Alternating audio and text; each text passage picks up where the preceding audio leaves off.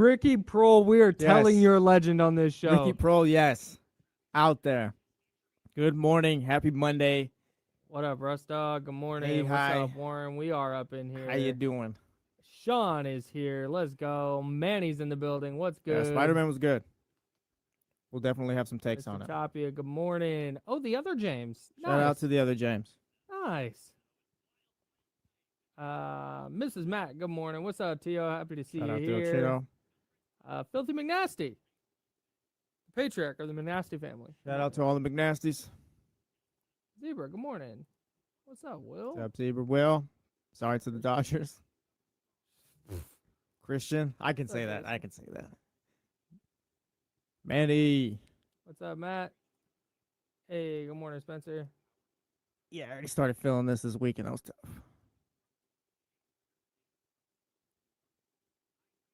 Zabo. Morning, Zabo. Zabo and his good friend Todd Bowles. The Phillies are acquiring Luis Ariz. Are the Phillies ruining baseball? Many are wondering. Hey, you got a brand to keep up, bro. Chris 60, 68 in here. Dude, I love it in this office. I'm not insane though. Like I'm gonna have to show up later for D'Lo and Casey in just a t-shirt. I'm not wearing I'm not wearing a crew neck. I'm sorry. In the morning I can get away with this. Honestly, I don't mind wearing pants, like long pants, when it's hot out. Mm-hmm.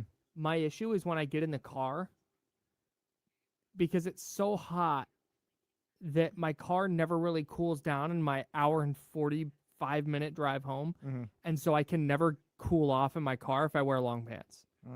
That's literally why I wear shorts, is for my commute home. It's a tough break. And I'm not bringing shorts just to put on. I was gonna say, yeah, Kyle's got commuter shorts. All right, here we go.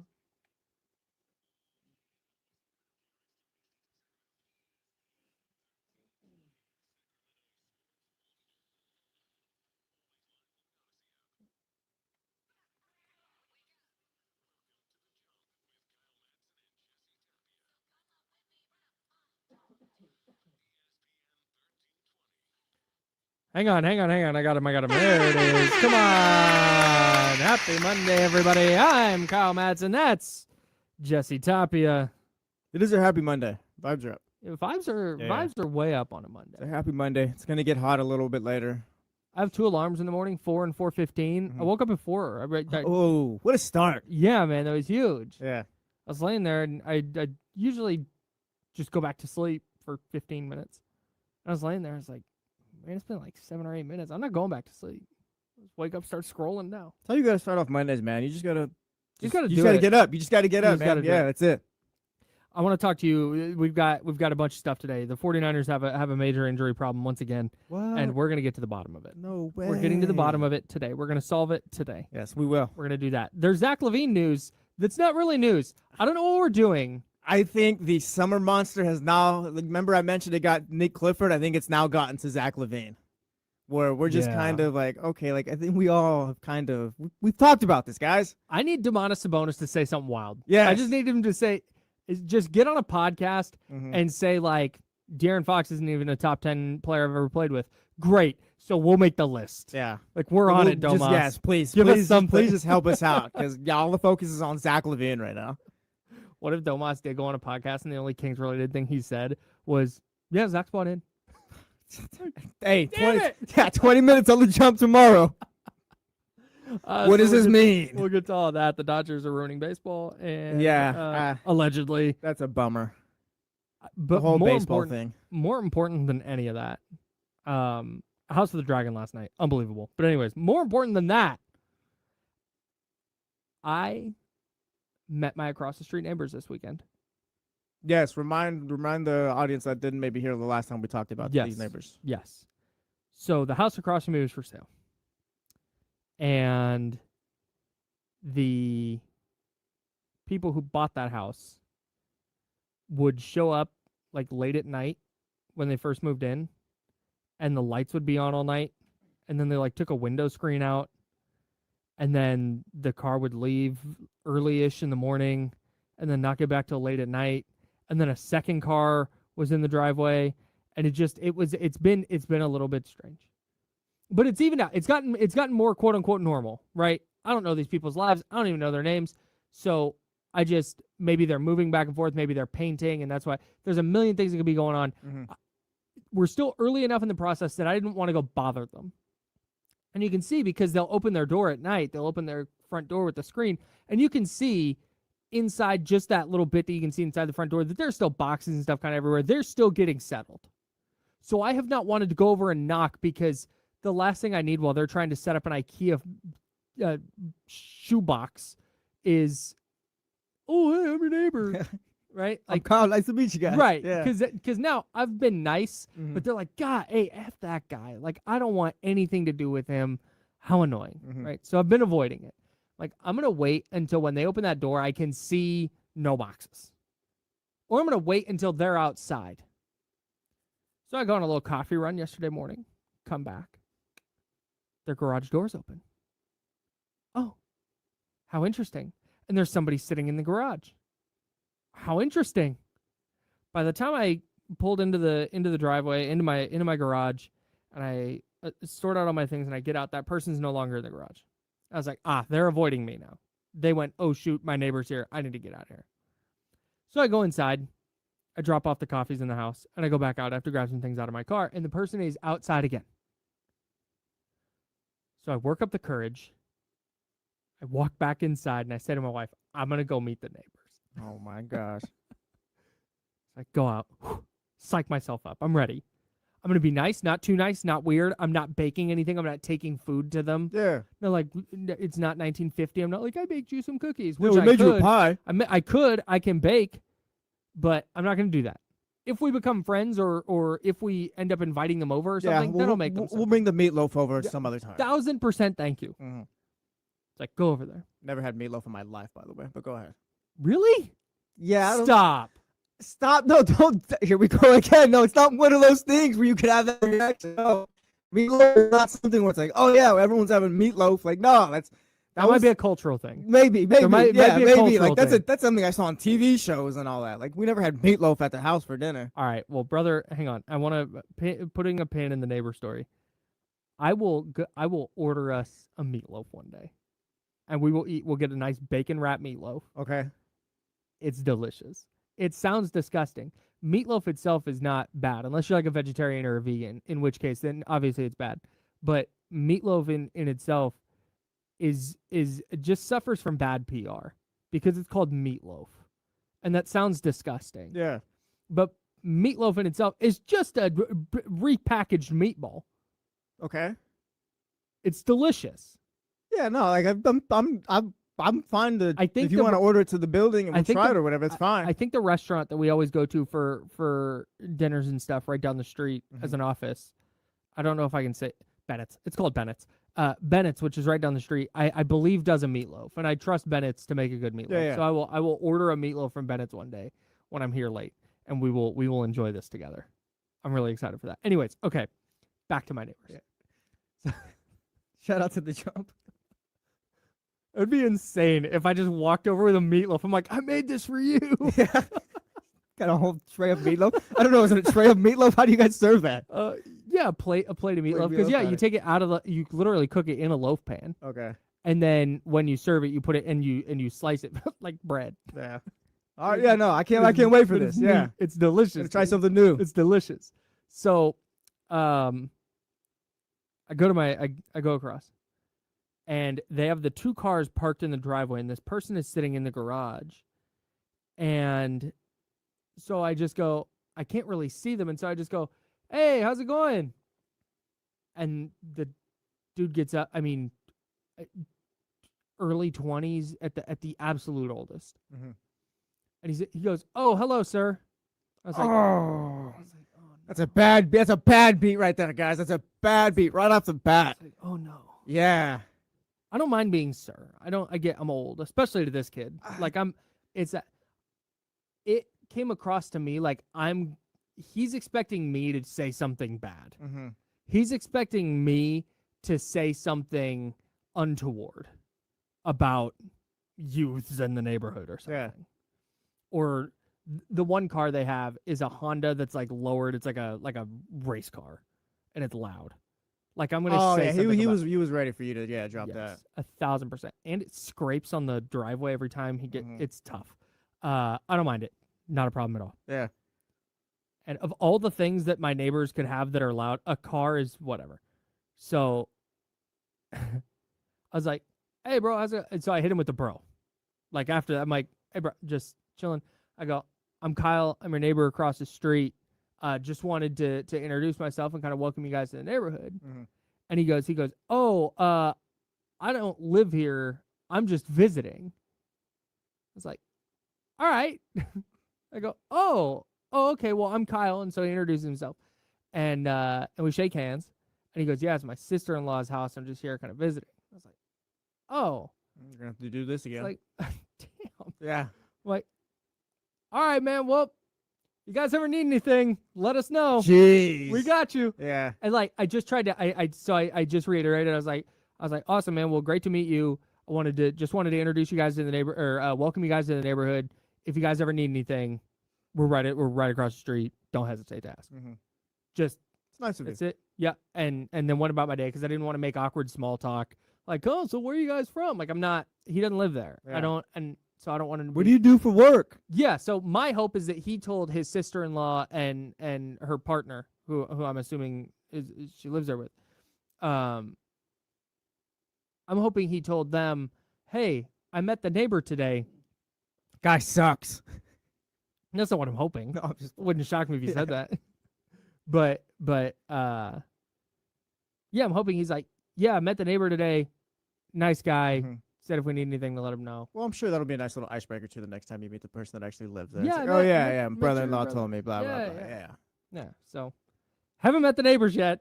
Yeah, I know. It's like I said, you're gonna have to do that whole thing again. Oh, I didn't throw down the worst part. Oh, there's a worst part. I thought the whole worst part was him calling you sir. in the Nah, beginning. no. Hang But on. you, like you hang said, on. you're fine with that. So I blocked out this part. I blocked out the sir part. Was not the worst thing. The worst thing is that what he was doing was breaking down boxes. And as I was walking up, he was apparently getting up with a bunch of boxes that were broken down. And so I walk up and he's standing in the middle of the cars and I go, "Hey, just wanted to introduce myself. I'm Kyle." And he goes, "Oh, hang on," and had to set down his boxes. Like I was interrupting his errand. And that was tough for me because that's what I was trying not to do. yeah. But I figured like, oh, he's sitting in the garage, he's doing whatever. But then when he heard me, he stood up with the stuff. He walked towards me with the stuff. Then he had to set it down and be like, "Oh, sorry." Heavy working right now. What do you need? Unbelievable. It's all So good. bad. I love your neighbor chronicles, by the way. I don't. No, I no, just want- no. For you, yeah, this sucks. Like it's a lot of anxiety-ridden stuff and a lot of decisions. I'm sure that have taken time over weeks to process. Like, oh, do I do this? Do I do that? But for the show itself, for me helping you work through this, for the chat house, for the Mojo's Local Tap and Kitchen text line 916-909-1320, it's great. You mentioned the Mojo's Local Tap and Kitchen studio text line 916-909-1320. A big shout out to Mojo's Local Tap and Kitchen on IN 15th. It's our very favorite bar downtown. Our guy Matt, Charismatic Enigma, in our YouTube chat at youtube.com/ESPN1320 said, "Still didn't get a name. I did get a name. I just don't want to say the person. Yeah. I'm not gonna dox them. air it out on the radio. So I did get the brother-in-law's name. Who Real- doesn't live there and who's just visiting. Real quick, while we're covering all of our bases here before we Yeah. get to the Kings, Zach LaVine, 49er stuff, all the great Sure. stuff, Dodgers on all it. Where are we at with the neighbor that parks a little bit in front of your driveway? Has that been fixed? It hasn't been an issue to the point that, like, it was a consistent issue for a while. It happened the other day, but not an egregious amount. And then the daughter who lives next door, the daughter of the person, we had some friends coming over, and our friends always park in the driveway. And she was like, half her car was in our driveway. And so my wife, who has our neighbor's number, texted and said, "Hey, can you have daughter come move her car up a little bit?" Nice. And so daughter came out and moved her car. I was like, "Sorry." No, all good, perfect. So yeah, no, it's been good. We're good.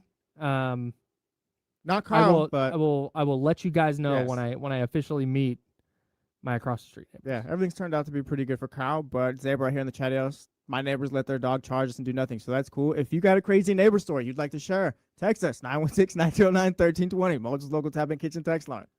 I Thankfully, It's all not- of my neighbors, I guess, have always been fine. It is not. I have some insane neighbor stories Mhm. that I am not comfortable talking about on the radio. Yeah. I've almost been attacked by dogs to that point while babysitting the dogs. I got a German Shepherd story where they don't put it on a leash or whatever. Oh, He's no. staring at me. I get out my Dude, car. absolutely Dog's staring not. at me. It's like, all right, we know what this is. It's just a matter of when are you gonna make my move so I can run my ass around and jump in the passenger seat. Did it, and we were fine. All right. Yeah. You went toe to toe with the German Shepherd. No, I didn't go toe to toe. I ran. like I said, I was right inside my car, but That's the thing with dogs is if a dog attacks me, I'm the kind of person that I would be like, it's not his fault. He's just a dog. He doesn't know. I couldn't fight back. I could feel bad.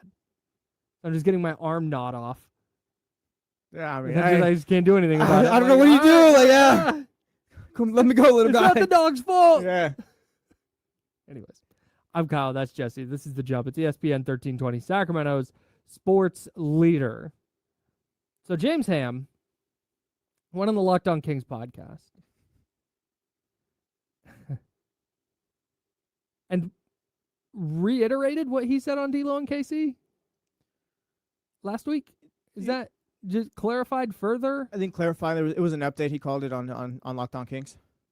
His update Subscribe, was, by the way. His update was subscribe to the Locked On Kings podcast. Make sure you do Locked On Sacramento Kings because the first time I subscribed to the Locked On Los Angeles Kings podcast. Not the same thing. Different podcast. Yes, different leagues. Different leagues, different sport. The whole thing. Yeah, I was looking down because the podcast feed updates every day. I was looking, I was like, what is this? Mm-hmm.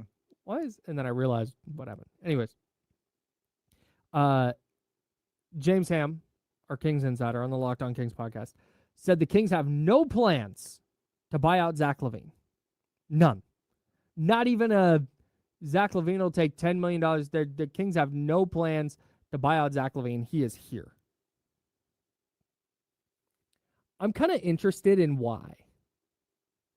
I've tried to make the case before that buying out Zach LaVine for $45 million and saving $5 million is less of a there's less benefit in that than the potential benefit of keeping him on the team, and maybe he helps out, takes some of the pressure off Darius Acuff. Maybe he plays well enough that a team trades for him at the deadline. There's, I think, enough upside there. But that was if it was going to take $45 million. I'm interested in whether the Kings have tried to go the buyout route, or if they've just said, nope, not doing it. He's here. I'm sure it's been discussed, but that's the thing too. It's all at whose price. Because if the Kings are like, yeah, leave $19 million on the table, we'll buy you out for $30. Go ahead and we'll go separate ways. Zach's like, no, I'll go ahead and take my full $49 million. Or if Zach is like, yeah, I'm going to take my full $49 million, and the Kings like, no, we want to buy you out at this price. It's all a negotiation. So I'm sure it's been discussed, but it's just a matter of, all right, what price do they agree on? And I mean, who knows if they have talked about it? It's all hypothetical at this point. But it kind of shocked me if they haven't talked buyout at some point, just given the situation, the relationship between the two, and all that. But again, it all just depends on, who wants it to be bought out at what price. And if there's not something you can agree on, then yeah, Zach's here. I think it's easy to be on the same page because that's something that James Ham said on D-Lo and KC. It's something he said on the podcast. The Kings and Zach are on the same page on this. You don't got a choice, pal. None of us have a choice here. That's it. It's easy to be on the same page when you just optioned into $49 million. It's easy to be like, yep, yeah, whatever. Yeah, we're going to make this work for a year, whatever role they have out for Zach LaVine. He's going to do it to the best of his abilities. Yeah. Sure, yeah, that obviously. But what happens in January when the team's not very good? And they're in the midst of a 7-game East Coast road trip. And maybe his role is 10 minutes a game and Zach's selling there. Right. Is he bought in then? That's my only question. Mm-hmm. Because like I said, I can draw the lines. I can make it make sense why you're keeping Zach LaVine around. That makes sense to me. I can understand why if Zach said, you can buy me out, but I'm going to need $48.9 million. I can understand why the Kings would be like, nah. Even if he said I need $40 million, I could understand why the Kings went, nah. you can just stay here. If you're gonna option in, you can stay here then. I can track all that. What I just continue to not be able to wrap my mind around is that it's all going to be good. It's all going to be just fine when Zach LaVine goes to the bench, or when Zach LaVine is getting DNP did not play coaches' decisions, or he's not getting the shots he wants, or whatever's happening over the course of the season. Because right now, the plan, quote unquote, is, I would imagine, Zach LaVine buys in, exercises his player option to stay with the Kings. He's fully bought in. I'm not promised a role. That's fine, because I'm going to go out there. I'm going to play well enough to prove to everybody that I've still got it, and then I will be traded to another team, and they'll pay me. Or I'll play well enough throughout the year that the Kings can't bench me, and then in free agency, I will go get another larger contract. That's a better place than he was coming out of last season, where it was like, man, I don't know if there's any money out there for him, right? Yeah. So there's all these plans. What happens when that falls apart? Do we still get the buy-in then? Do we still get, yep, I'm going to be a good teammate. I'm going to be around. I don't mind I'm not getting shots. I'm going to set up my teammates. I'm going to do what I can to help Darius Acuff.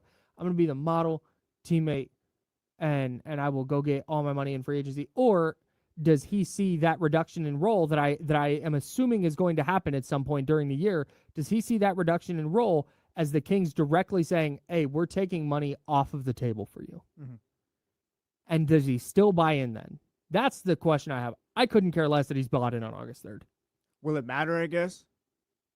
What do you mean? If he is bought in or not bought in at that time? Because to me, like, the whole bought in thing, too, like, at this time, like, oh, yeah, Zach's bought in is like, all right, he's just willing to get through the year with the Kings. Like, they both realize the situation. Mm-hmm. Like, there's nowhere Zach can go. He's here. Like, whatever role the Kings have for you is whatever they have for you. You're making $49 million. Like, gut through it. It's fine.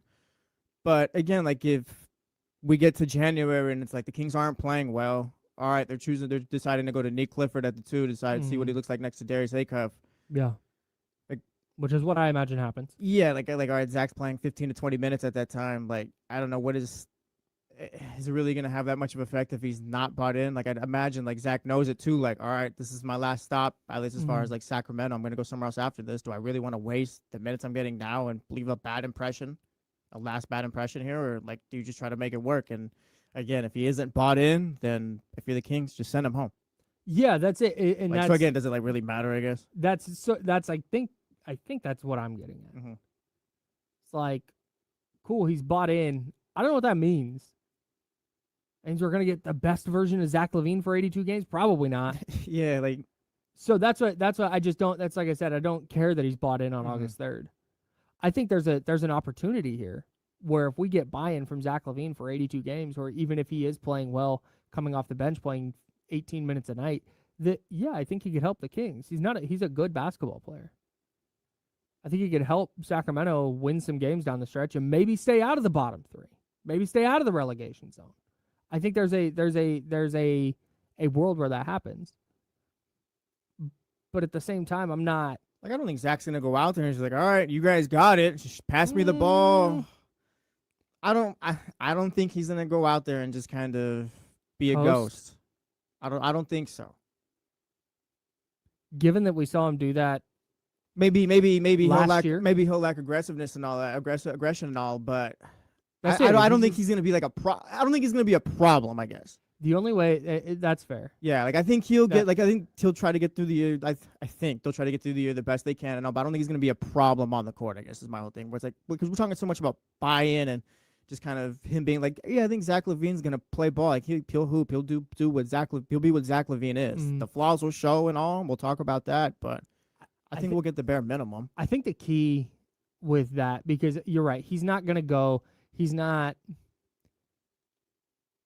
I don't think he's like a bad person, right? Yeah. Like I don't think he's gonna go in and after every game be a jerk in the locker room and be telling, hey, Darius Acuff, you suck. Like he's not, like there's not, but if he's on the court and he's standing at the free throw line and he's got himself and then an opponent and then his teammate next to him and he's telling the opponent, hey, trade for me. Like I'm out of here. This place sucks. That's different. Suck. Yes. Right. Those little things. But on the other hand, because I don't want to overblow that, I don't want to make it a bigger thing than it is. Mm-hmm. If Darius Acuff's good, And if Darius Acuff is the leader that Darius Acuff showed to be as early as Summer League, right? And he's even a little bit good. And you have Dylan Cardwell and Max Reynaud and Nate Clifford. I know they're not centerpieces, but if they are loud enough voices saying, hey, this is the direction we're rowing. Zach LaVine can say what he wants. He can tell the other team to come get him. He can tell the other team how much we suck. He's out of here. He's not part of what we're doing. We're focused on what we're doing over here. Yeah. In that case, yeah, it wouldn't necessarily matter. And maybe in that event, maybe you can silver lining this thing, and the Kings galvanized around Zach LaVine. But again, we're going down the worst case scenario. Mm-hmm. That's absolute worst case scenario. I think the more likely scenario is what you're saying, where there may be stuff behind the scenes where Zach LaVine is telling reporters off the record X, Y, and Z, and I hate it here, and I wish they'd just trade me. I wish I hadn't bought in. I wish I'd never been bored. Yeah. Like I think that could very realistically happen, but are we looking back in 5 years and going, God, the Kings not buying out Zach LaVine was a huge mistake? Mm-hmm. I don't think so. No, yeah, and also like we can be fair too. Like he was at Summer League. He caught some of the Summer League Kings. He's talked about. I think he texted Darius Acuff or something similar to that. Like so, he's been around. He's been, involved. He's been around talking about the Kings this summer. He's shown his face, and also, again, if you're looking for things to grasp at or whatever, then I think for the most part, he's shown that he's gonna be bought in. He's done. I don't really put much stock in those things because whatever. Everyone's in Vegas at that time. For me, it doesn't matter good or bad. But again, if you're kind of looking for things, is he bought in? He's done all the right things this summer so far. I don't think he's done anything this offseason where it's Zach LaVine did this. We can talk hypotheticals and what if it does go wrong about this player on an expiring contract on a team that's really not going anywhere as far as with him. Sure. Yeah, we can talk about that, what that may look like. But as far as the things that have happened this summer, it's been so far so good, I think. I agree. It's just it's going to be a weird thing. No, it's a weird dynamic. It's a weird relationship. I'm not saying, we're all happy. Everyone's happy to be here. It's all it's all flowers and stuff. No, it's not that. But at the same time, let's fast forward to the basketball season. Mm-hmm. Zach LaVine playing well is just not. Opening night, Zach LaVine has 30 and the Kings win. But Darius Acuff has 4 points on 2 of 17. Yeah. The Zach LaVine part doesn't matter. No. Zach LaVine having an awesome year. Let's assume he has an awesome year and stays with the Kings. Nobody trades for him, and he hits free agency next summer. That just doesn't matter. It doesn't. There's no. Well, yeah, it's kind of like when we talked. I think it was last week about who has the most on the line this season going into the season. I brought up Zach. For the NBA, an NBA career, it is Zach. But you brought up for the Kings, that doesn't really matter. Yeah, and that's what's so interesting is Zach LaVine's buy-in is oh man, is he going to be bought in? Is he not? If he is, I don't. Look, I don't know how much benefit there is for Zach LaVine himself. Yes, you need to be bought in, need to play as hard as you can, do all the little things. Because again, you want to extend your careers out as much as you can. You want to make as much money as you can. Sure. For the Sacramento Kings, does that mean anything here? No. But also, if Zach LaVine is just kind of playing hard, doing all the right things, whatever role they have for him, he's just kind of, again, just doing whatever he can to excel at that, then that's gonna be fine in the locker room. That's not gonna be an issue for the young guys. We can all get through that together. Yeah, his future's a little bit hazy, and so what Zach should do is embrace the haze with Hazy Little Thing from Sierra Nevada. This is why he's the best, dude, come on. If you saw the headliner when they played at the bar, stopped your friends mid-festival to look at the stars, if you're up for whatever the night brings, then embrace the haze with Hazy Little Thing. Hazy, citrusy, smooth, brewed with the purest ingredients for the finest quality. There's a reason it's America's best-selling hazy IPA. Embrace the haze with Sierra Nevada. Hazy Little Thing. Enjoy responsibly. I'm Kyle. He's Jesse. The 49ers are super injured again. 1 in 41.8 million. That's the 49ers injury number for the day. We'll tell you what it means next on The Jump. It's ESPN 1320, Sacramento Sports Leader.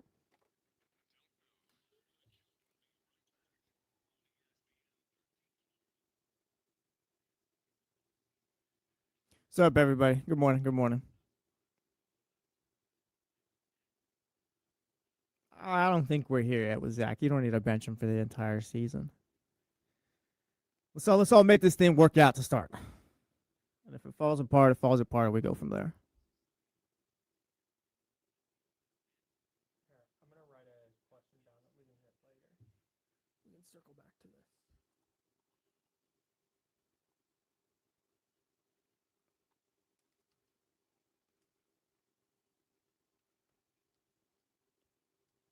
this. We got football on Thursday this week, right? Allegedly. Don't do that. Don't besmirch the Hall of Fame game. Oh, I am 100%. I'm besmirching the hell out of it. Do you know what I can't wait for? I think you missed it. It was first take, bottom line, to have the 49ers miss their Super Bowl window. Stephen A. Smith locked in.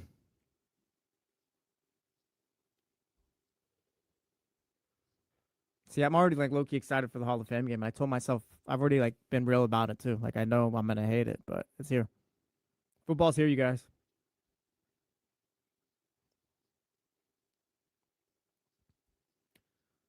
I haven't seen the second one yet. The first one was great though. I enjoyed it. Also caught Spider-Man on Saturday. We'll get to that at some point. We're gonna get to that right now. We're gonna get to that right now.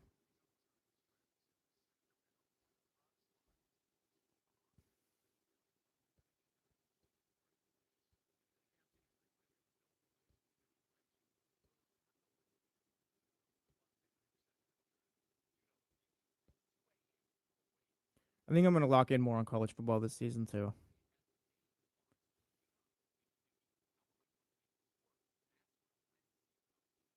I'm pretty sure I've said that the last 3 years, but this time I actually believe it as well.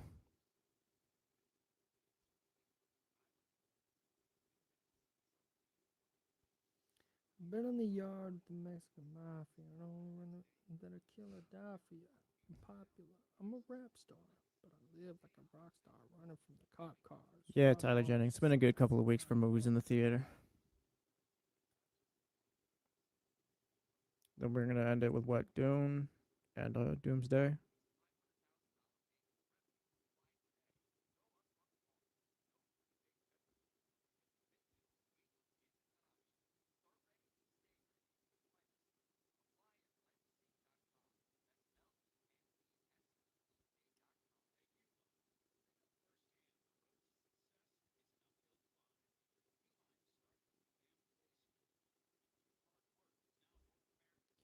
Damn, the Giants got the Phillies' number 4 prospect for Luis Arise.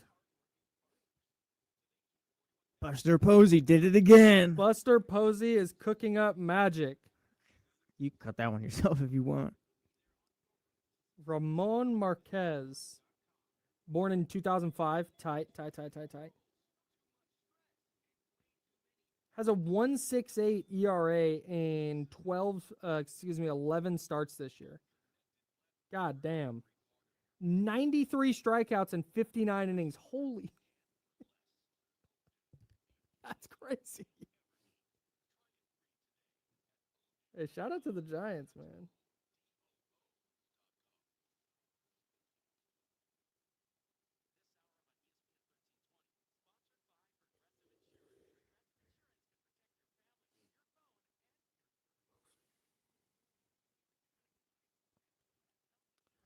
All right, we got to get to that. Legit.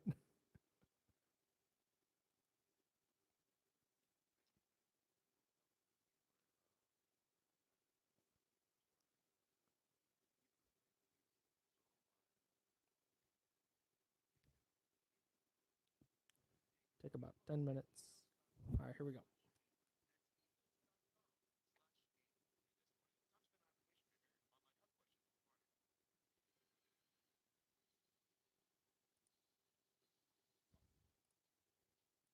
Welcome back to The Jump with Kyle Madson and Jesse Tapia.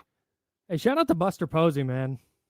Did it again. Buster Posey is cooking up magic. There you go. Let me see if I can, hang on, let me see if I can do this. Let's see, I need to do that, and then I need to do this. Buster Posey. Cooking up magic. What do you... Okay. That... do whatever you were going to do. That's fine. Don't include me in this. Buster Posey. Perry is cooking up magic. No, I heard the Perry at the end. Yeah. I would never say such a thing. Scott, I got your back. The Giants traded Luis Ariz to the Philadelphia Phillies. For the Phillies' number 4 prospect, a pitcher named Ramon Marquez.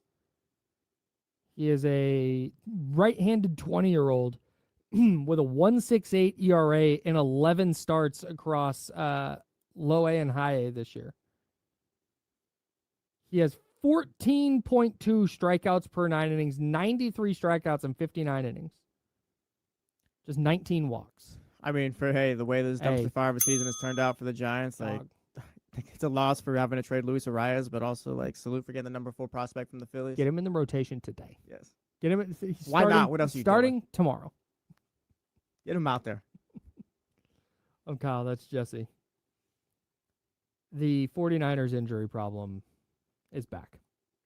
Did it ever leave? Well, I mean, yeah. Yeah, during the offseason, it takes some time off. I guess. Hibernation, we'll call it. Takes a little time off in the offseason, but it's back. It's back at the 49ers team facility. So if you missed it this weekend, Ricky Pearsall out for the season. Season-ending surgery on his PCL. He was placed on injured reserve. The team did not designate him for a return, so he's done. He can't come back. That was kind of the vibe, I think, the moment they signed Deebo Samuel. We were all kind of, hey, are they going to wait, see what the room's looking like after the first preseason game? It's like, nope, get Deebo in here now. And it's like, oh, Ricky. And it was also like, oh, yeah, the 49ers are concerned about this. Like, oh, yeah, Ricky might just be done. When they said all options are on the table, that was the first clue of, oh, yikes. That's not good.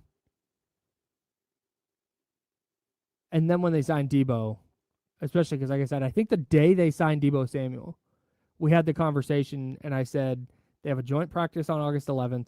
Their first preseason game is August 13th. That gives them a couple of weeks to figure out what's going on with Ricky, and then they can get Deebo in there. And they figured out what's going on with Ricky real quick.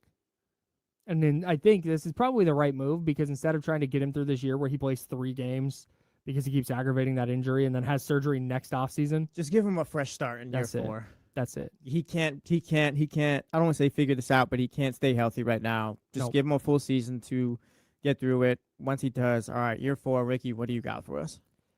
Yes. I 100% think that's the move. They won't pick up his 5th-year option because that's going to be expensive, and they have to pick that up, I think, in May next year. It's like right after the draft. You have to make a decision on that 5th-year option. So I doubt they do that because it's going to be a lot of money. My guess is they play him in a contract year in year 4, and if he gets through 15, 16 games and he's productive, then they'll look at some kind of short-term extension. But I also don't think they want to commit to him past year 4. In fact, I wouldn't be surprised if they operate next offseason as though they're not going to have Ricky Pearsall. There's no reason to commit to him right now. Yeah, if he's good, it's found money. But I don't think you can do anything. Even if, he's going to have surgery, it's a 9-month recovery. He'll be back in plenty of time for camp next year. Cool, man. Can he stay healthy once he's there? Because he was hurt in his first 2 training camps, and then he hurt his knee last year. He aggravated the knee injury last year. He aggravated the knee injury in camp this year. It's just, we can call it what it is as well. Like, shout out Ricky Pearsall. Hopefully you get hopefully you get healthy, and hopefully you figure this thing out so you can have a long NFL career. But guys already injured, former first-round pick. Deshaun Stribling's in here impressing at training camp. Deebo Samuel's back. Like, his spot's kind of like he's running out of time as far as keeping a spot here. Like, if he doesn't really just prove himself next season or like just really like step up, then he's gonna be somewhere else. Like, if Deshaun Stribling like plays well this season too, like, I'm not so sure like Ricky Pearsall can really do much next season other than for what he wants, I guess. Ricky Pearsall, the former first-round pick, doesn't want to be, I don't think, the 49ers wide receiver 3 or wide receiver 4 going forward.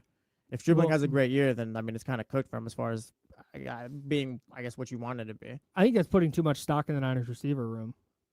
Mike Evans is not necessarily going to be on the team next year. That's a good point. I think that's a plan. Yeah. But if Mike Evans hangs it up after this season and says, no, I'm done. Yeah. Then there'd very much be room. But that's what I'm saying is I wouldn't be surprised if the Niners go operate next year and where they're drafting a receiver in the first round or signing another free agent or at the trade deadline this year, adding a free agent who's under team control for not a free agent, a piece in a trade. Yeah. Who's under team control. That wouldn't shock me at all. But I don't think you can go into next year going, yeah, Ricky Pearsall is going to be wide receiver too. I don't feel good about it. No, I'm with you. Mm-mm. Time's running out. Another swing and a miss in the first round by the 49ers. Do we want to talk about that right now? Yeah. He didn't miss. If I have it right, he didn't miss games at Florida. Like, he had talent. How much of that falls on Kyle Shanahan and John Lynch? Like he can't stay healthy. Like, I don't know if you can. I get it. There's been a trend. There's been a history here over the last few seasons. But Ricky is almost like bad luck, because in the times that you did see him play, it was decent. Like, it never really never realized the full potential, of course, because it hasn't been able to stay on the field. But it's like, all right, no, I see what they were thinking. The guy just hasn't been able to stay healthy. Yeah. This is where nuance comes into play, right? We love to live in the gray area on this show. The same thought came across my mind as well, but like when I thought about it, I was like, I don't know if this is the one. Yeah, but I don't think the circumstance necessarily matters. I don't think I would take Ricky Pearsall and put him in the bucket of, look, Kyle Shanahan and John Lynch are bad at drafting. That bucket is very full, by the way. There's a lot of players that you can put in that bucket. I don't think Ricky Pearsall falls in that bucket. But on the other hand, you also can't say, wow, they nailed the Ricky Pearsall pick. Yeah, real quick, college, Ricky Pearsall, 13 games, Arizona State, 4 games his second year, 13 games his third year, 13 games with Florida, 12 games with Florida. So, yeah, it was generally... He didn't miss a game in college. Yeah, he was always healthy. Well, always on the field. Yeah, always on the field. It's hard because you can't, to me, this is not a miss. But it's also, it doesn't fall in the hit. To me, it's tough to give them credit for a draft pick that has played, 20 games in his first 2 seasons? You don't got to miss all of year 3? Oh, yeah. So you don't got to give him credit, but more, hey, it's an incomplete, I guess. Sure. And that's why I said it's not this. It's a swing and a miss in the first round. Now, why you swung and missed, I think matters. And that's why I said there's nuance to it. This is not on the level of Solomon Thomas, where, hey, you know what? He's a fine NFL player. He's carved out a really nice career for himself. Shout out to Solly T. But he was not the number 3 overall pick. Like, that's not. The Reuben Foster thing, we knew he had off-field problems. You traded up into the back end of the first round. That's a swing and a miss. Trey Lance, that's a swing and a miss. Like, you picked the wrong guy.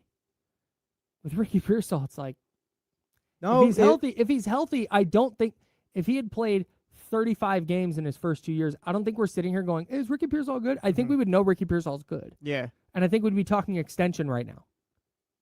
Oh, how much is he going to make? If he has a big year, man, you're going to have to pay him $30 million plus a year. I think that's the conversation we'd be having. Yeah, no, if we want to go hit or miss, like, I can't call it a hit. Yeah, they missed on this first round pick.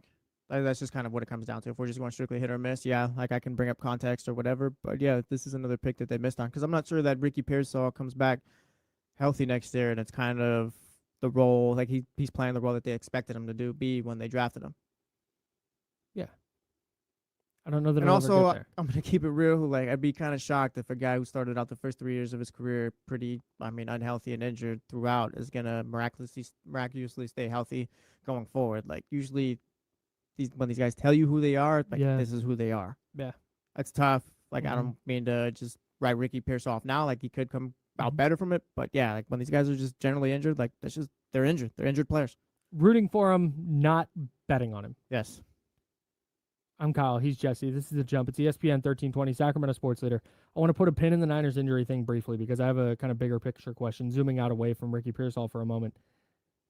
I just got an email with quotes from Roddy White. Shout out to Roddy White. With quotes from Roddy White. Nice. The subject line.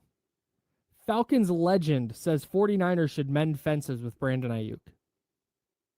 And this is interesting because I wrote an article yesterday at NinersWire.com with the headline, will Ricky Pearsall's injury spark a reunion between Brandon Ayuk and the 49ers? And then the article literally says no. And then that's it. That's the word. And then I think I said it says thanks for reading. It's 4 words, including thanks for reading. I want to read what Roddy White has to say here. I'm going to read out loud, and then I will elaborate on why the Brandon Ayuk 49ers thing will never happen. So he said it's the 49ers' fault. They weren't patient with him, blah, blah, blah. If I were in the building, I would do everything I could to mend fences with him and get him back on the field because that's the only way you'll get something you want out of the situation. The only reason you shouldn't do that is if you feel he will wreck the locker room.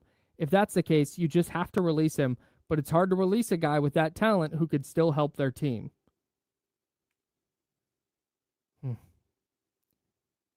First, he's not even on the roster because he would have to apply for reinstatement to the NFL. Mm-hmm. Second, if the 49ers were gonna mend fences with Brandon Ayuk, let's pretend they could, or they wanted to, or either side wanted to. I think both sides are done with each other. I had this explained to me yesterday. Brandon Ayuk would have to take a massive pay cut and play for like the league minimum. Or the 49ers would have to pay him a massive amount of money to get him back. And I don't think either side, Brandon Ayuk certainly not taking a pay cut. Why would he? And the 49ers certainly aren't going to pay him a massive amount of money. Why would they? Mm-mm. Yeah, this is done. The ship has sailed. Yeah, go ahead. You said it. Yeah, it's over with. It's done. There's nothing to reconcile. There's nothing to bring back here. It's over with. And honestly, at this point, I'm not worried about Brandon Ayuk playing football. Like, the guy needs to go work on himself, I think. I agree. This whole summer, this whole offseason, the Instagram videos, he hasn't stopped, by the way. We've just stopped talking about him. Mm-hmm. Like, they're still coming out, still going on. Like, I think the guy needs some help. Kyle Shanahan met with reporters and explained in detail what happened in his car accident. And Brandon Ayuk's response to these reports coming out was to make fun of Kyle Shanahan on Instagram. Yeah. They're done, man. Yeah, it's not. There's nothing. It's over with. I'm sorry. Like, there's not. There's. I would mend fences. Cool, man. Go ahead. See how that goes. Yeah. It's so like it's just so I get why the connection happens. Oh, Brandon Ayuk's just over there. Could you just work something out because then he could just replace Ricky Pearsall. Now you got Brandon Ayuk back. He's a wide receiver one. Oh my god. Like I get why. Like I get the logic train. I get where that comes from. I don't think that's ridiculous. It's not happening. Yeah, can you imagine Brandon Ayuk coming back? Hey, Kyle, sorry what I said about your car accident. Like, no, like it's like something. There's lines have been crossed. I feel like there is bad blood here. If we hear news that Brandon Ayuk has applied for reinstatement to the NFL, if that news comes down, it will be so he can call the 49ers and say, hey, I'm going to come report. And they go, nope, don't worry about it. You're released. Yeah. That's how that's going to go.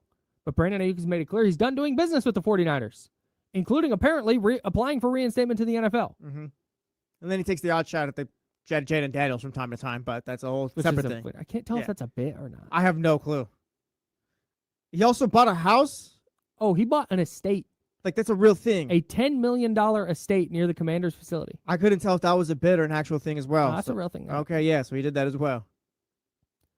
So I don't. Like I said, I'm done trying to figure out what's going on with Brandon Ayuk. I hope he's okay. Yep. But the 49ers are not calling him going, hey, Brandon, now that Rick's hurt, could we work something? No, they're done. Yeah, thanks for the suggestion, Roddy White. Salute. Not going to happen. Loved watching you in Atlanta, though. Underrated guy. Yes, very underrated. Man, Roddy White had some good years. Julio Jones came in immediately after Roddy White. Was that they transition were with there? each other. Okay, yeah, because Roddy White. A couple of years.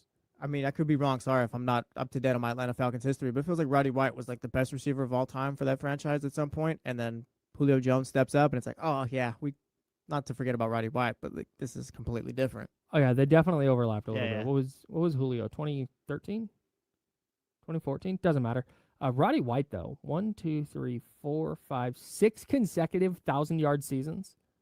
Led the league in catches in 2010 with 115. He was a first-team All-Pro. He's a 4-time Pro Bowler. Yes, he's a good player, great player. 1,200 yards, 6 touchdowns. I'm going to round. 1,400 yards, 7 touchdowns. 1,200 yards, 11 touchdowns. 1,410, 1,308, 1,407. Roddy White, we were telling you. Dude, that's a good shout out to Roddy White. You know what?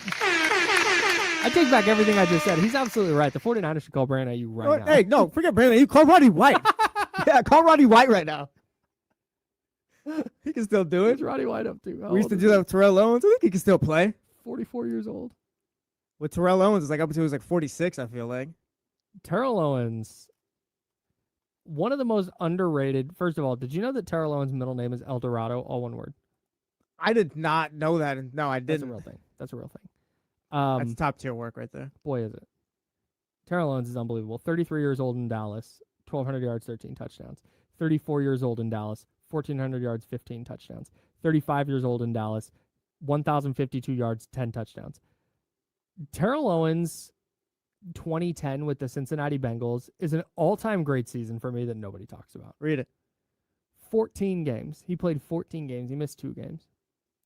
139 targets, 72 catches, 983 yards. How old was he again? 37 years old. Yeah. Just unbelievable. One of the 3 greatest receivers of all time. On a not very good Bengals team. Mm-hmm. The 2010 Bengals were 4-12. He did that with, let's see, who was throwing to him that year? Ooh, Carson Palmer throwing to him. 26 touchdowns, 20 interceptions for 31-year-old Carson Palmer. Man. Palmer had his little retirement stint like a little bit after that, and then came back to the Raiders, I think it was. Yeah, I think he like fake retired, and then the Raiders traded for him. And he was like, I want to retire from the Bengals. Yes, exactly. Not the NFL, just the Bengals. I didn't realize Jordan Palmer was also on that team. Content creator, Jordan Palmer. I'll say, isn't he like a bachelor? Is that what he's doing now? I don't know. Isn't he like one of those ABC hosts? I will do a Ricky Pearsall like random deep dive. I will do a Roddy White random deep dive. I'm not doing a Jordan Palmer random deep dive, brother. I'm already doing it for you. Hold on. Right. He's on ABC, I think, right? I don't know, man. You go ahead. Go ahead. Tell me all about Jordan Palmer. Honestly, Please, I can't wait. No, I'm so excited for this. I know he has a YouTube channel. I'm already scrolling too far. He talks about quarterbacks on the internet. We don't have him to. and Kurt Maybe I'm Benkert. thinking of a different brother or something like that. Jesse Palmer is who I'm thinking of. I'm thinking of Jesse Palmer. Yeah. Oh, he's Jesse definitely Palmer, on ABC. Yeah. Never mind. Yeah, all right. Like Jordan Palmer? Sorry, Jordan. Bachelor? Yeah, no. Jesse Palmer is who I'm thinking of. I want to check something real quick. Sports are so stupid. They're so dumb. Why do I know Jesse Palmer's name? I have because he's just around. Well, yeah, he was doing college football on ESPN, and that obviously left a big impact on my life. Oh, he's a quarterback consultant and private coach. Yeah, Jordan Palmer hangs out with quarterbacks. Worked with Josh Allen, Joe Burrow, Trevor Lawrence, Sam Darnold, Deshaun Watson. Yeah, Jesse Palmer does the ABC stuff. Jesse Palmer hosts the Bachelor. Classic mix-up. Oh, Kyle, we went from Roddy White to Jordan Palmer to Jesse Palmer. Wow, range. And now we're gonna go to Aaron Donald. Nice. Because just real quick, I have another 49ers injury thing I want to get to. But I just want everybody to know Aaron Donald's coming back. That's a thing that's happening. And if you don't believe me, listen to Ian Rappaport today on NFL Network. Let me start with this. Aaron Donald has not yet made a decision about whether he wants to return to the NFL after a couple years away. But it certainly seems like it's trending in the right direction. Listen to the words of Sean McVay, who basically said that recently in training camp.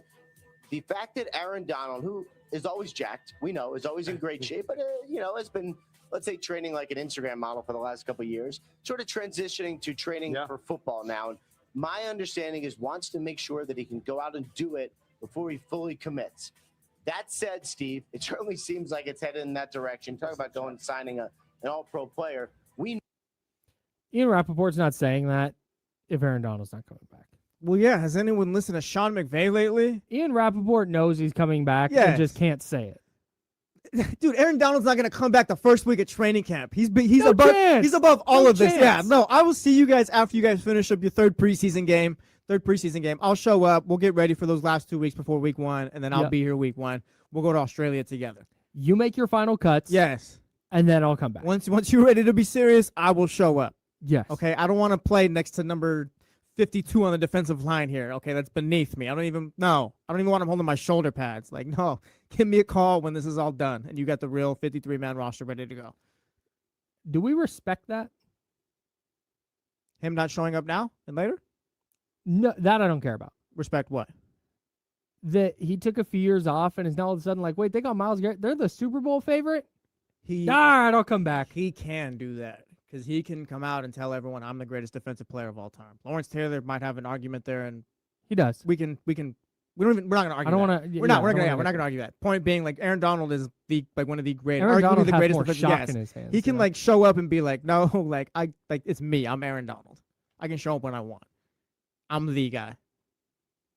Not many people can do that either. So if LeBron James retired when he was like 38, show up whenever you want, LeBron. And then when he was 40, came back and was like, wait, the Lakers got Luka and they traded for Anthony Davis again? Well, okay, cool. I'm back. You just come back? It's different. Like, they've always hated LeBron. I don't think no one's ever hated Aaron Donald. Oh, brother, people have hated Aaron Donald 49ers fans have hated Aaron. That doesn't count. That doesn't count. I got a You're Seahawks supposed fan to. I can call. Fine. I got a Cardinals The fan I can NFC call. West doesn't I got count. a Bengals fan I can call. And like generally NBA, I feel like we all, I guess myself included, I'm not gonna act like I'm above it, but we all tend to hate on players or kind of bring them down a little bit more as far as like, no, my guy's better. This guy stinks because of this, and that reason. Like LeBron's been hated for as long as we can remember. NFL, I think it's generally these guys are more celebrated. Maybe it's a media thing too, but yeah, that's just kind of like why LeBron would be hated and Aaron Donald is not as much. Brett Favre came back like 5 different times, and I don't think there was ever like, why does he keep? I don't think he was hated. Oh, brother. It was a story, but like again, maybe people got tired of it at the end. Like people hate him now more because of things he's done off the field and all that. Like he sucks because of that. But as far as like Brett Favre coming back, like, there was the Jen Sturger thing. Well, yeah, I'm talking about the retiring thing. Oh, dude, people were fed up. Okay, yeah. At least in my memory of it was we were sitting around the college dorm like, dude. I was more concerned about getting the Jets Madden cover because, of course, they had the Packers Brett Favre one. I was like, all right, I need the new Madden cover, Dad. Never got that, but that's besides the point. You hear that, Mr. Tapia? Yeah. All we had to do was print it out, Dad. Yeah, man. I don't know how. I'm in a weird place at the Aaron Donald return because he's working out to see if he can still do it. Like, he knows. He's working out so he can skip camp. Like that's what he's doing. Going on.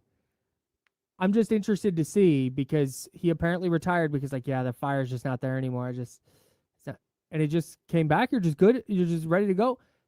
And I don't think he's gonna suck. I don't think he's gonna be like, wow, Aaron Donald is done. But is he? Would you rather have Aaron Donald or Vita Vea? If you're the Rams. Oh, if you're the Rams, Aaron Donald. Aaron Donald? Because he's a franchise legend. Like, you're not going to say no to that guy. If Aaron Donald said, I'm coming back, but I'm only playing for the 49ers, if I'm the Niners, I'd probably go get Vita Vea.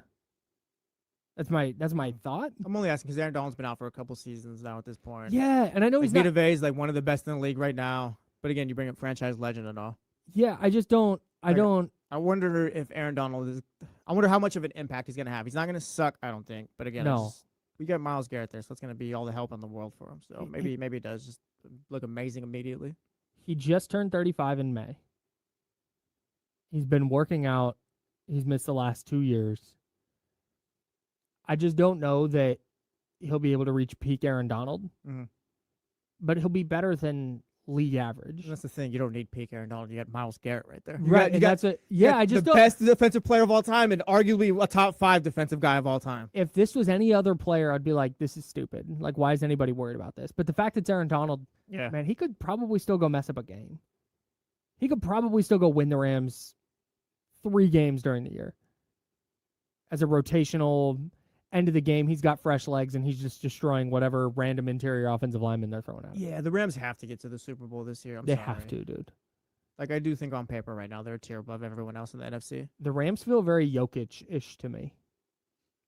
Where, everybody knows they're great. Everybody knows Sean McVay's a great coach, and Matthew Stafford's a Hall of Famer, and Devontae Adams a Hall of Famer, and we know all that. But if you're not getting to the Super Bowl this year, I had it etched into my brain last week. They had already won 2 of them. And it's like, you got to tell me, like, no, that's not the case. It's like, oh, wait, no, they've only been twice or whatever. And one was with Jared Goff. If they're out in the conference finals this year, that's a disappointment. The conference title game, that'd be a disappointment. The same way it's like, Jokic is great, but man, you're out in the first round. No, they have to get to the Super Bowl this year. I'm with you. You might have to. They might have to win it. It's it's rare that I say that because getting to the Super Bowl is really hard. And I think placing that expectation is tough. But when you trade for Trent McDuffie and you trade for Myles Garrett, and now you're just going to get Aaron Donald back, and you have the reigning MVP, and you have the reigning league leader in receiving touchdowns. Devontae Adams had 14 of them last year, too. That's what I'm talking about. Oh yeah, okay. I thought my brain. I thought you were talking about the top 3 receiver in the league. Oh no, you also have that. You're absolutely right. You also have that top 3 receiver. Yeah, we both can acknowledge they have great wide receivers. Yeah. Like, you got to go. Yeah. And you're revolutionizing the sport with all these 3 tight end sets. You got to go to the Super Bowl. Yeah, it's really like everyone else in the NFC can do what they want, but it's no excuse for the Rams this season. I totally agree. I'm Kyle. He's Jesse. This is The Jump. I have more 49ers injury stuff to get to. We talked about Ricky Pearsall, but I want to zoom out a little bit because I have a big-time question that we need to answer on this very show about the 49ers injury situation. But I have a different question to ask to start the second hour. We talked about Zach LaVine. What does it look like? Will he buy in? Will he not? How can he be helpful? Scott Perry calls you and says, hey, what am I telling Zach LaVine for how he can help us this year? What are you saying? That's the question I'd like to answer next on The Jump. It's ESPN 1320, Sacramento Sports Center.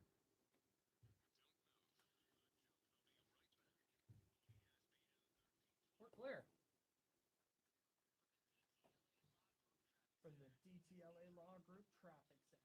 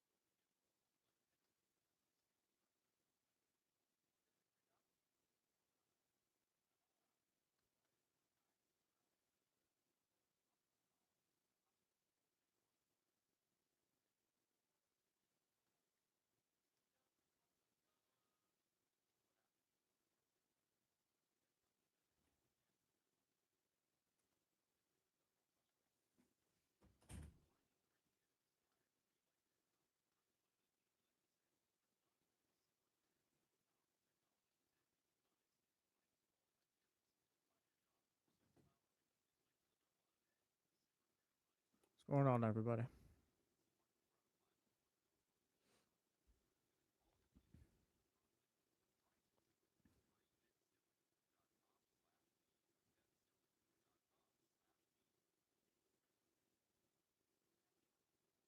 ZipRecruiter. Nice.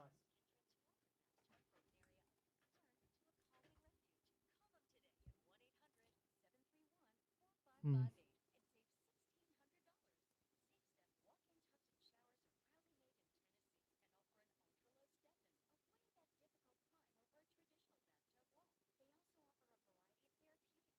Yeah, dude. I just remember sitting around in the dorms like, God, we're waiting on another Brett Favre decision. It was like, what, 2009? Yeah, they didn't let us really check in during the 6th grade. Hey, that messes me up that I was going to Chili's at 4 a.m. my freshman year of college and you were in 6th grade. Yeah, no. That's weird. No, it is.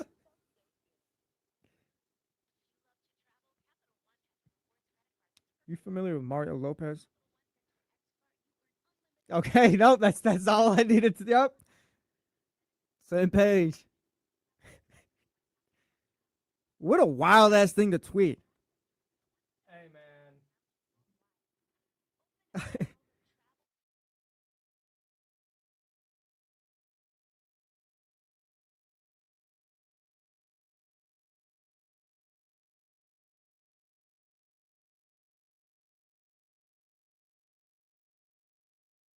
Yeah, And we're no, back. Yeah, no, yeah, Will, it is insane.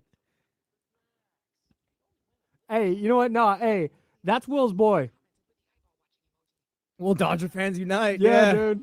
It's Will's boy. What's going on, Scarecrow? Shout out What up, Portugal. Scarecrow? Hey, salute. I want to visit Portugal really bad.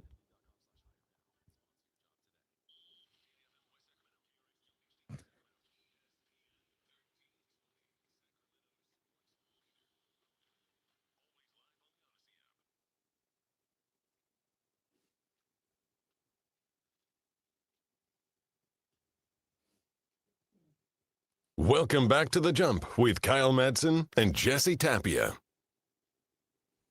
Never ask me about Mario Lopez again. I don't think. Yeah. Yeah. Like, if you know, you know. I don't want to turn this into an AI discussion. Oh yeah, no, we don't have to do that. I don't want to do all that. I'm not. Yeah, I'm not. If you buddy, we lost that battle. I will sit down and have that discussion. Yeah. Not on this program, but I will sit down. I don't mind talking about it. I just don't want to waste time on it now. But if you didn't see the AI video that Mario Lopez posted of his niece at a Dodger game, Yeah.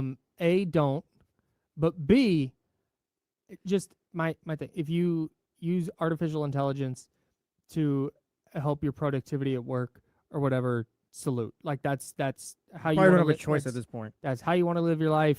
I don't like. I'm not here to cast aspersions on how you do or don't use artificial intelligence. What I do want to cast aspersions on is whatever the hell Mario Lopez is using AI for. We need to stop doing that. Like, stop doing that part. Yeah. Like the stuff where you're like, hey, this weird ass thing I typed into a thing. Like, I don't need that. Take the AI machine away from Mario Lopez. Get it? As a matter of fact, take his phone away. Take Mario's phone away. We can leave it at that. We'll take Mario Lopez's phone. That was insane.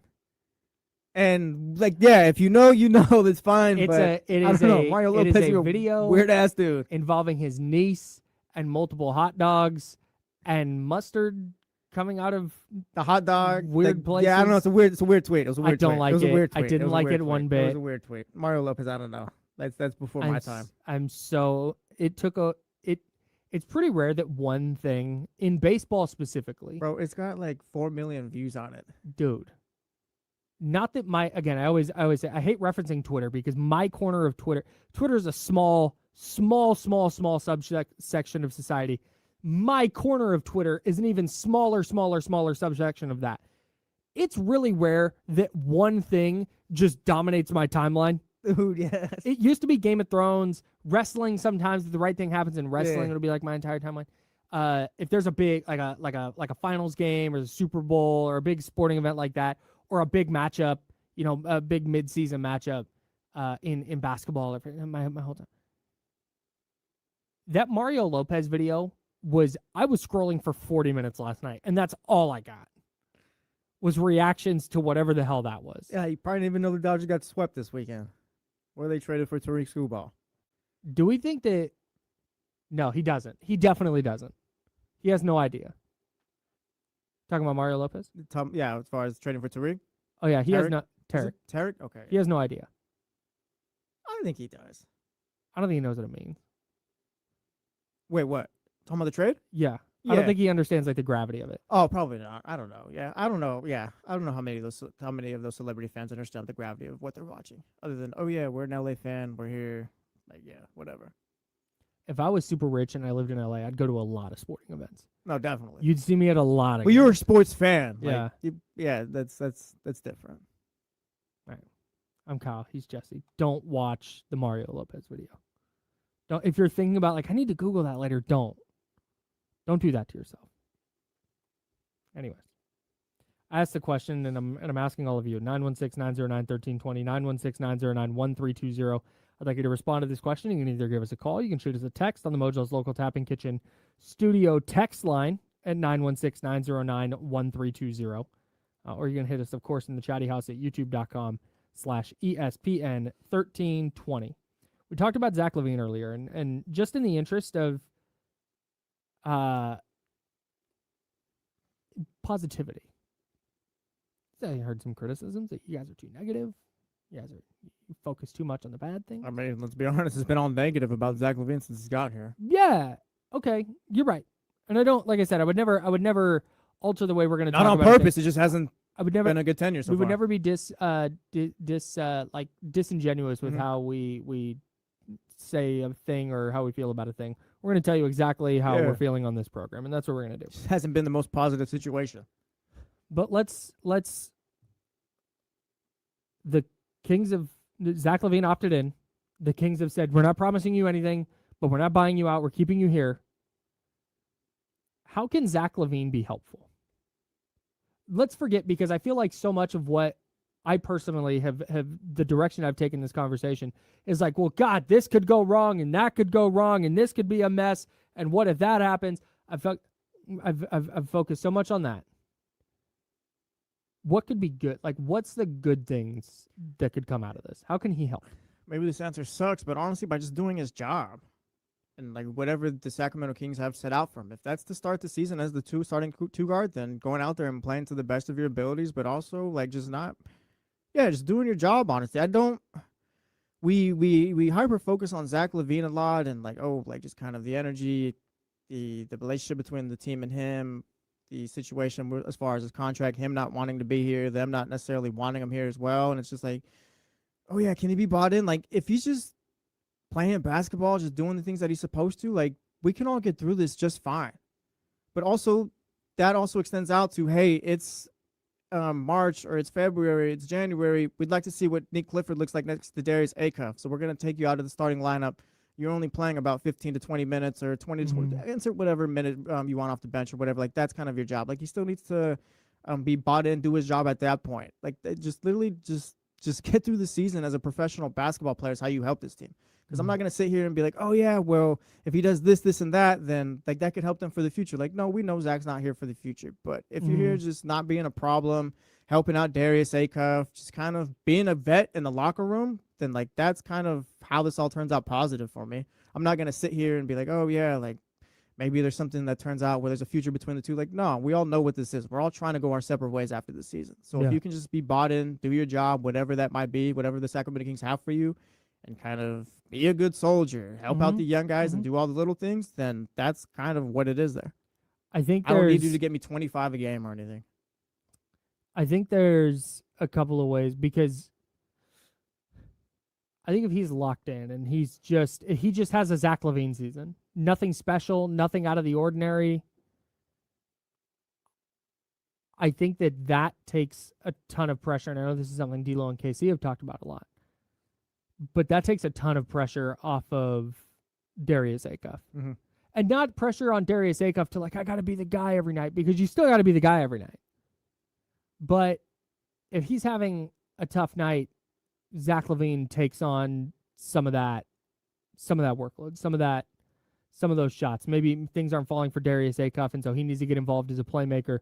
And now he's playmaking for Zach LaVine, and it helps the offense run, and it helps Darius Acuff get into more of a flow of what he is as a playmaker. It stops teams from, remember what we were seeing in Summer League when teams were just throwing doubles at Darius Acuff? Yeah, it was insane. And they would just throw a double at him and say, get the ball out of his hands. He was getting blitzed in Summer League. Let anybody else do stuff. If you have a lineup out there of Darius Acuff, Nick Clifford, Keegan Murray, Max Reno, and DeAndre Hunter, who's on the Kings, and he gives up the ball off of a double, it's like, great. Cool. Nick Clifford's the ball handler and the playmaker. Sick. Keegan Murray's got the ball in his hands. Great. Like, none of those guys are playmakers that teams, at least not proven yet, are playmakers that teams are going to be fearful of having the ball in the way that Darius Acuff is. Yeah. So if teams are just blitzing him, getting the ball out of his hands, and now he's relegated to standing in the corner, like that doesn't help him. But that's where if you have Zach LaVine who can handle, who can create, he can distribute a little bit, where teams now all of a sudden can't just say, oh yeah, we'll live with that because Zach LaVine might go for 40 on you. That's where I think he can be helpful. And if he's bought in, that's where I think the most benefit of having Zach LaVine around is. I don't think it's mentorship. I don't think it's play style. I don't think it's, I don't want to put too much on him where I'm like, Zach LaVine failed in this. Like, no, because you can't ask him to do that. If I'm just getting Zach LaVine on a night-to-night basis, just trying to be Zach LaVine in the context of whatever the Kings offense is, I'll take that. Yeah, that's literally all we're asking for here. Just be Zach LaVine. Yeah. I'm asking you to just be a professional basketball player, just do what you're supposed to and all. Like, we're not asking for much.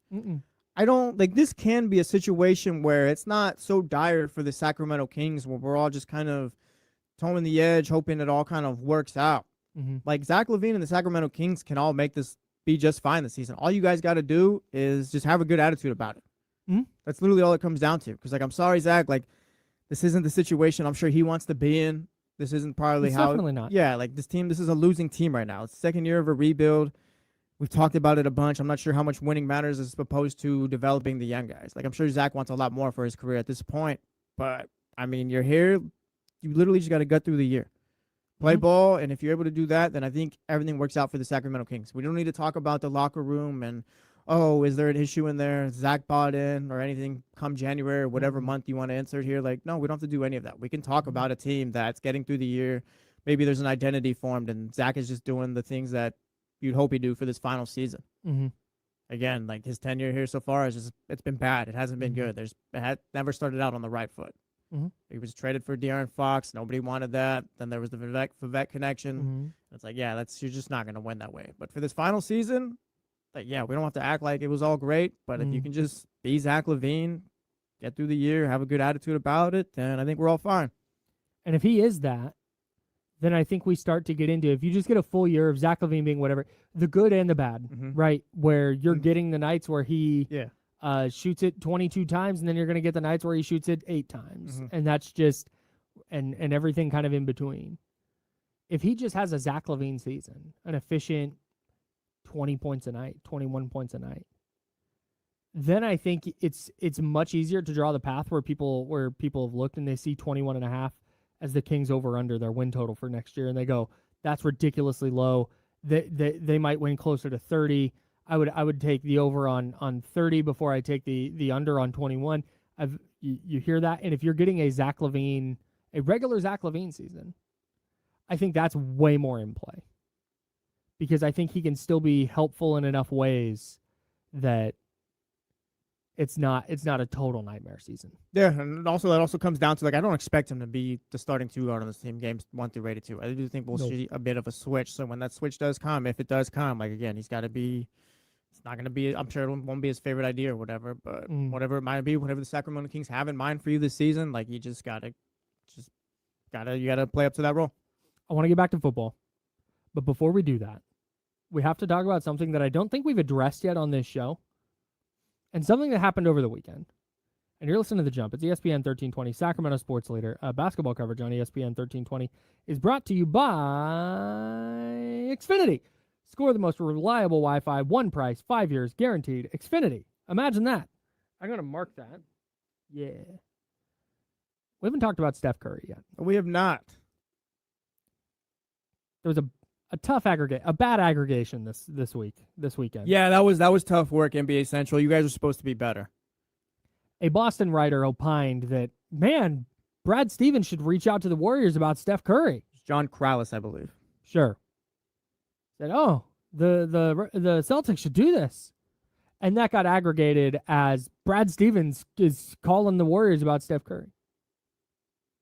So that apparently didn't happen.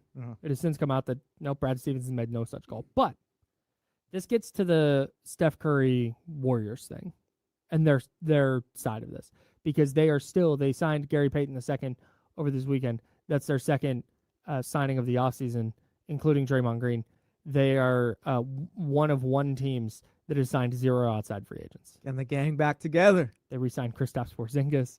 They re-signed Al Horford. It's the whole thing.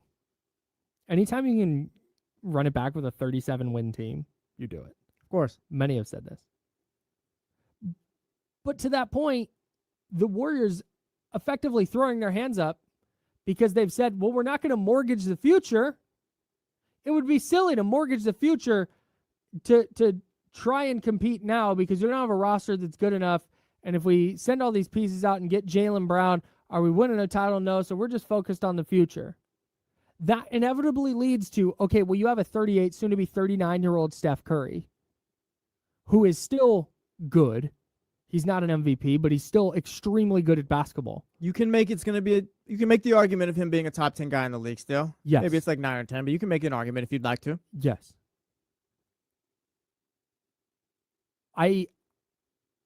the Warriors have backed themselves into this spot where there's going to continue to be speculation about the Warriors and moving on from Steph Curry. Noise just lingering around. It's a lingerer. Yeah, linger. But this is the problem with how they've operated since they won the title in 2022, which I don't think they expected to do. I think they thought they were done winning title. And then Steph Curry dragged them to one. Yeah. I don't want to bring up old stuff. Oh, yeah, no. Salute to Steph. It was top 6 all-time solidified after that one. But since then, the James Wiseman thing didn't work, and the Jonathan Kuminga thing didn't work, and Moses Moody is fine, but he's not great, and he's hurt. Mm-hmm. And they acquired Jimmy Butler when Jimmy Butler was available for a bargain basement price, and then he got hurt. And I understand there's some things that have not necessarily gone their way. But they've backed themselves into this impossible corner where they still have Steph Curry, this person that you can't trade because so many Warriors fans are tied to the Warriors because of Steph. So many Warriors fans are there. I'm talking younger generation. I'm trying to say all Warriors fans. I know there's a ton of people who are and have been Golden State fans for 30 plus years.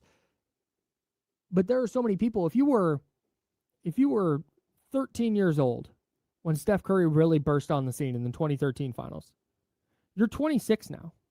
Your entire fandom with the Warriors, and he is the guy, right?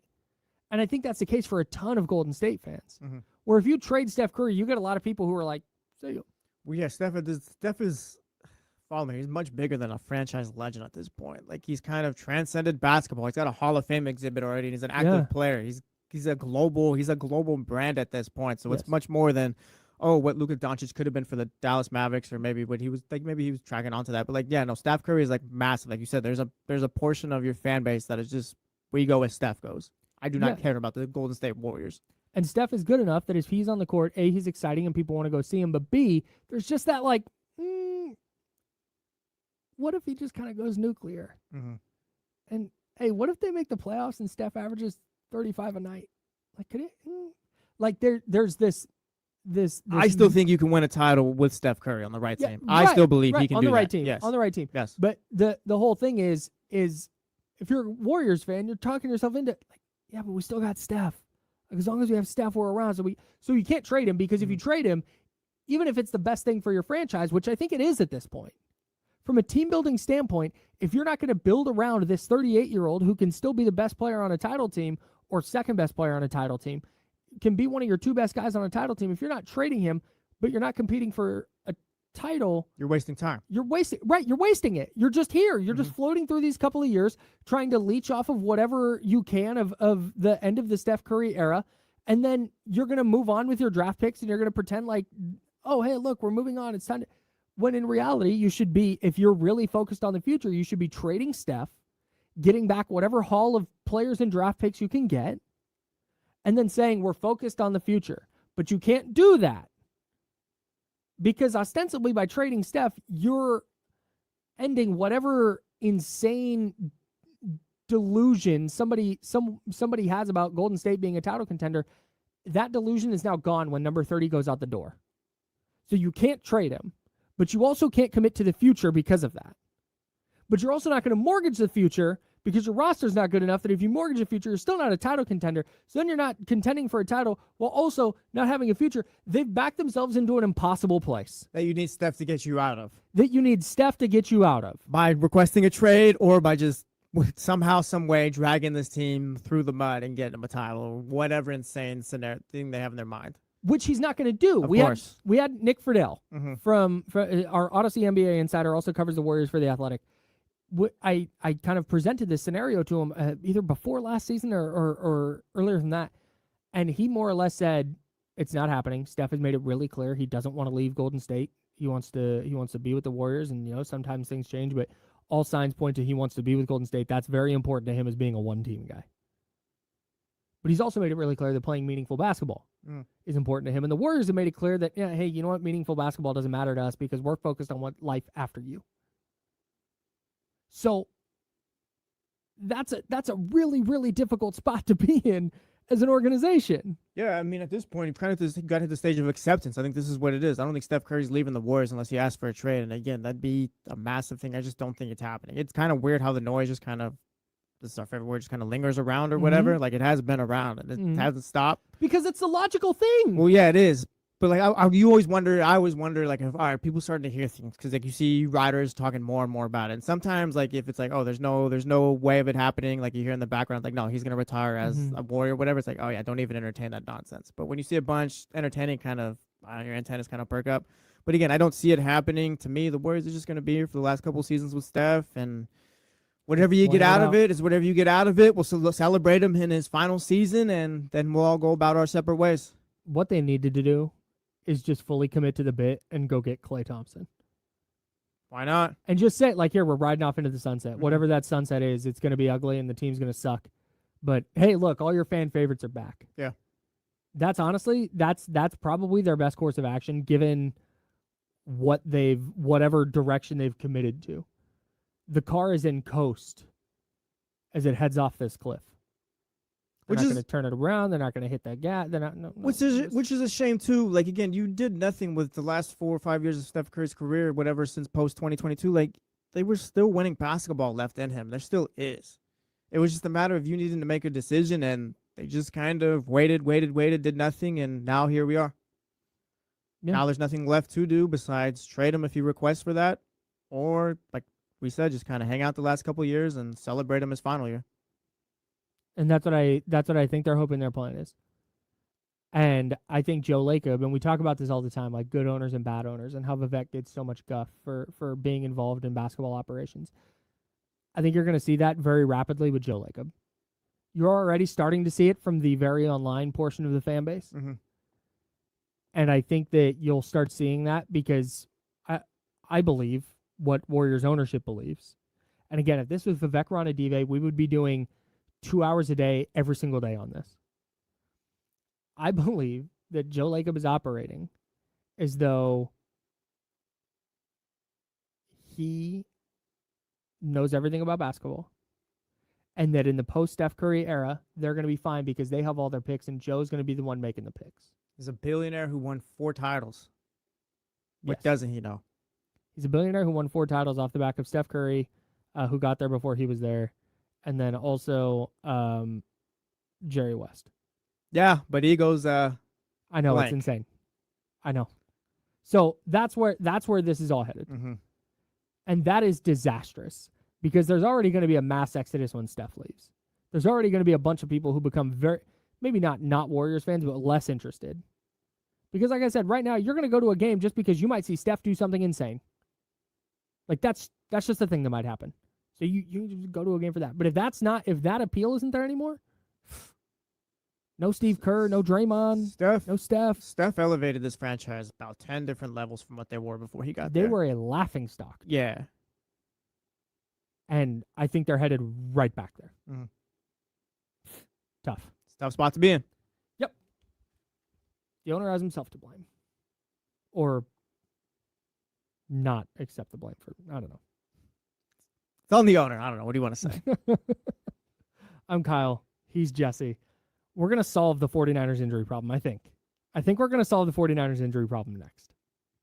I'll tell you how on The Jump. It's ESPN 1320, Sacramento Sports Center. Oh, no. I didn't hit our little outro guy.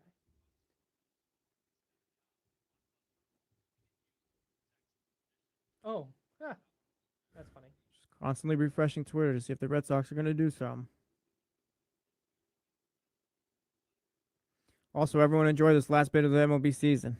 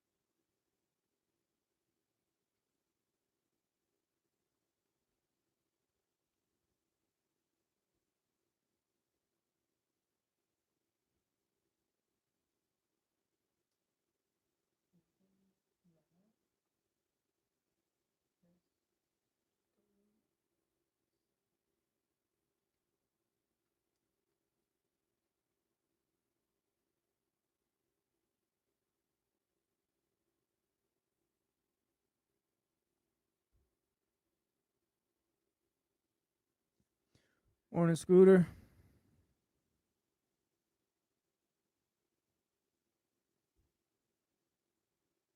Shout out S.A. Carpenter. What up, SA?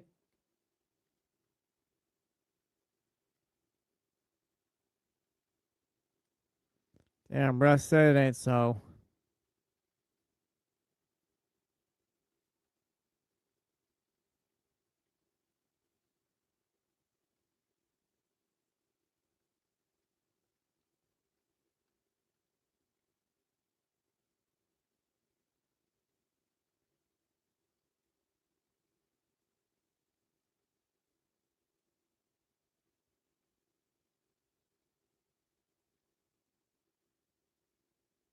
What happened? Nothing.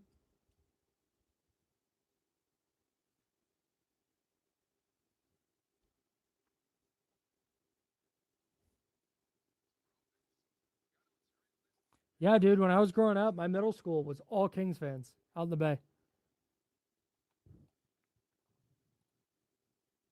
What up, Scooter? Yeah, I don't know if there was too many Warrior Nice, fans when I welcome. was in elementary school either. If you were a fan of a local team, it was like Mike the Kings and Mike Bibby and stuff like that. Yeah. That was your favorite player. Like Mike Bibby and Vlade and Peja, and we're over here like, yeah, but Bob Sura, but he loves Bobby. The kid has an Andres Biedrins jersey on. Andres Biedrins is good for the We Believe Warriors.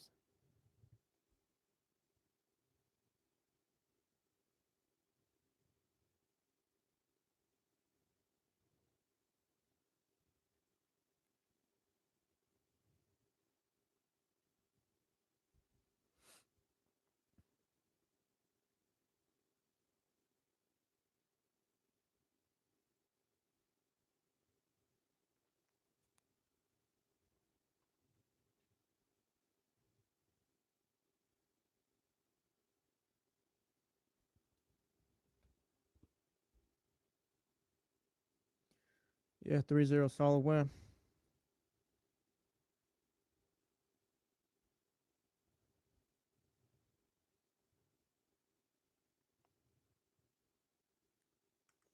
Like, did you get Odyssey points on your birth month? Nice. Okay, you were born in this month. Nice. I finally got enough to get one of those Odyssey backpacks. Yep.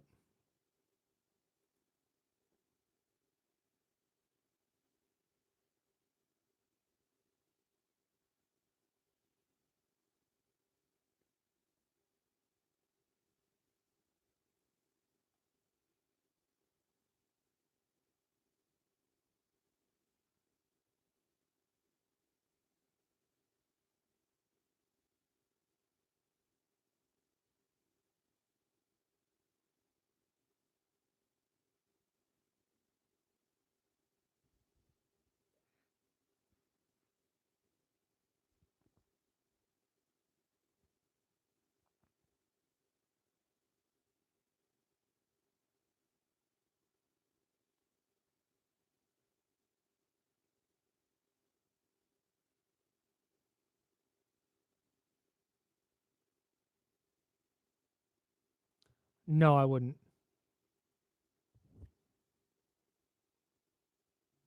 I would not move it. Unless it was like a lot.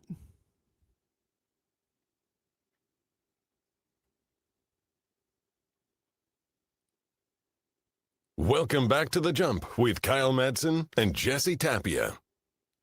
Hell yeah. I'm Kyle. That's Jesse. I have an idea to solve the Niners' injury problem. What are we going to do? Because if you haven't followed, We're going to wrap him up in bubble wrap? no. Massive Band-Aid? Guardian caps, but whole body. Nice. Why didn't we think? Why hasn't anyone thought of that yet? No, so this number is insane. I said this earlier and I didn't pay off the tease. That's bad work by me. 1 in 41.8 million is our number today. 1 in 48 million. 41.8. 41.8 million. We round up on this show. 1 in Yeah. 42 million. There you go. So we talked about Ricky Pearsall. Here are the other 49ers who are hurt currently or not participating in full at 49ers camp. Mikhail Kamara, undrafted rookie, was carted off and then waived with an injury designation with a knee injury. Jordan James, a running back. Defensive end, Keon White. Offensive lineman, Vidarian Lowe. Pearsall. Wide receiver, Christian Kirk. Running back, Kalen Black. Defensive lineman, Grayson Halton.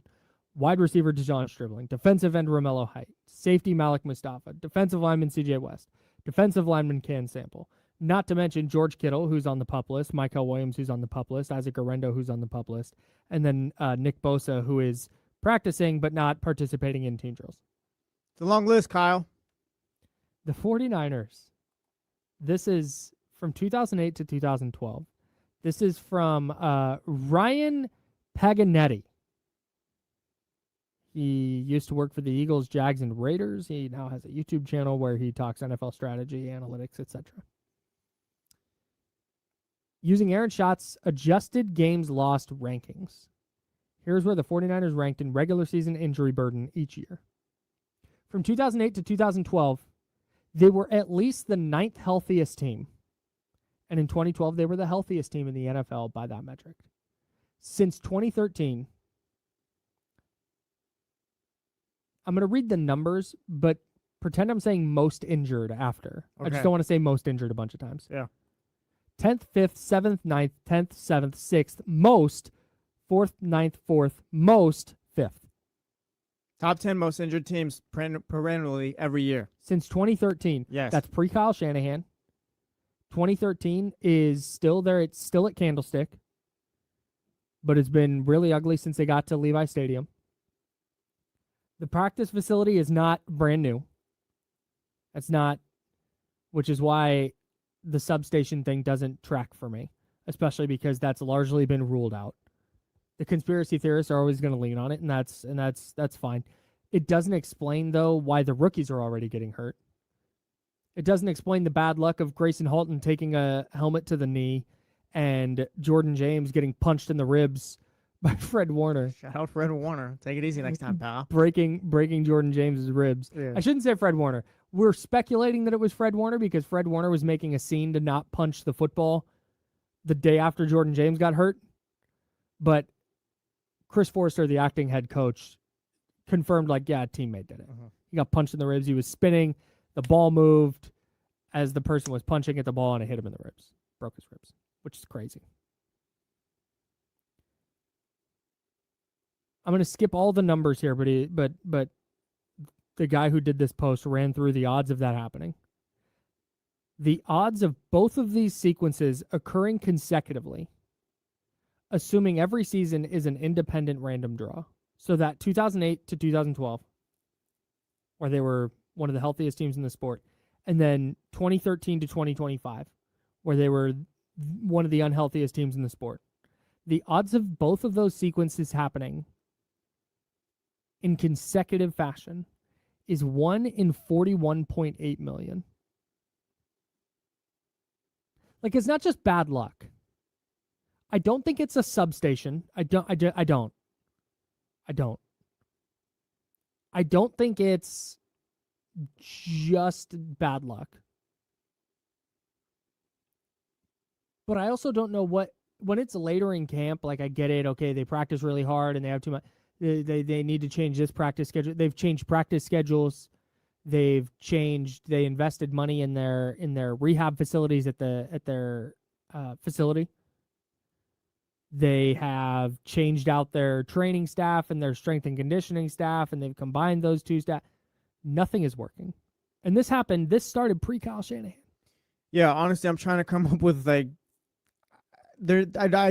I don't know other than, like, yeah, this is insane bad luck. Like, you just read off the 1 in 41.8 million stat or whatever. It's like, yeah, this isn't supposed to be happening this way.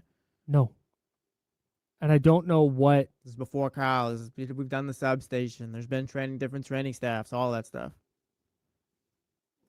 I have one solution, and I think it's the only one that makes sense.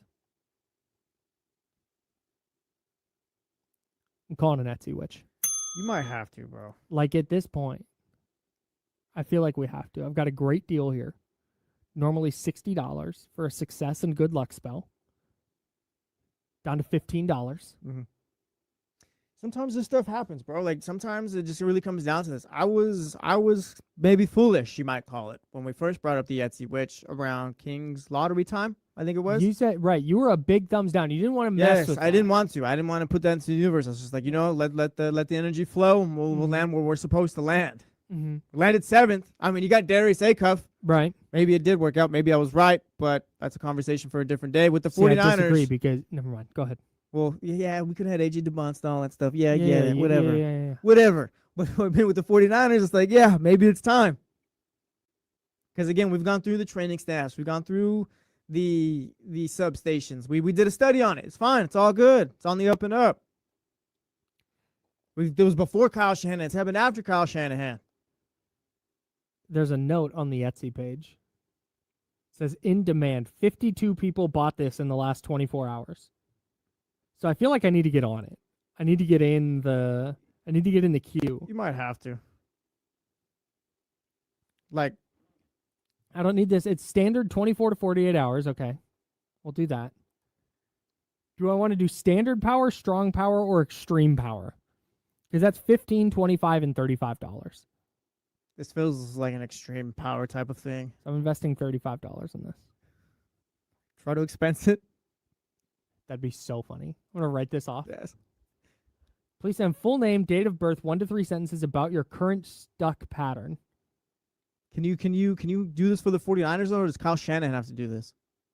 No, I think I can do pattern. this. Okay. I can do this. Full name, San Francisco 49ers, date of birth. I'll just say 1946. That's the year they were established. And then 1 to 3 sentences about your current stuck pattern. I'm just going to send that tweet. I'm going to be like, read this. Yeah, this is enough. They can't stop getting hurt. I need you to do something, give please. them better injury luck. Yes. Like it's just been bad luck. I need better injury luck. Oh, this is an extreme situation. It's the only thing that makes sense to me. It's the only thing, honestly, like, and seriously, so putting the Etsy witch aside for a moment, I'll take care of this later. I don't want to do it on the radio. I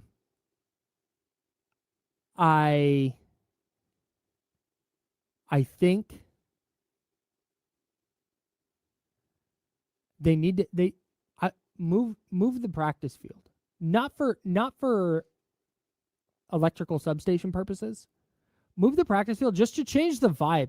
What do they call it, a placebo effect? Yeah, no, but seriously. You give them that pill or whatever, and it's not really going to do anything, but in their mind, it's like, no, yeah, it's all up and up. I'm feeling better. Yeah, You might just need to move them to San Jose. Change the turf, change the angle of the field. I don't know, man. Just do something. Yeah. It can't. You can't continue this pattern that, again, started before Kyle Shanahan, started before John Lynch. You just can't continue this pattern and go, yeah, no, what are we going to do, man? Something. You do something. Anything. Wear different uniforms during practice. Hire an Etsy witch. Change the mojo in some tangible way that isn't, well, we'll be luckier this year. You're not. Well, that's the thing. I don't think they can control it, though. Like, we're kind of asking them, like, hey, throw stuff at the wall and hopefully this works. Like, you fired training staffs. You've done studies on the substation. Hey, maybe have Fred Warner play with boxing gloves the rest of training camp. Because, again, like, I mean, I'm sorry. Shout out Jordan James. Like, that's just a freak injury right there. Like, Fred Warner, don't punch the guy in his ribs. I know you're trying to knock out the ball, but you can't really control that. So, the Etsy witch is honestly what they got to do. I think it's a start. Yes. Before you hop on that flight to, honestly, you might need to do it now. Before you hop on that flight to Australia. Yeah, we can do it now. We got to get through training camp. Yeah, you can do it now then. Guys, we're not practicing today. All right, everyone chip in about $1 or so. We're going to pay for this Etsy witch, and this is gonna save us here. Mm-hmm. Jordan, you see you grabbing your ribs over there? You're going to be okay after this. No more punches to the ribs. No more substation talk. The Etsy witch is going to save us. Norm said they should practice at the Presidio. Sure, man. But find a different place to practice. Yeah, catch the San Francisco 49ers practicing at Spartan Stadium. Practice at San Jose State. Yeah. You just, like I said, I feel like at some point, I watched this really really awful gut wrenching documentary one time, and it was about medicine, and somebody in the show was sick, and they were saying they tried this really like off the wall, wild treatment not because they necessarily believed in it, but they were like, I gotta try everything. Like, I'm very sick. All this treatment's not working. I'm going to try this crazy, like, voodoo magic, basically. Because what else am I going to do? Yeah. That's literally where I think the 49ers are. When you're this far into it and you're already, it's only August 3rd. You've not even gotten to your preseason game yet. And you've already got a bunch of rookies out. You're already having to bring back old friends. You're bringing back Deebo Samuel. You're Drake Greenlaw's been here. They just signed Khalil Herbert and something named Titus Leo. And now they're working out a bunch of other veteran defensive ends because they just need defensive end depth because they've lost so many defensive ends. Like, man, and I get some of it as precaution. DeJon Stribling doesn't have a hamstring strain. He had hamstring tightness, and they went, well, we're not going to push it. I get that there's some of it is that. But I don't have any faith. Does anyone have any faith that the 49ers, like, yeah, hey, minor injury thing, like, hey, don't worry about it. It's extra precaution in training camp. Does anyone have any faith that that's not going to become a bigger issue? I'd say no right now. I have a really difficult time being like, oh, Stribling just had a hamstring tightness and he's sitting out today. Oh, fine. Well, yeah, like, it's going to make anyone nervous, especially with this 49ers team. Yeah. They're part of the sport. Injuries are part of the sport. It's always going to happen. There's nothing that you're going to do as a team or as a witch to mitigate injury in football or to eliminate it completely. It's just not going to happen. Mm-hmm. But when there's this pattern, this 12-year pattern, something has to change. And like I said, I know it might not be logical. I know there might not fall within like the scope of reason. Because reason might just say like, yeah, man, it's just really bad luck. Like, it's just, don't know what else to do. Well, do something. Literally anything. You imagine Kyle Shanahan coming out to the media tomorrow? Yeah, so in order to try and figure out this injury thing or to deal with it, we're going to be wearing gold practice uniforms now. Like, seriously, honest to God. If he just came out and said, hey, man, I'm not superstitious, but I'm a little stitious. Gold practice uniforms for everybody. Shout out Michael Scott. Yeah, maybe that's what it takes. I think the Etsy Witch plays. Right now, quarterbacks wear black jerseys as non-contact. Put everybody else in black jersey, quarterback in red non-contact jersey. You can only hit the quarterback now. Don't touch anyone else. You can only hit the quarterback. Yeah, practice inside Levi's Stadium or something. I don't know, man. Do something. Just tired of this. It is kind of insane, though, just the bad injury luck that they've dealt with. Like we joke, it's not funny because he's dealing with injury, but like the whole Jordan James and the 49ers player that tried punching the ball up but punched his ribs, like what do you even do about that? There's nothing. I don't know. Maybe be less aggressive in practice. Maybe that's it. And we're gonna take it super easy this year. But maybe they get to the regular season and their bodies aren't ready, and all of a sudden they're getting hurt during the regular season. We're going, why did they take it easy in practice? I don't know, man. But I feel like you got to do something. Anything. I'm Kyle. He's Jesse. This is The Jump. It's ESPN 1320, Sacramento Sports Leader. I will message the Etsy Witch, and I will let everybody know what she says. Nice. Yeah, we'll keep us updated. I will.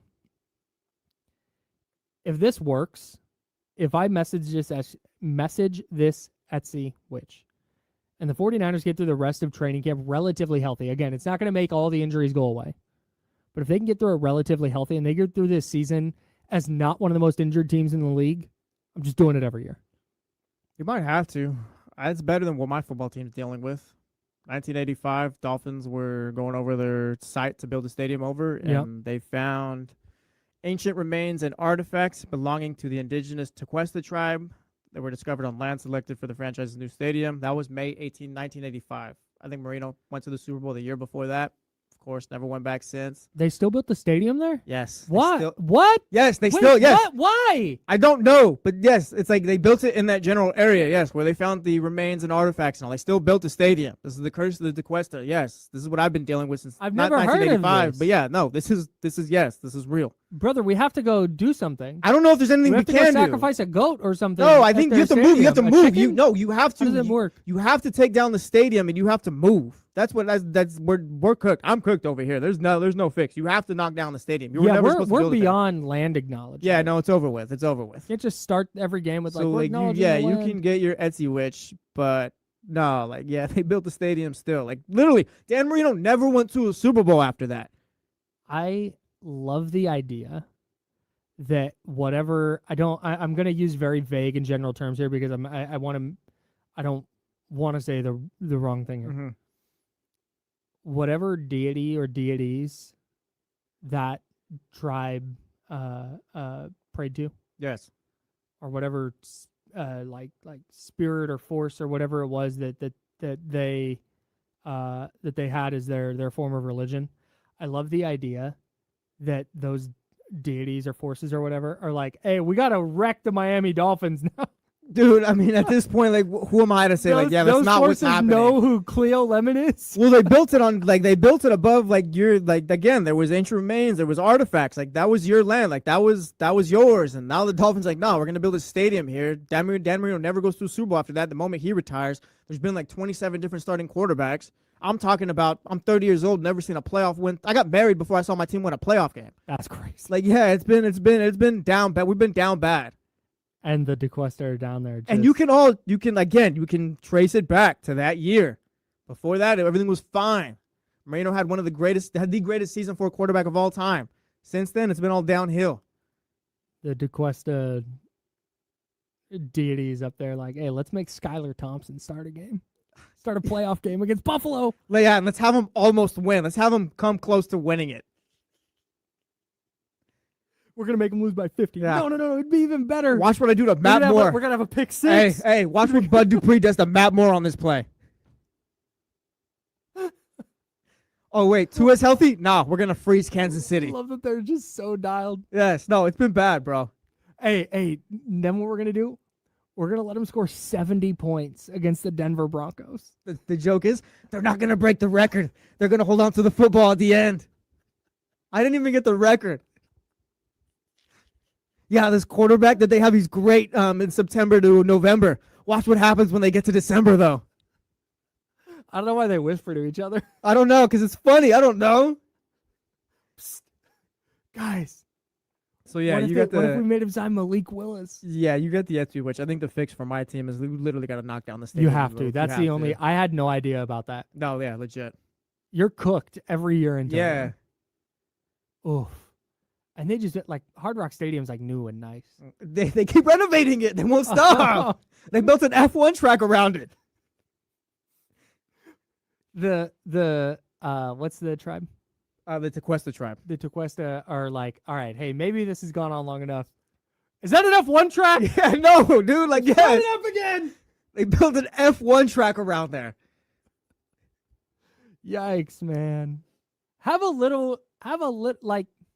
Has enough things not happened in the world? I don't care what you believe or who you pray to or what you pray to. That is not my business. That is all you, and I will never begrudge anybody that. But I feel like enough weird things happen in the world that you would think that there's like something going on. Maybe this is a bad idea, There's guys. a little something going on. But, capitalism, money being exchanged. Oh, man. That's the real curse. Yeah. Man. I'm Kyle. He's Jesse. We're figuring this out together. Number one defense, my ass. All right, that's Hey, they gross. You saw don't have that. to do They saw that tweet and they said, "You see what Jesse posted?" I was part of the curse All right, there. guys. There it is. Gosh. They said, "Hey, what if we just well, you know what? Trent Sherfield against his old team, first place, the number one defense. We'll get him a touchdown, and hey, we'll let Mike McDaniel get one against the." If I could bottle up that feeling I had in that little moment where Trent Sherfield just took it to the house. Like, if I could just bottle up that moment, it'd be perfect. Well, how it goes, man. Yeah, and then it was all over with after that. The 49ers It's your decided to bad. put Fred Warner in the middle of the field, and the Miami Dolphins offense got figured out. Dude, it's so funny that the figuring out the Dolphins offense was, hey, linebackers, take one step backwards. Yeah, literally. Tua's not going to know what to do if you just take 2 steps back. He's like, oh, no. The Chargers did it, like, literally the week after that. It's like, oh, yeah, we're cooked. We're cooked. It's over.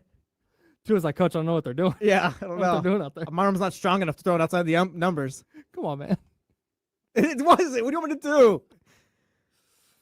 Oh, that's such a bad way to go. We didn't get to it today, but tomorrow we do need to get to it at some point. Baseball seems to be Yeah. slipping through our fingers. Yeah, man. It's gonna. In fact, we'll deep dive this tomorrow. Mm-hmm. What you're not gonna get is the Dodgers are ruining baseball. The Dodgers are exploiting a system that's ruining baseball, Yes. and that's what we'll dive into because the Tarek Skubal trade got everybody up in arms, and I don't think the Dodgers are the problem. But we'll talk about that tomorrow. I'm Kyle. He's Jesse. We're back tomorrow at 7. Our good buddy Rich Eisen. Rich, call me back. Yeah, the Rich Eisen Show is next. He is our favorite coworker. If you missed anything on The Jump Rewind has got you from noon to 2. And then D-Lo and KC are taking you from 2 to 6 right here on ESPN 1320. That is Sacramento Sports Leader. And we'll be back with you tomorrow at 7. Until then, drink water, be nice to people. See you. We did it. Good shift, everybody. Tutu Atwell plays for the Dolphins now? Yeah, he does. You're cooked. Hey, Malik Washington had a couple of good grabs today. Yeah, he did. Yeah, he did. My Dynasty League fantasy team is going to live or die with Malik Washington on it. Can't tell you how excited I am to release Brandon Ayuk. Pause. Yeah, hit that thumbs up before you get out of here. Appreciate you guys.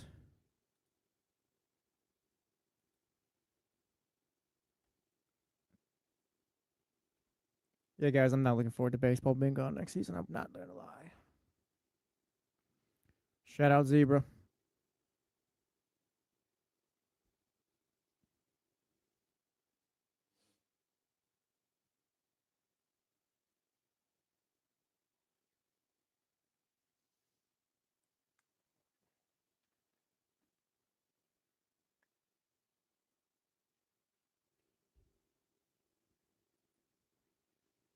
All right, Booty. Yeah, you're probably right. Like, yeah, fine. Again, we got to knock down the stadium, man.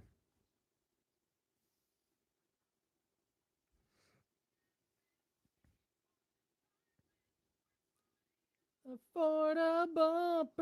We're all gonna have to figure out a sport next summer or something to watch. Hey, we can we're knock good. it We off. got Women's World Cup. we are good. Lock in. Oh, yeah, we're locked in. Oh, we didn't get to Pochettino coming back. Oh, yeah, Pochettino. Pochettino. Yes, we Yeah, can that's do what that. I That's said. evergreen. My guy. Yeah. All right, we in here. What's good? Oh, let me fix that. Hang on. Boom, there it is.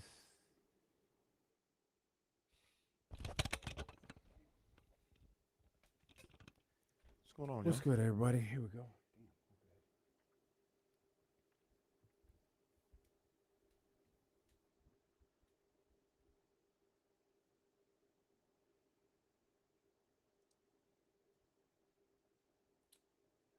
Zabo, what's happening?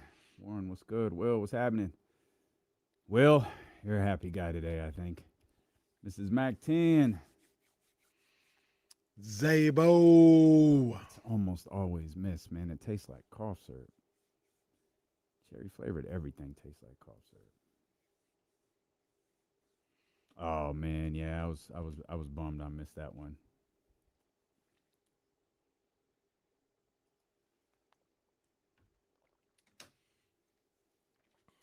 Warren. Warren, Can't help you out there. I actually didn't watch it. I saw the entire Seth Rollins Roman Reigns match. They called it because- an instant classic.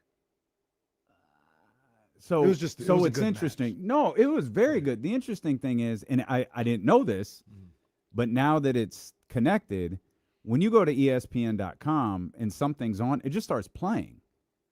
So I was working on the show, and you know who the first person I saw was? It's what got my attention. It was Doug Christie. He was there again? No, it was it was an ad. It was a locally inserted ad that was playing. Got you. For the truck thing he does. And so I was like, what is this? Like, why is there a local ad being fed to me? And then it goes into the regular commercials, and I'm just kind of like looking at it, and there's something for SummerSlam below it. But then it comes back and it airs the not the graphic, the video package for the match. And I was like, I'm here. Why not? I'm here. The only thing I didn't like is they were like, and I guess maybe this was the build, Warren, you tell me. It like centered on the Shield. Yeah, I just saw a tweet where they were like the still Shield story closed or something they like that. did the fist bump, and it's like they did that afterwards, like they wrapped it up and but stuff? then they like put the mask down, so it was like Dean Ambrose, and it was like the match was real. If you watch the match with the sound off, it was fantastic. But the story of the Shield was so stupid because it's like it's 12 years ago. Yeah, like, give what it are up we talking already. about? Like, why? And I thought they did. What was that? The other SummerSlam So or something like that? I don't know what event it was, but didn't Roman dress as Seth dress as a Shield member? Yeah.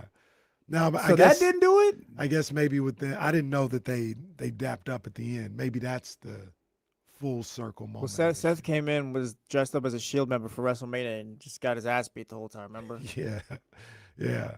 Was that WrestleMania? It doesn't yeah, matter. But it was one of coming those. back, I think, yeah. right? Yeah. Yeah. I didn't catch any of it. I caught. I know what happened, but I didn't watch any of the matches. No, Randy Orton came back. Saw that. Yeah. The whole damn the product is a yawn. Your boy Solo doing the yeet. That's Did funny. you see that? I didn't see it, but that sounds funny. I would have laughed. And I guess Jay is a heel now. I guess that's what's going on. So, yeah. T-shirt sales must be going down. I saw Booker T on the radio call of SummerSlam doing he wasn't doing an intro for Trick, but he was commentating. He was the color commentator. Yeah. We got him screaming D-Lo, KC, D-Lo, KC, D-Lo, KC, D-Lo. We got him screaming D-Lo, KC, D-Lo, KC, D-Lo, D-Lo. We a number one spot for some sports, huh?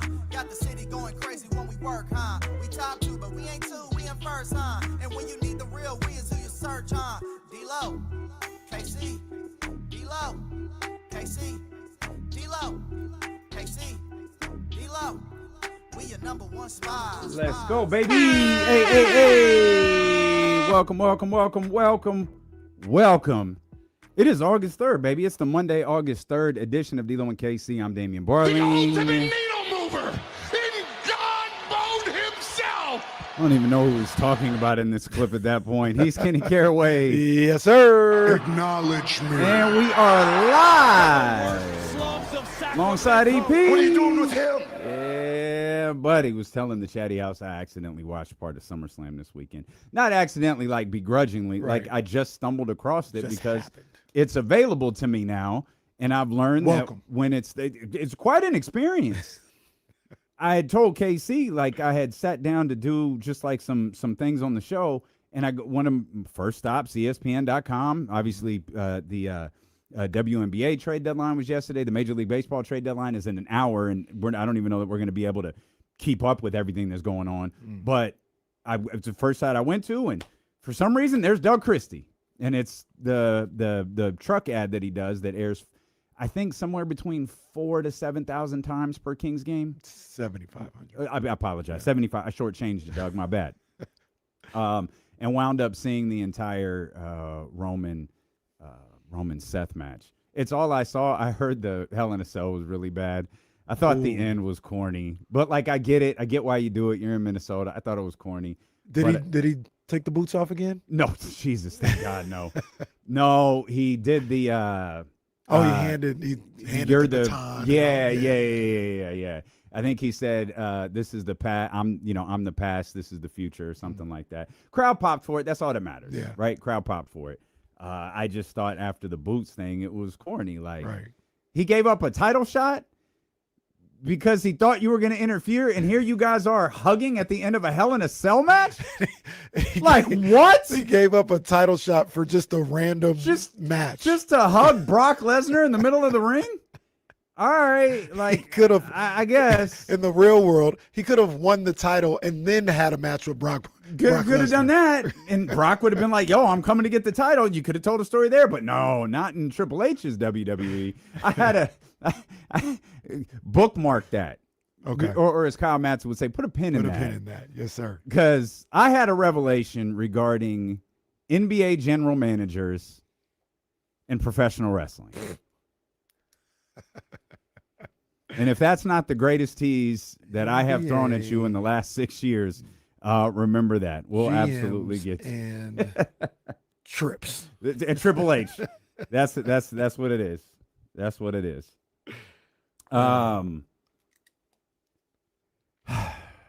So the 49ers can't stay healthy. This is what it is, man. A tradition unlike any other at this point. I guess so.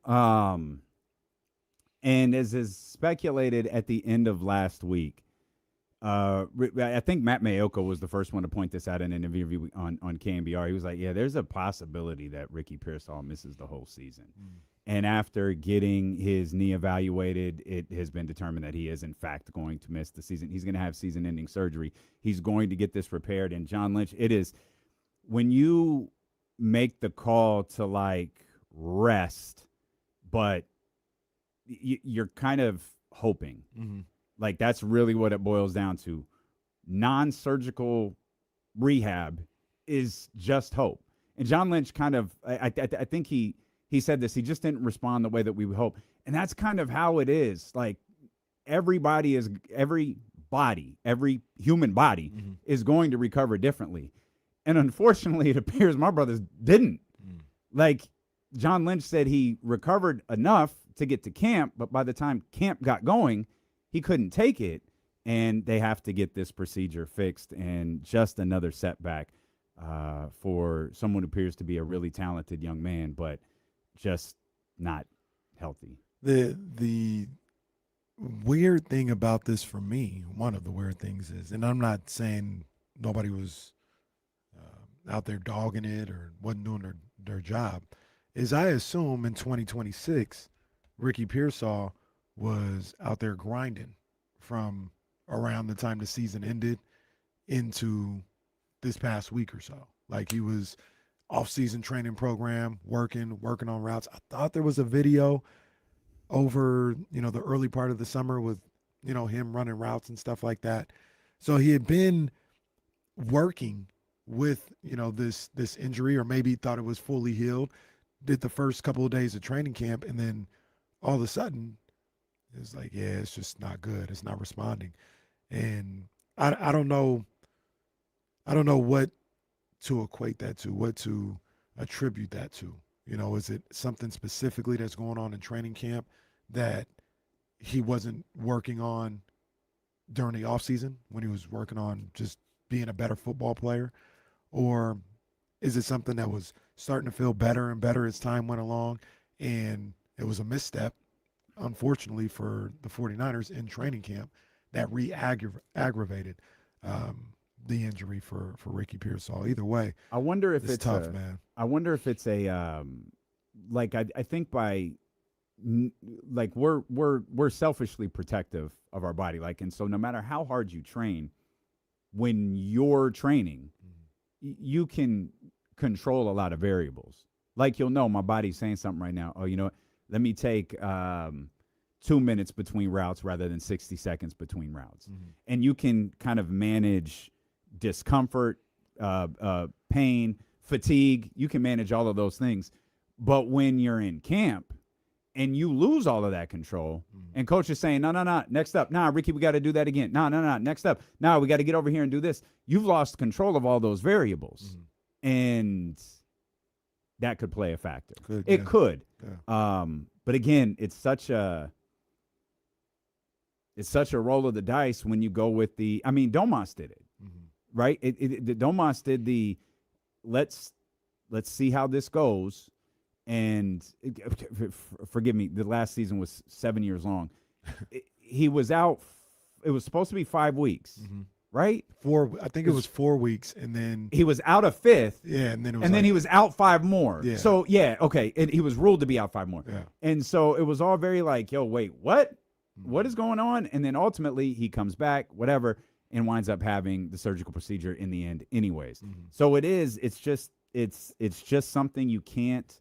We talked to Dr. Narav Pandya on the jump last week, I think it was. He's a professor of UCSF orthopedic surgery. He's got the 6 to 8 weeks pod. He said with the PCL injuries and stuff, like McCaffrey had it as well, you don't normally get surgery. It's more you kind of rest it, let it heal up, and then he said once you get to training camp, you get to that intensive part, like I guess you find out like how healed up you are. McCaffrey was fine in his instance, but it turns out Ricky wasn't necessarily ready to go, and also says like there could be things too when you're dealing with PCL that like maybe came up when you did initially get hurt. So it's just kind of you got to test it out and feel. And Ricky tested his out, and he's not ready yet. That's tough, man. That's tough. And you know, the one thing that I like to keep in mind, at least, you know, with situations like Ricky Pearsall is, you know, he's not trying to be hurt. You know what I mean? People get mad at him. People get mad at the 49ers or something like that. Like, yeah, he got hurt. He got hurt. Like, and he tried to play through it as much as he could last season. Tried to do what he needed to do and follow doctor's orders or trainer's orders or physician's orders in the offseason so he could be ready for training camp. Got into training camp, thought he was good, and apparently he wasn't. So it's really unfortunate for him as a player, as a young man trying to make it in this league. Unfortunate for the 49ers, man, because I don't think, not saying this is what anybody's saying, but nobody did anything wrong in this situation. That's just the nature of sports, and that's the unfortunate nature of sports. Didn't miss any games in college. Yeah, that's the thing. No red flags on the injury front. Played through injury, I think, in college some of the time. So it's also, you know, and this was a very short discussion last night on Sports Sunday on CBS 13. I don't know the impact that this has on the team, on the San Francisco 49ers, because I don't know that anybody really penciled in Ricky Pearsall for anything this season. I think there were a lot of people, maybe they weren't fearful, and I think when I say a lot of people, that also includes members of the San Francisco 49ers, their front office. I think the selection of Stribling there in the second round might confirm this, but I think the idea, like, what the impact of losing Ricky Pearsall is kind of undetermined, because you didn't really know how to measure what his impact was going to be this year, because I think people were bracing for some sort of injury or missed time. I don't know that anybody was bracing for this particular scenario, but I think given what we saw last year, it was maybe like, well, what are we really going to get from Ricky Pearsall this year? Is it going to be 6 games? Is it going to be 8 games? We need to have somebody there in that spot, which explains why they did what they did at the draft. But I can't – one thing that I've struggled with since Friday or Saturday or whatever the day was, is what exactly the impact of the loss of Ricky Pearsall means for the San Francisco 49ers. I know, me personally, going into the season, I looked at Ricky Pearsall and said this is a guy that definitely can't be a number 1 because of the injury concerns. Probably can't even be a number 2 because of the injury concerns. But I expected him to be out there and play, you know, as in a reduced, not role, but you got Mike Evans, you got Stribling there, even, you know, Christian Kirk being around. Like, okay, you don't have to overextend Ricky Pearsall's time out there on the field. You can, you know, be selective and not open him up to potential injury by playing him, by wearing him down. So I thought, you know, maybe if you can get 13 games out of Ricky Pearsall being conservative, that would be great when he's out there. He's really good. He's going to be productive out there. That's what I expected for him. Wasn't expecting him to have another super injury plagued season and now be out for the season. So that's a little bit frustrating.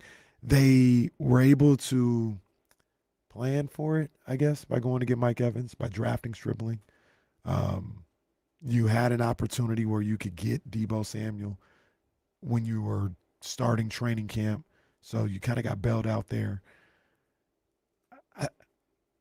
I think they'll miss him a little bit, but I think they can survive. I think the Deebo signing and what we're seeing from Stripling when he's healthy is enough where they won't have a huge hole on that wide receiver room with Ricky Pearsall being out. But I had expectations for Ricky this year. I thought he was going to cook. He was going to have a really good season. So that sucks, man. Out for the season. Damn. We haven't really really thought he seen was going to cook, huh? No, we haven't. Yeah. Like, not for a sustained period of time. Yeah, I thought he was, man. He's not saying that you're surprised by this, but he's a good wide receiver. His issue is the injuries.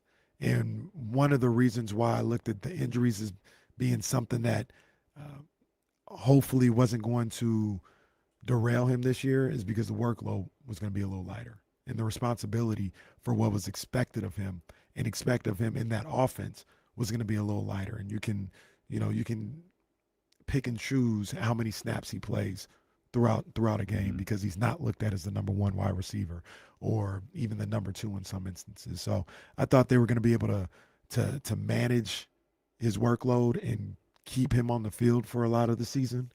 And if they were, he was going to play well. He was going to play really well. I had no issues or concerns about his ability to put up the numbers and produce. It was just whether or not they were going to be able to keep him healthy. And that brings us to Deebo Samuel, who is back, and he spoke to the media for the first time. Obviously, shout out Deebo. Debo's like, it's nothing personal. My agent and John and all that. Hey, I'm happy to be back. I think he said it's like I never left, or it feels like I never left, or something along those lines. And John Lynch noted Debo's going to do everything. He'll be a wide receiver. He'll be a running back. Maybe be a kick returner. And I think all of that is fine. I think we talked a little bit about this last week, where if you have Deebo a part of everything or a part of anything, that's perfectly fine. The concern might be when Deebo has to become the focal point of something. Like if something happened to Christian McCaffrey, Jordan James is that, and all of a sudden, like, is Deebo Samuel our primary running threat? Then you got a problem. If you wind up losing Mike Evans, who didn't practice today, if you wind up losing, a handful of receivers here, maybe it becomes Deebo Samuel's our number one option, which is, I think, what happened in 2024 after the Brandon Ayuk injury. Maybe that's not the best scenario for the San Francisco 49ers. For sure. But having him a part of everything, that was great. Yeah, for sure. And that's, I agree that injuries, for whatever reason, is always a concern for the 49ers, whether it's bad luck, whether it's bad location, whatever. It's always a concern. But, people talk about, man, if Mike Evans can't stay healthy, and then Stripling hurt, and then, Deebo, if he get hurt, you got to ask him to do that. Yeah, like if Travis Kelsey goes down, if, A.J. Brown goes down, if your best players go down, it's going to be a struggle. And the Niners are trying or have tried to make sure they're not going with just randoms. I don't want to say that. DeMarcus Robinson isn't a random necessarily. But like they did last year when everybody was going down, you try. But the nature of the NFL is you got your best guys. You're not going to be able to have like this super deep roster where you're going to have a guy capable of being your number one, starting the season as your number 4. Yeah. You know what I mean? Yeah. So, yeah, Deebo, if he's asked to carry, once again, more of the workload than anticipated, that's a bad sign for the Niners just in general. So let's try this. can anyone who doesn't make the 53-man roster go play for the San Francisco Giants? Because I'm not sure who's left. Just got the alert that Julio Ramos is being traded to the New York Yankees. Shout out to my boy Julio, I think man. that's the 10th trade they've made today. Do they have a roster to field for the next game? They do. Trade deadline in 45 minutes, by the way. They do. They got rid of some of the guys that you kind of expected them to move on from, whether it was Arise, Robbie Ray, Ramos. Yeah, they kind of talked about it. There was an outside chance that maybe he'd stick around, but he's one of those guys. The one that you're waiting on, or the ones that you're waiting on, is maybe a Logan Webb. If they do something with Willie Adames, and they do something with Rafael Devers. And I just don't subscribe to the baseball notion. Thank you. Like you have a bad year, Yeah. and you got to get rid of all your So good players. I'm glad you said that, because that's always something that I have found truly fascinating about baseball's trade deadline. It's like a team has a bad season or is having a bad first half of the season, and they just go, let's get rid of everybody. Yeah. Like, wait, word? Like trading Logan Webb, like that's really a thing? Yeah. And with the returns that you've been able to get from the Arise, I don't know what they got in Julio Ramos deal, but the Robbie Ray deal as well, and that Maul got traded too. I mean, I don't want to say that should be enough when it comes to prospects, but you got probably 7 to 10 players at this trade deadline. Why do you need to go out and get another 3 or 4? Now, the level of prospect that you're getting would be different with a guy like Logan Webb. You can get more, obviously, for Logan Webb than you can for Julio Ramos. But I don't know. It's just something that happens in baseball. They've been talking about trading guys away for the Giants since May.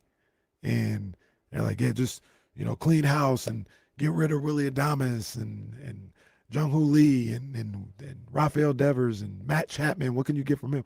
All this other stuff. And that's a baseball thing that I just I don't understand. I don't understand. Like you can have a bad season and still keep some of your guys and work around that and try to be better again next year. I understand the aspect of getting prospects for some of the guys, but they wanted to get rid of everybody. I was listening to Butcher Boy, I think it was either this morning or last week. He was like, yeah, there's up to 10 Giants that I'd like to see off the roster at the trade deadline. Man.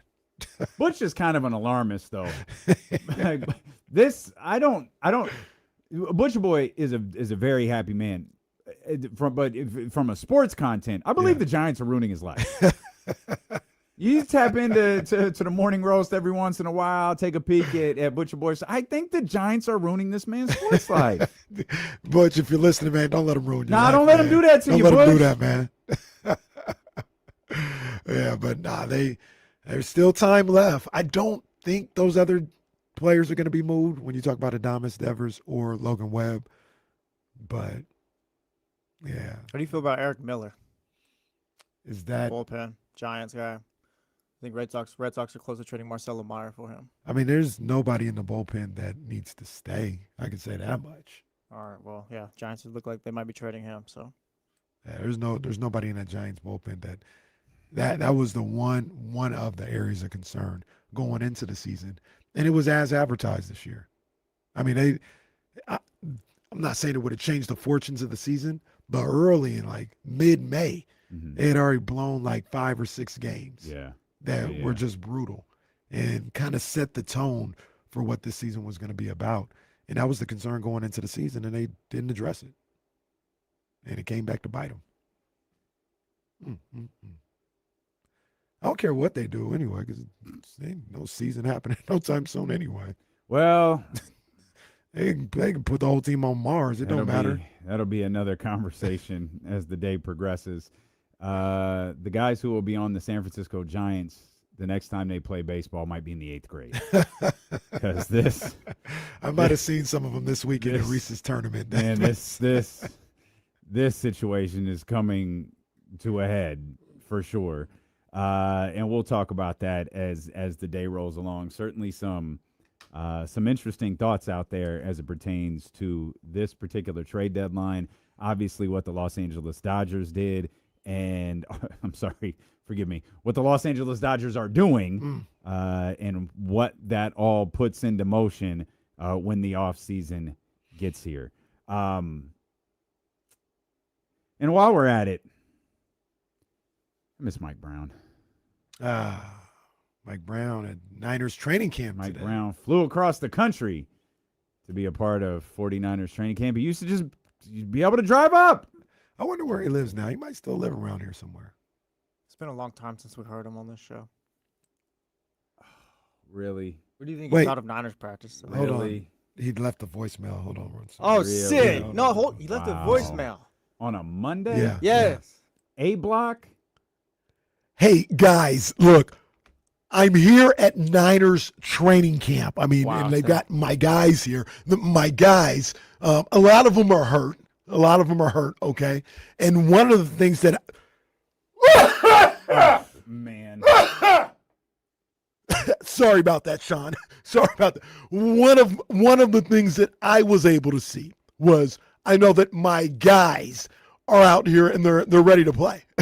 They're ready to play. If you look right here at this laptop that I brought How with long me, is this they voicemail? are ready to play. The voicemails, like, you can only leave a certain length of a message, and I think once you cough like that, the message just cuts off. Also, when's the last time you guys ever left a voicemail for someone? Oh, that's not even a thing. It's That's not even a few and thing. far between. Like if it's important, like with friends or family, I don't think it has happened. If it's business, then yeah. I don't even believe you because there's I just hang up and text. Like, you don't even need the text. Like, the number's Yeah, on the I saw phone. that you called. Like, I'll call you back. Jesse Tapia called. I wasn't able to pick up. I'll call you call back. it back. Like, I know that. The only time is the follow up will sometimes be it's an emergency. Hit me up, or hey, just wanted to check in. Hit me when you're free. I get those, but The rarely emergency is the double call though. You don't need the voicemail. Oh, it's facts. Yeah, it's facts. It's facts. Well, no. I'm sorry. I didn't mean that nobody leaves the voicemail. What I meant was the follow-up text. The follow-up text. If you leave in a voicemail, I'm just deleting it. Like, I don't even listen to them anymore because now you can read your voicemail. Right. Good point. Delete. Are you one of the people that because I am. I shouldn't be this way, but that gets really irritated on the second call of the double call? Like, you get annoyed because they're calling you back to back like that? Yeah. But hey, yes, hello, what's up? I'm the same way. Like, if I didn't pick up the first time, like, don't double call me the second time unless it is an emergency. To me, bro. Yes. That gets to Like, me. obviously, I'm busy Well, right wait a now. minute. Well, wait Unless a it minute. is an emergency, like, that's Wait a fine. minute. Wait a minute. Why is someone double calling if it's not an emergency? They may look at it as a quasi-emergency, like Oh, it's man, not a you real better not- emergency, don't but call it's Yeah, me. it's like, Yeah, Yeah. don't call me with a quasi Right, I'm emergency. telling you, that second one, and like it could be a situation where like I can get to the phone call, but I'm in the middle of something, and I'm like, oh, I'll just call you back when I'm done. doing In, like, something 10 real quick. Hold on. Yeah, like in like 10, 15 minutes, I'll hit you back. Like, I'm not saying that, but in my mind, I'm thinking, oh, so-and-so called. I'm gonna hit him back in like 15 minutes. And then they call right back, and then you pick up because you're like, okay, this might be serious, but you're still mad when you pick up, like, hey, yeah, what's up? Yeah, it'd be irritating me. I'm sorry. And sometimes I shouldn't be that way. I really shouldn't be that way, but yeah, I get frustrated. There's a you. Well, Hey, at least yo, we you acknowledge good? it. You good? You could pick It's up not- like that. It's not even that nice. It's No, like, but why so aggressive? I don't What know. if it was I don't know. What if it is? Hey, just call. Hey, grandma passed away. What do you Sorry to want? bother you? Like, I can't. Like, what you I try wanna to check do? it. I try to check it, and I can't help it. I get irritated on that second phone call, and like I can pick up, but I was already about to call you back in about 10 minutes. Yeah, I need to be better. now you've extended the window. Now it's gonna be an hour. I ain't According- calling you back for an hour because you double called me. According to the people I talk on the phone with, I always sound irritated, so it's a lose-lose. Oh, I got. Oh, you barely talk in person. I would never think to call you. I'm telling you, I got PTSD on the phone. I do not like being on the phone. I do PTSD not from like what? being- From working at Comcast call center. Oh, okay, fair enough. I do not No, like fair being enough. on the phone for more than 2.5 minutes. I don't like it. I just start sweating. There's only Start getting a tick. the only. Oh man, not the actual I need tick. to get off. The only people I make an exception for, and I have to carve out time, is Io, because Io will call and talk, and it's like, all right. When he calls, it's like, all right, I got to. How much time do I have? And then there's the decision there. Right. And then my sister, which is normally just like, she's probably walking her dog, and she's like, oh, let's talk for 10 to 15 minutes, which I always know I can handle. Yeah. Outside of that, I ain't answering. I low key, I'd rather FaceTime you. Oh than yeah, be on the phone, like holding the phone to my ear, all like, oh. Well, man. with FaceTime too, there's like visual cues. Yeah, because yeah, like you yeah. can show, like, I'm not sitting here, like you see me moving around. Like I'm not gonna sit here and settle in to talk because Robbie Ray got traded. Like I'm not gonna do Forever that. Giant, Robbie Ray. Eric Miller too. He was like, I'm telling you, they don't have a team. It's your boy. Enjoy Eric Miller, Jesse. I was looking at his analytics page. I guess he throws heat. I don't know. He's cool. He's actually. They got analytics fine. pages. It was like, yeah, his K percentage, all that nonsense, all that baseball, all the new baseball stats. Oh, So like man. that's cool. Give me the baseball he's card, fine. man. He's fine. Marcelo I think Meyer he can field, play defense, but he doesn't hit well. So we'll see. we will never see half these players, bro. He was like one of our top prospects. He was supposed to be like one of the young guys that was supposed to be like one of the phenoms of Roman Anthony and Christian Campbell. But I'm not saying you're wrong or you're lying, but I know he It was happened. supposed to be. It Like I said, he happened. just can't hit Yeah. now. well, So good luck with that. It's your guys' problem now. this is gonna work. He's got a sick flow though, so that's cool. We'll come back. James Ham caused an absolute uproar in the Kings community, which is hilarious because it appears no one really listened to what he said, except for our man Jason Anderson over at the Sacramento Bee. He heard it, transcribed it, relayed it, and stopped short of saying, I think you guys are misunderstanding. Shut up, Jay. But we'll talk to James when the marathon kicks off next. It's 60 minutes of commercial-free sports talk on Sacramento Sports Leader, ESPN 1320.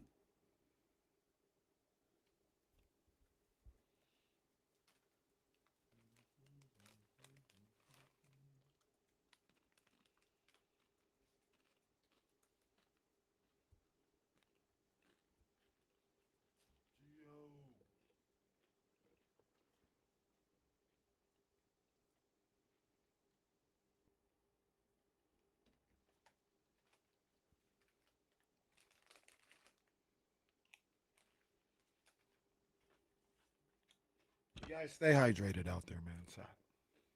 Crazy hot. Yesterday, I was in Woodland for this travel baseball tournament from 9 a.m. to about 8. We got home at 8:30. So it was probably over at about 8. Man, it was a scorcher. Those poor kids, they played 3 games. They were on field turf. It was a scorcher. Man, oh man. Lost the heartbreaker in the championship game. Good job, Laguna Thunder, though. Good job. Good job.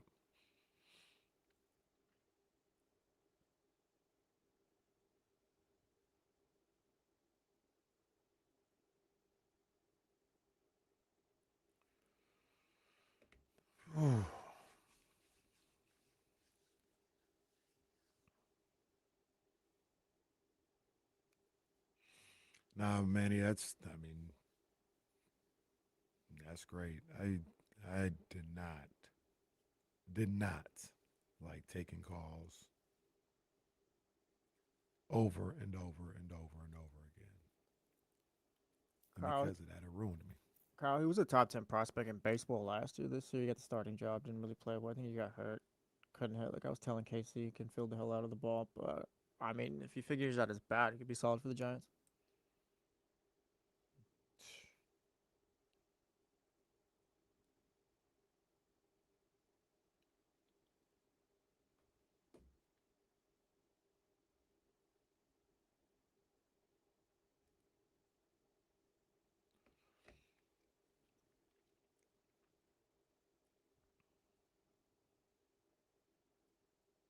Yeah, if you could bring in a proven player, you got to do that. Prospects are nice, but we had Yeah. 3 phenoms last year. One's making $80 million in AAA. The other's on the Giants, and we'll see about Roman Anthony.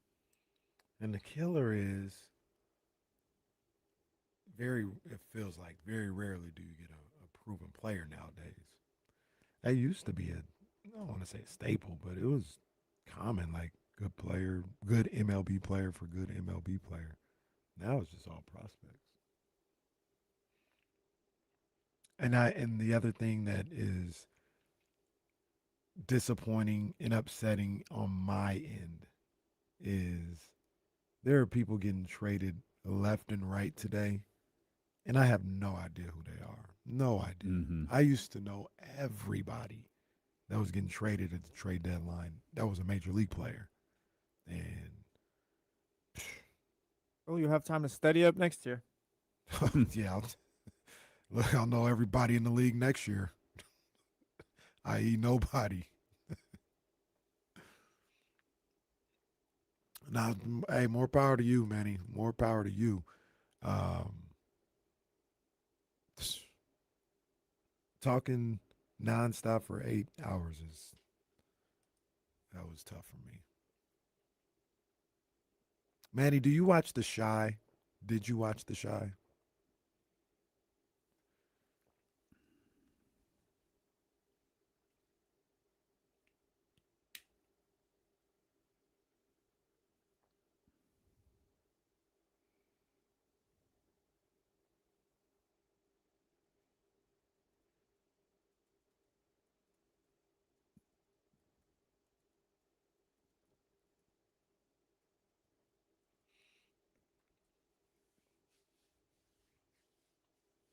Oh, let's see if we got an echo. James, echo today? Test one, two, three.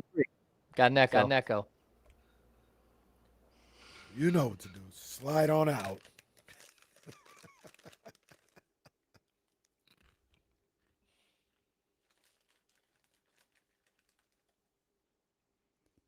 And take 2. Test one, two.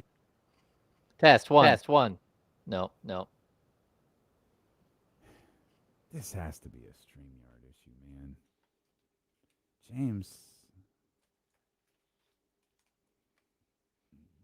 It wasn't. How about now?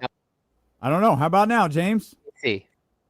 Oh, James. Hey, we're up? James is here. Hey, let's hit the air horns for James happened. Ham. It happened. Boy, what a circus guest joining us has become. Goodness gracious. We welcome in our 1320 Kings insider and the host of the Locked On Kings podcast, our man James Ham, here for the marathon at 60 minutes of commercial-free sports talk. Boy, James, did you get everybody fired up last week? okay. Thanks, Jesse. James, that's not my fault. They just picked one part of the clip. Like You cut it before I explained the rest, but that's okay. That's okay. I mean, like, look. To be fair, to Jesse, the entire clip was also posted from beginning to end. Yeah, there was a full clip. The whole clip was posted. They just ran with one part of it. They just completely ignored a very large chunk of it. A very large chunk. Yeah. Hey, shout out to NBA Central, who is typically the one who does this to you. But they reached out and said, hey, we're not seeing where you said this. And I'm like, because I didn't say that.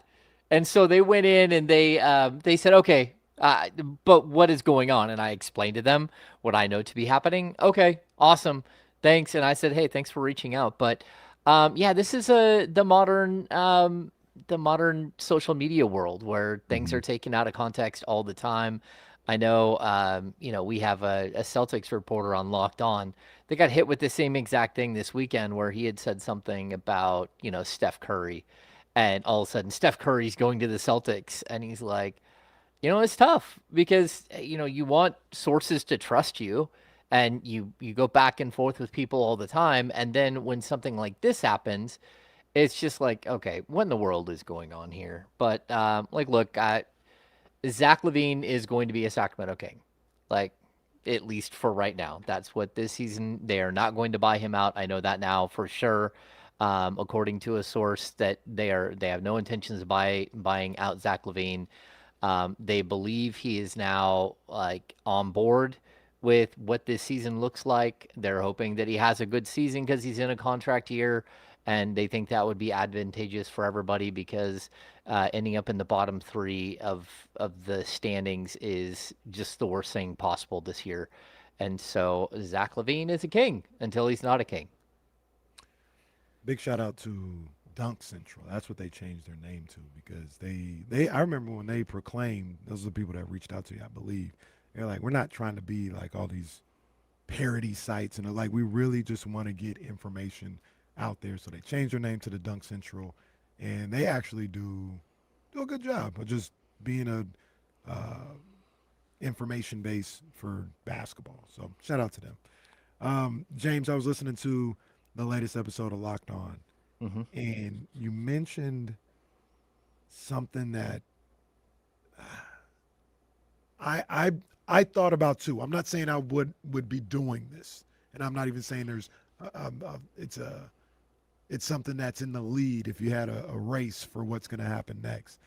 But you mentioned just the possibility that the Kings and Zach LaVine have a relationship moving forward after this season. Is that just because, you're covering all bases of anything can happen? Or is there a real world where they sign a 2-year deal after this season?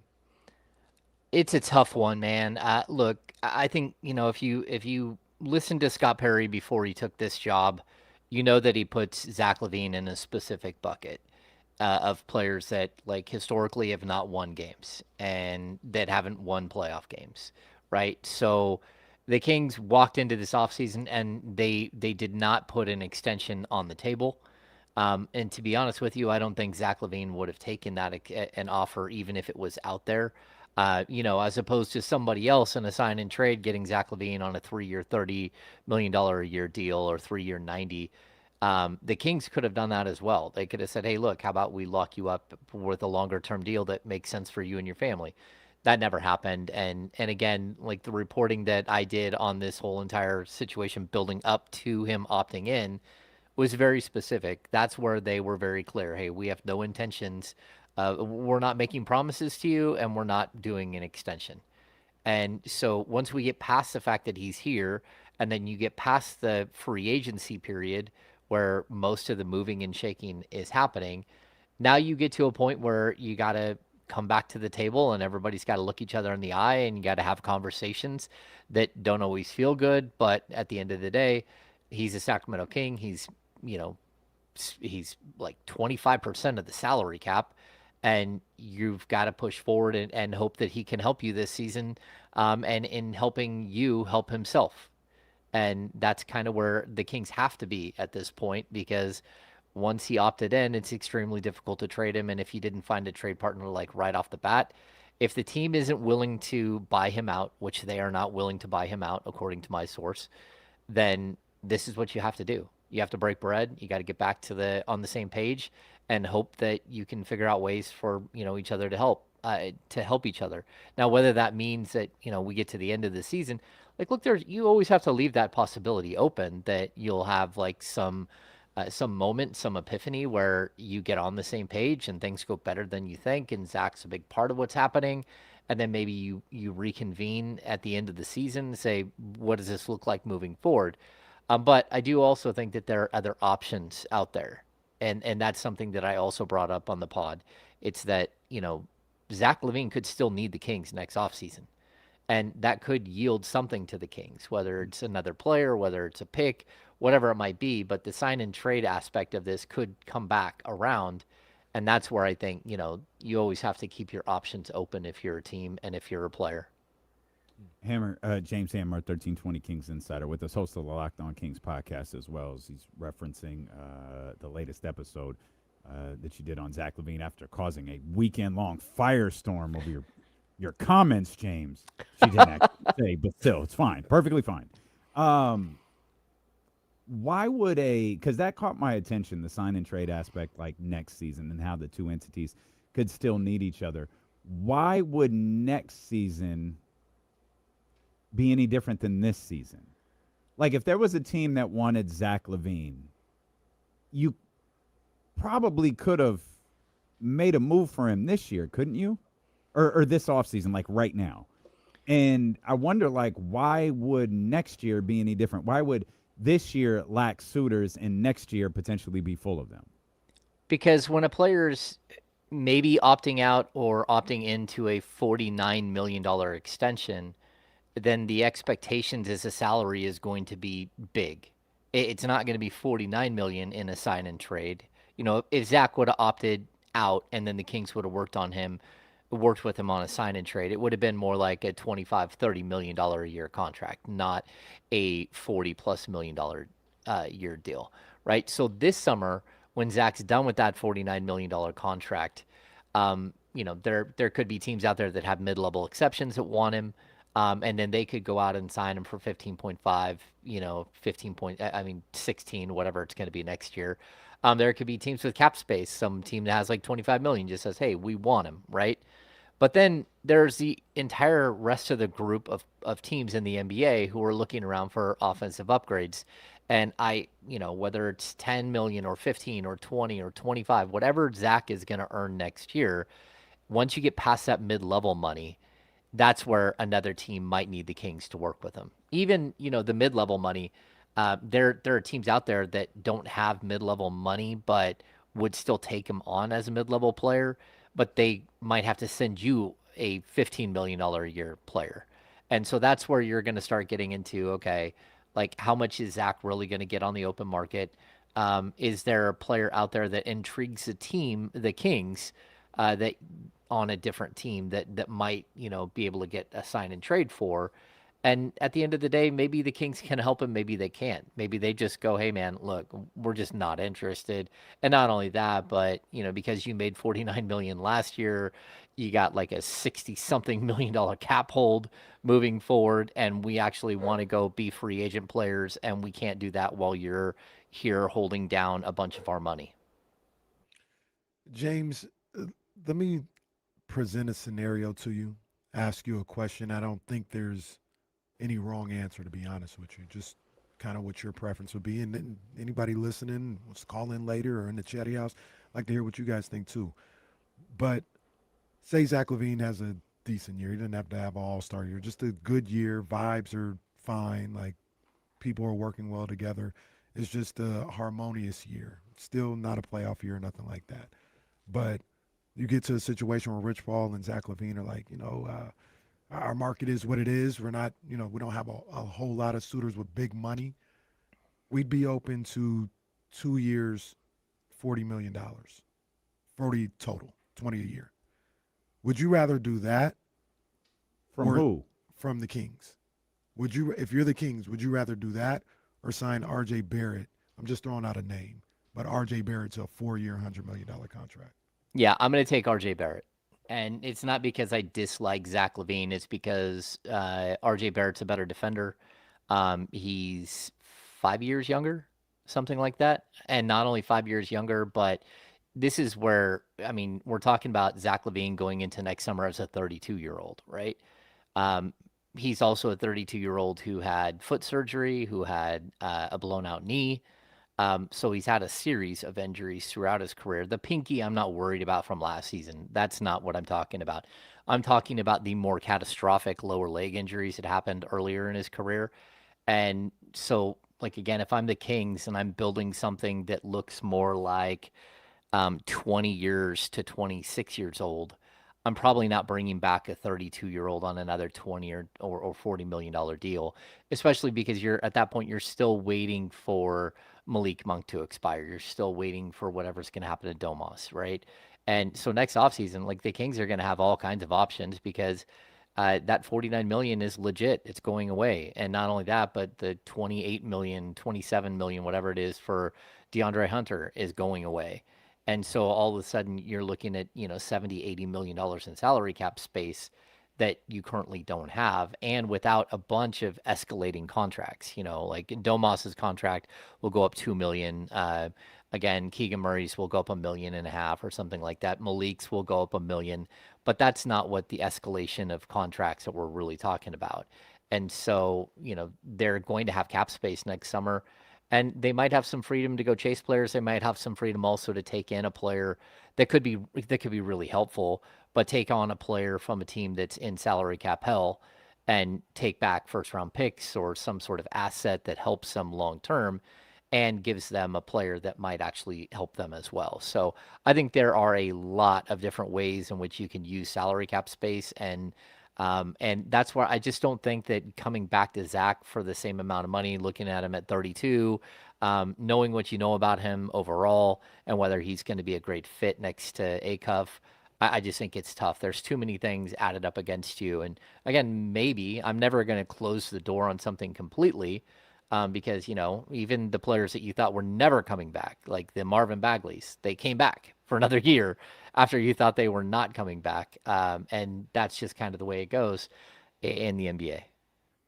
Our 1320 Kings insider James Ham with us here on Dealing with KC. What does this look like, James? Because I think that's one thing that I've really struggled with. We've talked about the lack of depth at that 2 spot, and really it might be Neek as the front runner to be the starting 2 if there was no Zach LaVine, or Zach LaVine wasn't part of the equation. And if Zach LaVine is a part of the equation, and the hope is he does have a big year, in order to have a big year in a contract year, he's going to have to play minutes, which means Neek's not going to be playing as many, which means you're probably going to be entering the offseason not exactly knowing what you're going to do there at the 2 spot. So what is the best case scenario for the Sacramento Kings regarding this position this season? That's gonna be the toughest part of this. Like, how do you manage developing young players and having to work with players who have huge salaries? I'm for this tonight's Locked On pod. The center position's the same exact thing. Like, what do you do there where you've got Domantas Sabonis and then Max and then Dylan, and you have all these options? But the fact is that everyone knows that Domantas Sabonis is still the better player, and he's still going to play a huge amount of minutes. So I don't know how you limit these guys. I mean, I can see a way in which you might be able to limit Domas to 30 to 33 minutes a game. I can see a way where you can limit Zach to 28 minutes a game and try to play these other players, but you're still not clearing out enough space. And so it's going to be really difficult to make everybody happy, to get everybody on the court. Again, that center position, like, it's going to bleed into the power forward position. And that power forward position, now you have Precious Achiuwa, you have Keegan Murray. Well, if you've got to steal 10 to 15 minutes a game to play Domas and Max next to each other, or Domas and Dylan next to each other, just so you can get all 3 of them on the court, that means now we're going to the small forward position. Keegan's going to play there more, and DeAndre Hunter's going to play less. And now you just keep stealing minutes as you go around. And I think the one spot we know that they can steal minutes from is the point guard position. But outside of that, like, they do have depth on this team that they haven't had in the past. And it'll be interesting to see how they balance all of it. James, when do you think they'll get to the point where, I hate saying this, but winning matters? Like, we're putting out the best team out there so we can win games, not because this is what the development handbook says that we should do. We should be putting a guy out there that isn't as good as somebody else out there, but we need to see what's going on with him. Do you think would it happen at any point this year? Are we a year away from that, 2 years away from that, where we're putting on the best team out there because we're trying to win as many games as possible? Well, I think that I don't want to tear apart this completely, because the best player isn't always the player that helps you win the most games. I think that's the easiest way to say it. Just because Zach LaVine is a better player than Neek Clifford, or he's a better player than Emmanuel Sharp, if for some reason Emmanuel Sharp, with his defense and his three-point shooting and his moxie and his physicality, if he makes you win more games, then you should play him, right? This season should not be at all about who makes the most money and that player's got to play. Because at the end of the day, that doesn't help the Kings. What will help the Kings avoid relegation is playing team basketball, playing together, playing defense, running. Those are the things that can help this team. What is not going to help you is a player who does a magnificent job of scoring 25 points and gives up 35 on the other end. And that's where you're going to have to continuously balance out, because just because a player is young or inexperienced in Emmanuel Sharp's like case, he hasn't played in a game in the NBA yet, it doesn't mean that he doesn't give you the best chance to win. We don't know that yet. And I would just say, like, if we get to the 40 game mark and this team is way underwater, they're still going to keep fighting to win games because they know what relegation means. And just so, again, we keep bringing up this point, but if you're in the bottom three, if you're one of the three worst teams in the league, you have a better chance of ending 11, 12, and 13 in the draft than you do anywhere else. And that's a problem. That's a big time problem. So you've got to do everything in your power to scratch and to try to win games. And again, that might mean that you have to put away some of the development time. And it might mean that a player that maybe is slower to develop than a player who, again, let's just take the tandem here that we're talking about with Neat Clifford and with Emmanuel Sharp. There's a possibility here that Emmanuel Sharp gives you a better opportunity to win right off the bat, but that Neat Clifford is going to be a better player down the road, and you're going to have to sacrifice the potential of that player being better down the road for someone who gives you a better chance to win today. And that's because the NBA did some knee-jerk reaction because they couldn't regulate their own teams and stop them from throwing basketball games. And so to me, that's what you do have to win. And I know, Kenny, that's always your question about this should be about winning. It has to be about winning at least something. Whether it's 25 games or 30 games, you have to do everything in your power to stay out of that bottom three, because if you can't, you're never going to get better. The way the Kings get better is they get another Darius Acuff or better quality player next offseason as well. That's in the draft. That's how the Kings get better. It's not by drafting a late lottery pick or something. James Ham with us here on ESPN 1320, host of the Locked On Kings podcast. Hammer, developing with vets, I think, is really difficult. We saw Washington last year commit at the beginning of the season without a vet in sight. So, we're going to play these young guys. And obviously the motivation last year, admittedly, very different than this year. Also, very much rewarded for the Washington Wizards, so much to the point where they decided we've got the group that we like. We think we can move on from these other contracts. They were able to acquire Trae Young in the process. They were able to acquire Anthony Davis in the process, but who never played for them, really. I mean, Trae played a little bit, but not really. And you were able to get a good, solid look at these young guys. But again, there was no Domantas Sabonis there. There was no Zach LaVine there. And I think that's where a lot of Kings fans get frustrated about direction, because it feels like this is going to be a different version than last year, where you're just kind of stuck in the middle, sort of serving two masters. Yeah, it's not easy. I will say this, though. The Kings have a lot less veterans right now. I mean, Doug McDermott was, 34 last year. Drew Eubanks, you got the 36-year-old DeMar DeRozan, the 37-year-old Russell Westbrook. Realistically, you're looking at this team, and it's, Malik Monk is 27, 28. I'm probably 28 now. But Domas is 30. Zach LaVine is 31, going on 32. Outside of that, that's it. Really, you don't have a bunch of veterans. The problem I see is that the veterans you do have, is specifically Domas, is kind of blocking the opportunity for what is next at the center position.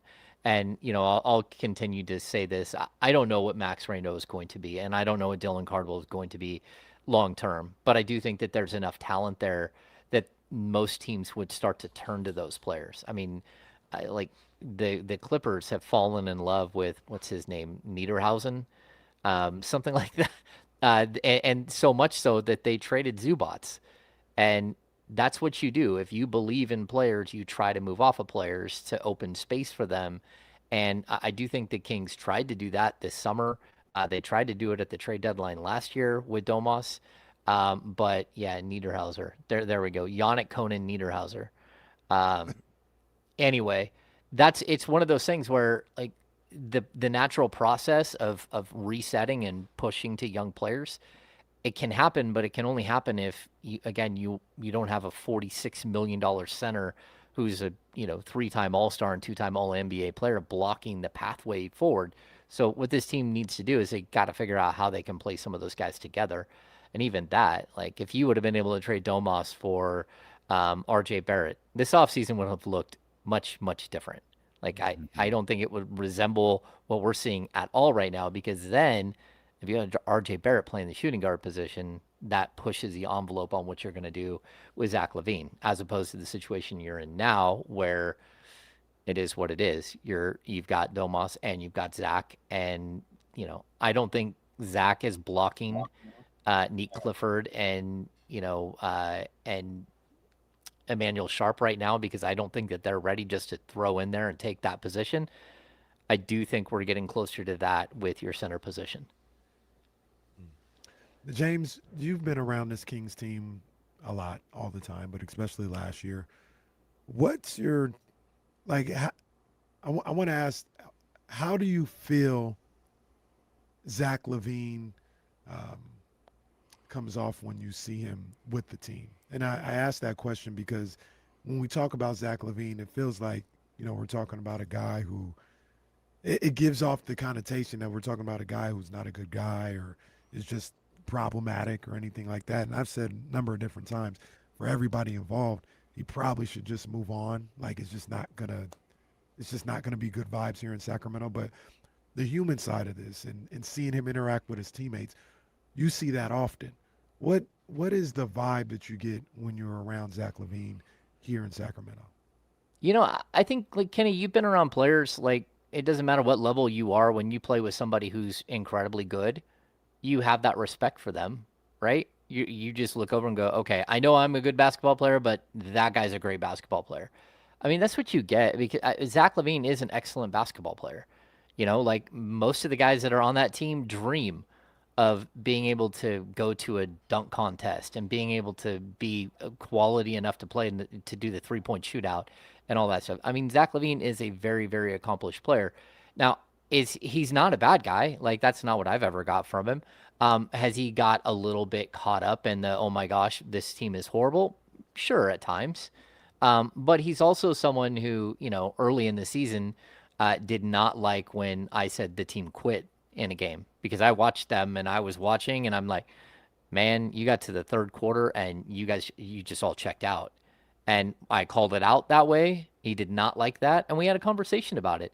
And I said, look, there's only so much I can do as an observer. I can't sit here and be in your mind and say whether you thought you guys quit that game or not. But I can certainly tell you that from the outside, and by someone who's watched so many basketball games live over the last 16 seasons, I know when a team has quit in a game, in a season.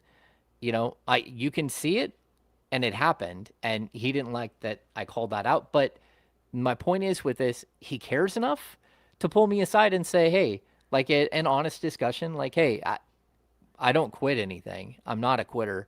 And I'm like, okay, well, then you guys have to show that on the court, that when you get to those situations that are hard, that you guys aren't going to just lose by 30 or 40. Because you guys keep letting go of the rope, and it's obvious that you're letting go of the rope. So you can call it whatever you want, but we still had an honest discussion, and I appreciate that. And so I would say he's not somebody who, again, just thinks he is like the best thing ever, and like he understands that, his record and everything else, but he also is a very, very good basketball player, and he knows that as well. So I don't think he's a cancer. But I do, like, if everyone's not bought in at the beginning, it, you see it, and it by game 20 or by game 30, when things aren't going the right way, that's when you start to see it splinter, and we'll have to see what they look like this season. The marathon continues at 60 minutes of commercial-free sports talk here with our man James Ham, our 1320 Kings insider, host of the Locked On Kings podcast, on Dealing with Casey on KIFM, West Sacramento, KRXQ HD2, Sacramento, ESPN 1320, live on the Odyssey app, live on the iHeart app. You can watch the show on twitch.tv/ESPN 1320 and youtube.com/ESPN 1320. Hammer, Zach LaVine isn't the only vet on the team. Domantas Sabonis is here too, and it feels like all of the conversation about vets and growth with the young guys and all of this stuff, it seems to center on Zach LaVine a little bit more than it does Domantas Sabonis, which is kind of funny because the guy who played his position last year is a second-round pick, and he played really, really well. He was, an all-NBA player by the time things were all said and done. And why do you think there isn't as much discussion about Domantas Sabonis and trades and interfering with development and all of that stuff as there is with Zach LaVine? Well, I think, first of all, it's 2 years of Domas. That's going to be the first thing that I would point out. So that's going to play into this because there is a possibility. And Domas is 30. So you got 2 years of him, and, next summer or the summer after that, like if you start to see the development of Max and it's just going one way where it's like, okay, this guy has got to be the player and we've got to move clear out people in front of him. But I also, like, when he came back in those games in late January and early February, I watched a player on the court. He stepped on the court. He was still out of rhythm. He was still beat up with the knee, and he was still the best player on the court for the Sacramento Kings. And that's the problem that you have. It's that if winning is part of the equation, and it has to be part of the equation because of this whole relegation zone, then you do have to put players out there that help you win. And I think the Kings made a huge mistake last year by not using Domas as like the center of the universe big that they have in the past, where they're running the ball through him all the time. But,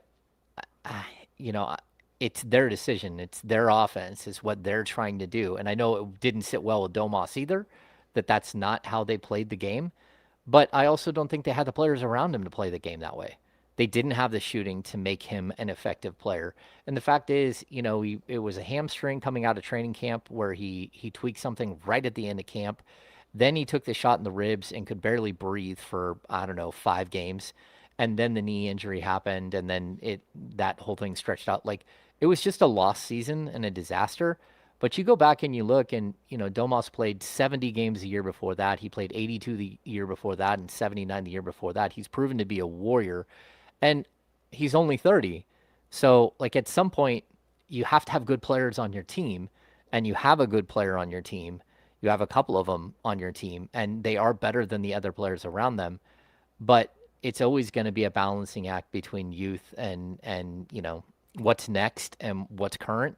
And the best thing that I think could happen here is that they could figure out a way to play Domas and Max and Dylan together in rotations, where Domas played some 4, where Max played some 4, and they could figure out a way to do that. But I just don't know that they can. I mean, that's a very, very long, it's a difficult thing to try to play out, especially with all 3 of them being so different. Big picture, James, we've talked a number of different times about the Kings and Zach LaVine just playing out the string, playing out the contract, and then they'll kind of move on and do what they're both going to do. Domantas Sabonis, is he in that same category? Or is it more of a situation where there's still maybe him and Scott Perry in a filling out process? They're more open to, doing things together and working together and building together as time goes along? Or, like I said, is he in the same boat as Zach LaVine, where he's got 2 years on his contract? We'll try and move you when we can. Like, what's the big picture look for Domantas Sabonis here in Sacramento the way you see it right now? Yeah, so I'm going to point out, like, the reason why it's not just the salary, the 1 and the 2 years between Zach and Domas. Like, first of all, Domas was here. Domas decided to stay here and extend his contract here once he got traded here. Like, there are a lot of things that I think Domas was the face of the franchise with De'Aaron Fox for a couple of years. So just like he has more of a legacy with the Kings than a guy like Zach, who basically was part of a very lopsided and bad trade. And so at the end of the day, I do think that, like, Domas, he is younger. He's 2 years younger, and that does matter, or at least a year younger than Zach. He's under contract longer, but also, like, he has such a specific skill set that you cannot replace. And, where I think you could get into a situation where Zach LaVine is shooting as many shots as possible because he knows that he's a free agent at the end of the year, where that could hurt the team. I don't feel like Domas is going to hurt the team by going out and getting more rebounds than everybody else. I don't feel like he's going to hurt the team by passing and being a better passer than everybody else on the team.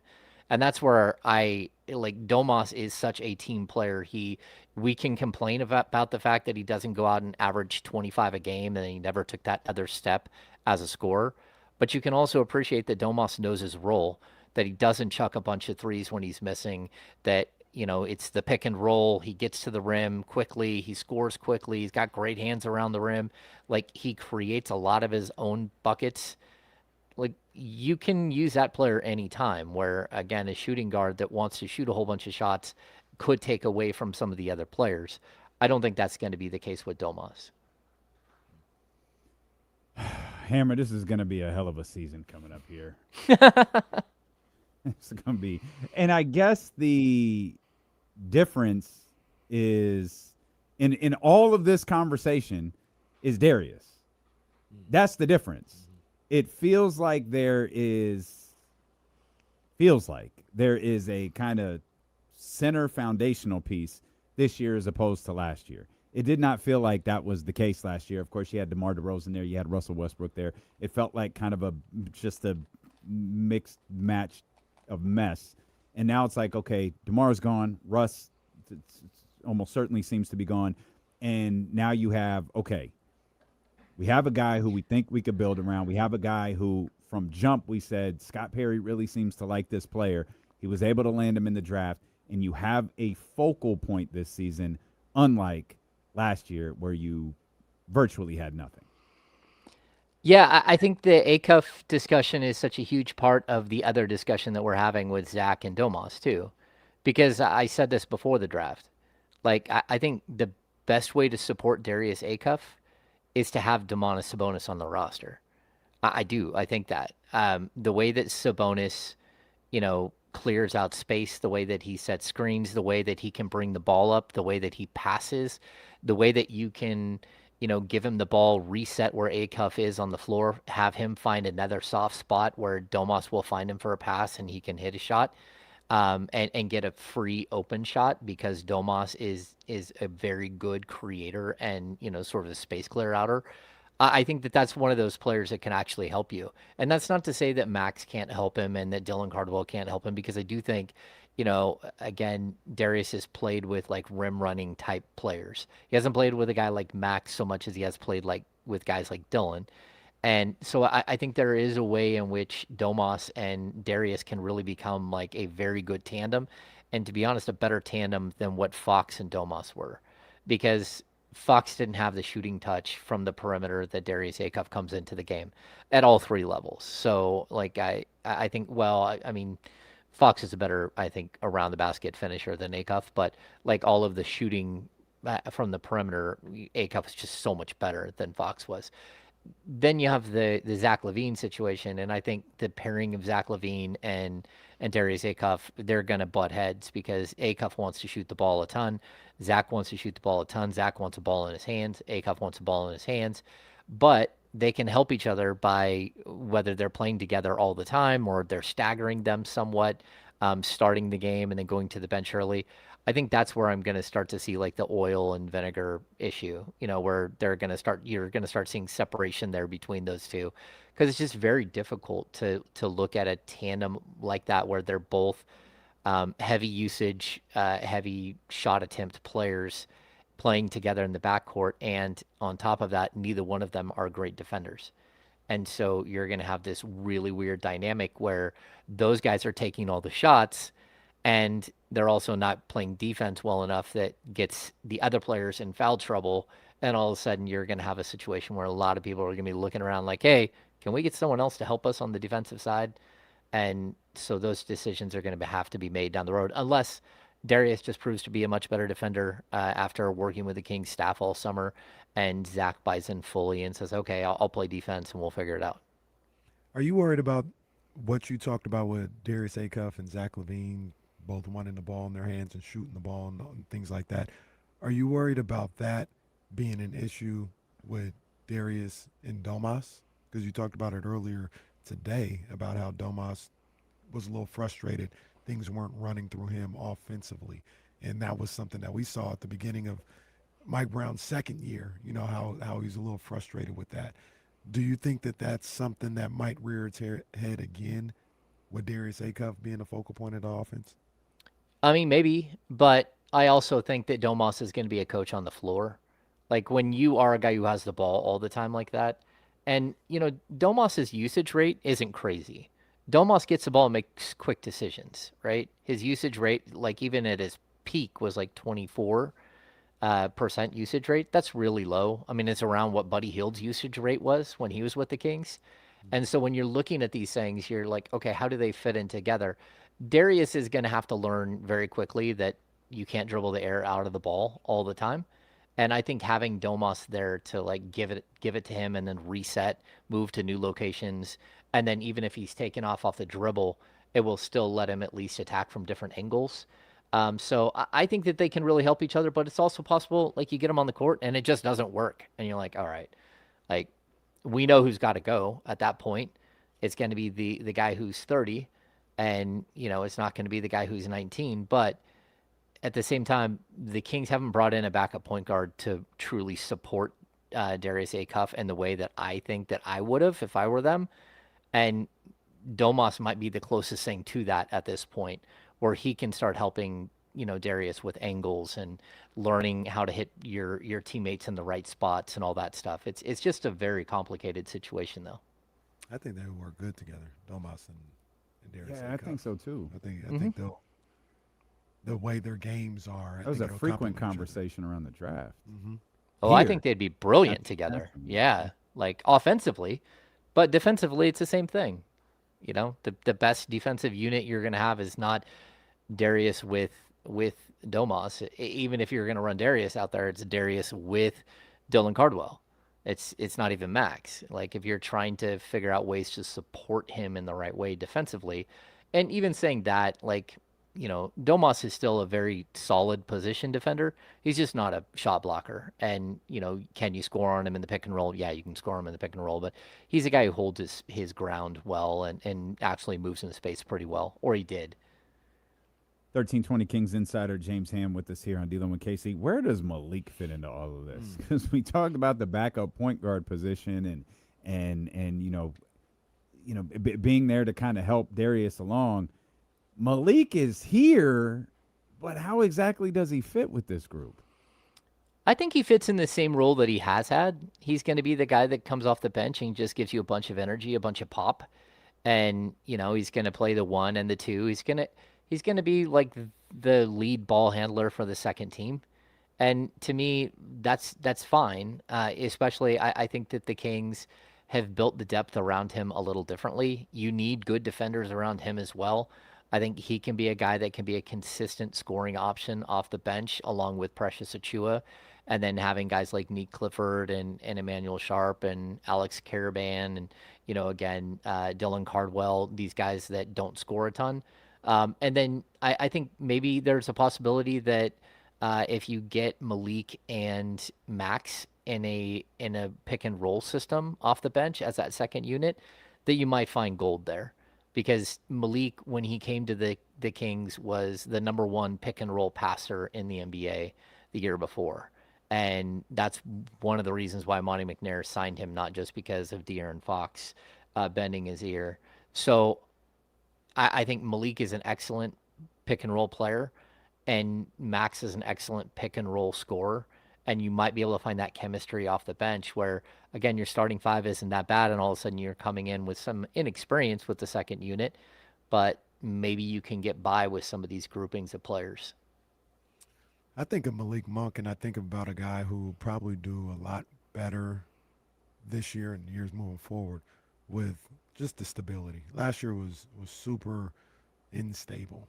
When you talk about the players that were here, kind of the nature of the offense, nature of the defense, nature of the franchise. It was just a mess. And there's, at the very least, more stability going into this season than there was last year. And I could see him getting a little bit closer to that first or second year that he had with the Kings in this upcoming season, with just a little bit more stability, a little bit more understanding of what his role is going to be night in and night out. and he can get back to playing, some high level basketball. Yeah, I hope so. I love watching Malik Monk play. I just know that, part of the reason he fell out of the rotation and stuff like that last year, it wasn't just about play on the court. And so, like, everyone has to buy in here, and they've got to buy into their roles. And I know Malik wants to be here. He says it all the time about how much he loves Sacramento, how much he wants to be here. At the same time, it's not just about fitting your role on the court. Like, you've got to be, especially as you hit, he's a 2017 draft pick. So we're about to hit his 10th year. And like this, I think this is his 9th. Next year will be his 10th, I believe. And when you get to that point, you gotta grow up. You've got to be a mentor. You've got, again, we keep talking about they don't have the mentor for Darius Acuff. Who else would make a good mentor than a guy from Arkansas who played for John Calipari to work with a kid who went to Arkansas and played for John Calipari? That would make sense that Malik could be a mentor to a guy like Darius. But I don't even think that that's been like a huge consideration other than, they can all get along and they can be friends and all that stuff. And it gives him someone that he can talk shop with. But if you want him to take that next step and be a mentor, that's going to be on Malik to do. And it's not something that to this point, Malik's been the funny guy. Malik's been, the class clown and the guy who brings levity and makes everybody laugh all the time. But at a certain point in your career, you've got to be more than that because this is a handoff game. It's a game where you play until you can't play anymore, and then you hand it off to the group that's behind you, that's coming up behind you, and he's got to be willing to do that and help some of these guys come along the right way. Feels like of all of these guys that we've talked about here, Malik is the one, and it might not be exclusive to Malik, but it feels like Malik needs to have a really positive impact from the moment camp starts. Because I feel like maybe there's already a feeling about Malik in that front office, and if he can approach this season from day one a certain way, that puts him and probably the team in a better position. Oh, I totally agree. And Malik Monk can be the difference between you winning, X amount of games and picking up like 3 additional wins. Like, he's an incredibly dynamic player. And I think he can actually like really, really help Darius Acuff and give you a major change of pace, because I think that starting group is going to be very specific in how they play. That next group, like, somebody needs to run that. And, again, I'm not trying to look when I say they need a third point guard. I know Nate Clifford can play that backup point guard, but, when Scott Perry brought in, when he was here, when they drafted De'Aaron Fox, they went right out and signed George Hill to a 3-year deal to play the same position, a veteran who was going to be the starter from day one. The Kings are not doing that right now. And to me, it's like there's a balance between having that support and having like very little support when things go wrong. Even, again, Bobby Jackson won't be on this coaching staff. Bobby Jackson played a lot of point guard at the NBA level. I guess you've got Leandro Barbosa. They're having DJ Ham work with him, but DJ Ham wasn't an NBA basketball player. So when you're in these situations, you're trying to learn how to manage everything and how to keep everybody from like wanting to kill you because you're the one who's bringing up the ball and you're not passing it to them. Somebody has to help him and be part of that. So if it's not Malik, then who is it? And that's where I'm going to keep coming back to. Like, I think even bringing in someone who's not going to play very much, but who can play the backup point guard position and be that mentor probably wouldn't be a horrible idea for the Kings. James, you talked on the latest episode of Locked On Kings about how the Major League Baseball potential lockout, salary cap or lack thereof, kind of feeds into some of the things that we see in the NBA and in the NFL. Which of the two has the better system, the NBA or the NFL? When you talk about a cap sport, their CBA, and just being able to keep a competitive product on the field or the court year in and year out. I mean, to be honest with you, the NFL is just printing money. They have been for like 2 decades, where it doesn't matter. They became the most popular sport, and it's just a runaway. and they're making so much money that, all of their teams have like $250 million payrolls. Everybody is competing for players. I think the NBA is designed more. I mean, it was like David Stern had such a strong, firm grip on the league. It was David Stern's league with a star player or two star players. And that's just not the way that the NFL is run. I think Major League Baseball is heading towards a complete mess. I saw today that the Dodgers have a $425 million payroll after their trades. And if you count the money that they've deferred, it's more like 470. And then you have the A's with like $110 million payroll. You can't have a team paying their players 4 times more than somebody else in the same league. That doesn't make any sense. And you can say, well, the Warriors ran up all that luxury tax money. Their payroll is still like $215 million compared to like 170, 180 for everybody else. What was different is the luxury tax they were paying that puts them well over 400 million. That's not, I mean, it's disparity for sure. You have the haves and the have-nots, but Major League Baseball, I mean, they just lost their way. And I think they've made all these innovations to the game itself, whether it's the pitch count or the shift or, all of these, the way you can tap your helmet and review a play. All of that stuff is great for baseball. I totally think it's great. But you didn't fix your CBA at all. And so you have these teams that are just so lopsided that it doesn't make any sense at all. Or the NBA, again, I think one of the most important things the NBA ever did, it's not just a salary cap, there's a salary floor. And the salary floor, every team has to be within 10% of the salary cap. So if the salary cap's at 150, you have to at least spend 135 million. And that's everyone has to do it. And if you don't spend 135 million, every dollar you're under, you have to disperse to your players. You have to make up that money and pay them the difference between where you are in the salary cap. And that Major League Baseball not having a salary floor is way worse than them not having a salary ceiling, because you're watching a bunch of welfare teams who just take advantage, that abuse the cities they're in, who use every mechanism possible to play out the plot line of Major League, the movie.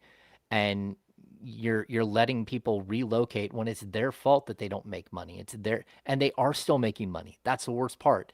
They're still making money just because they're taking all of the welfare money from Major League Baseball, and then they're not redistributing it back into the product itself. They're just taking it.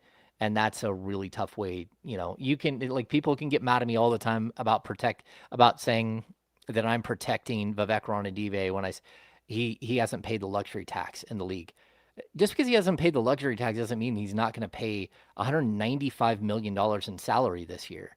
That he's well over the salary cap, just a couple of million under the luxury tax, so they can actually navigate and try to build out the rest of the team.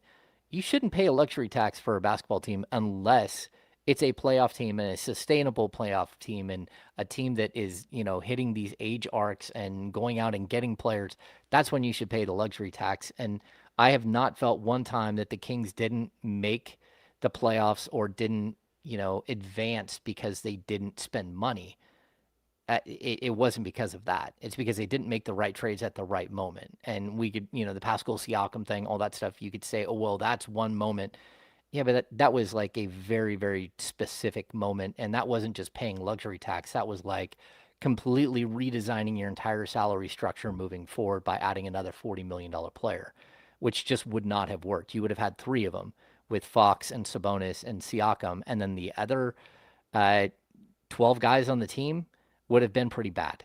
But and you would have had a direction, like you, yeah, like you like once you're there, like you build. But like we talked about this with Indiana. Indiana committed. They're like, this is what we're doing, and they found, ways to build. Now, whether it was a true championship contender and taking Oklahoma City to 7, or that was a little closer to like a Dallas Mavericks championship run, I don't really know. And we may never find out, because the version of the Pacers that's coming back next year is going to be a lot different than the one we saw 2 years ago. Yep. But they picked the direction and went with it. The Kings kind of just didn't. They were like, well, no, we don't want to pay him that. Well, who the hell are you going to pay then? You didn't want to pay OG. You didn't want to pay Pascal Siakam. Both guys have been to NBA Finals. One of them has won them. And it's like, all right, here we are. Mm-hmm. Hoping Darius Acuff is good. And it's, I don't know. Frustrating. It's frustrating, but I also, again, to get back to that point, I don't know that was so much Vivek as it was the front office at the time saying, I don't think we can figure out a way to make this work financially long term. That was the bigger question. Like, how do you make this work long term? And I've never got the feeling, even in that situation, that Vivek walked in the room and said, oh no, we're not giving OG Anunoby $225 million. We're not doing that. It was more that like, that's not who we're going to spend our money on, and that's not how we're going to spend our money. If it were $35 million a year, then yes, go ahead and do it. But it's I guess it doesn't really matter at this point because at the end of the day, it's Vivek's team, and if he wanted the deal done, he probably could have just overrode them and said, just pay the man his money, and let's just go on with this thing. Always goes back to the end of the beam team. Always. A glorious year ish. Hammer, we appreciate you, man. Hey, try to stay out of trouble. Jesse, keep James out of trouble on social media today, all right? Just don't stop short. That's all. If they watched the full clip, we would have been fine. It would have been fine. Look, I got to the end of the clip and I'm like, oh, I said a lot more after that.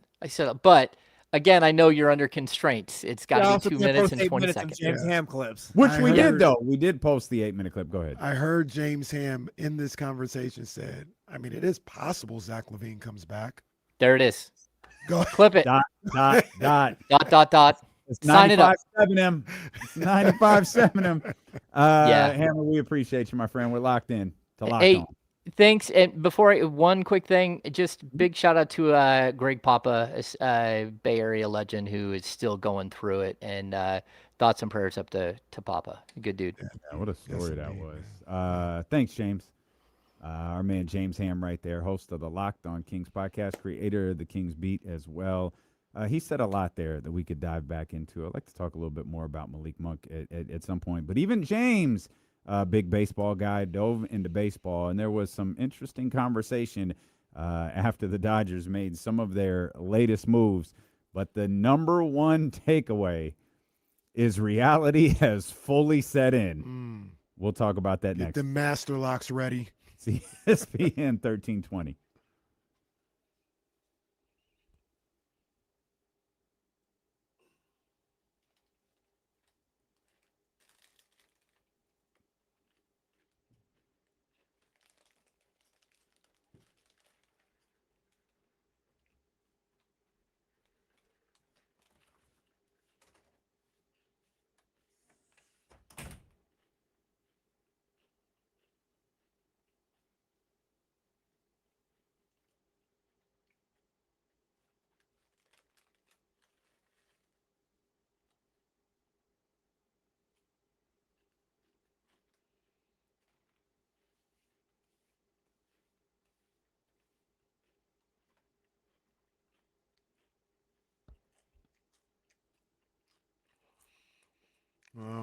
Well, we know you don't see anything wrong with it. You'll cape for any situation that helps the Dodgers because you're a Dodger fan. I get all that. I get it. Honestly, we'll talk about it during the show, but honestly, for me, it doesn't have anything to do with the Dodgers per se. Like the Dodgers organization. They're not doing anything wrong. They're not doing anything out of the lines of what they're allowed to do.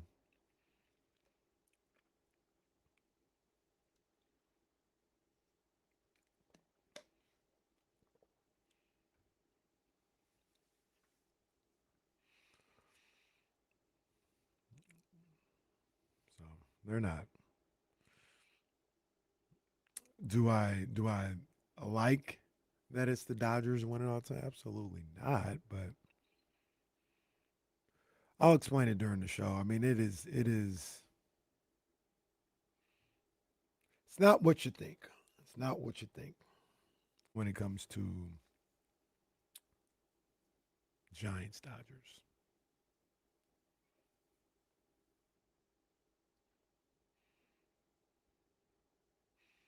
Oh, I mean, I still got some Fritos over there. They should probably get. Let me see.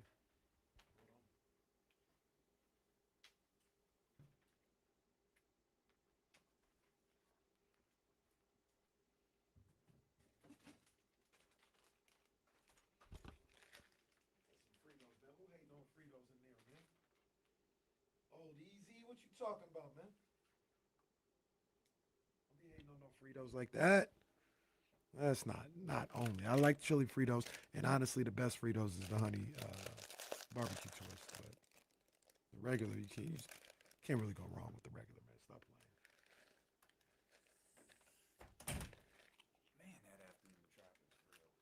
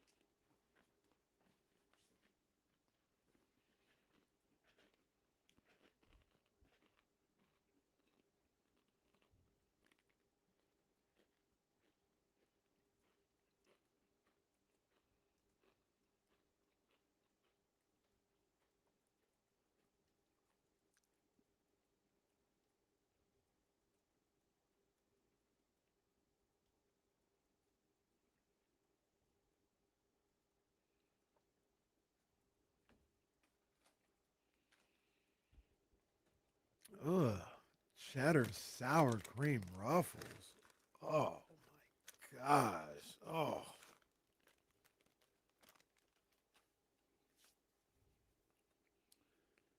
So, Literally the worst thing I've heard all day. what was that? Was it the Giants trades? No. I'm not really crazy about them trading my boy Elio Ramos, but no. What's my man's name in the chat? Kenneth775 P51. Okay. He says Cool Ranch Doritos and cheddar sour cream ruffles for the win. As my 3-year-old Wait. Whoa. Go ahead. Are those two different flavors? Cheddar and sour cream. Those are the orange ones, right? Yeah, that's Yeah, no, that's a bad take by you. Then those are top. That's Those a are- top. oh, That's wow. a top tier Stop, chip. stop. No. Wow. Jesse, stop. Yeah, Oh, that's he- a top tier. What's this guy I doing? thought Jesse for some was reason- reaching Stop, for the hot stop. tag and then jumped off the Yeah, apron. let me go there real Ain't no quick. way. Yeah, I'm walking back to the Ain't no entrance right now. way. Yeah, I thought Ain't for no some reason my way. mind went to like sour cream and onions. Like, yeah, that's gross, whatever. But cheddar and sour cream, no, that's top tier right there. No, it's not. Yes. No, it's not. Shout out Kenneth. Nah, man. Bad beat by Kenneth. That's just a nasty chip. And yes, Cool There Ranch is no Doritos. stronger debate within the very vocal group in the chatty house and us during commercial breaks than food. And like particularly either fast food or maybe the most specific snacks. Snacks, yeah. Snacks Yeah. are a very I mean Yeah. snacks Me and Ken usually agree too, but he's wrong on snacks No, launched the Jesse's great wrong. Frito delivery of 2025. Yeah, on our final 2026. box, probably What halfway year was through. it? Was it 2026? 26. It was this year. There's no way that those have lasted 8 months. It was this Yeah, year. it was 26. But it was like the winter of 26 or something. Well, it can't be. Oh, yeah, I guess it could be. Maybe like Yeah. February. Oh, Something it's like on that. social media somewhere. Yeah. Warren says KC snacks takes me off.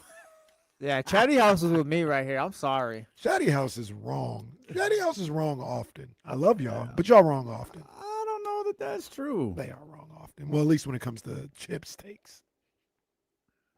No. All right, we'll get your chip Jesse steak in. and Jesse he's on the wrong side of history with this one. He's my guy, but he's just wrong. Usually, like you said, we lockstep, but he's on the wrong I side. feel of like a history. voice of the voiceless right now. Shout out to the Chatty House. The CM Punk of snacks. That's so sick. I'll take it.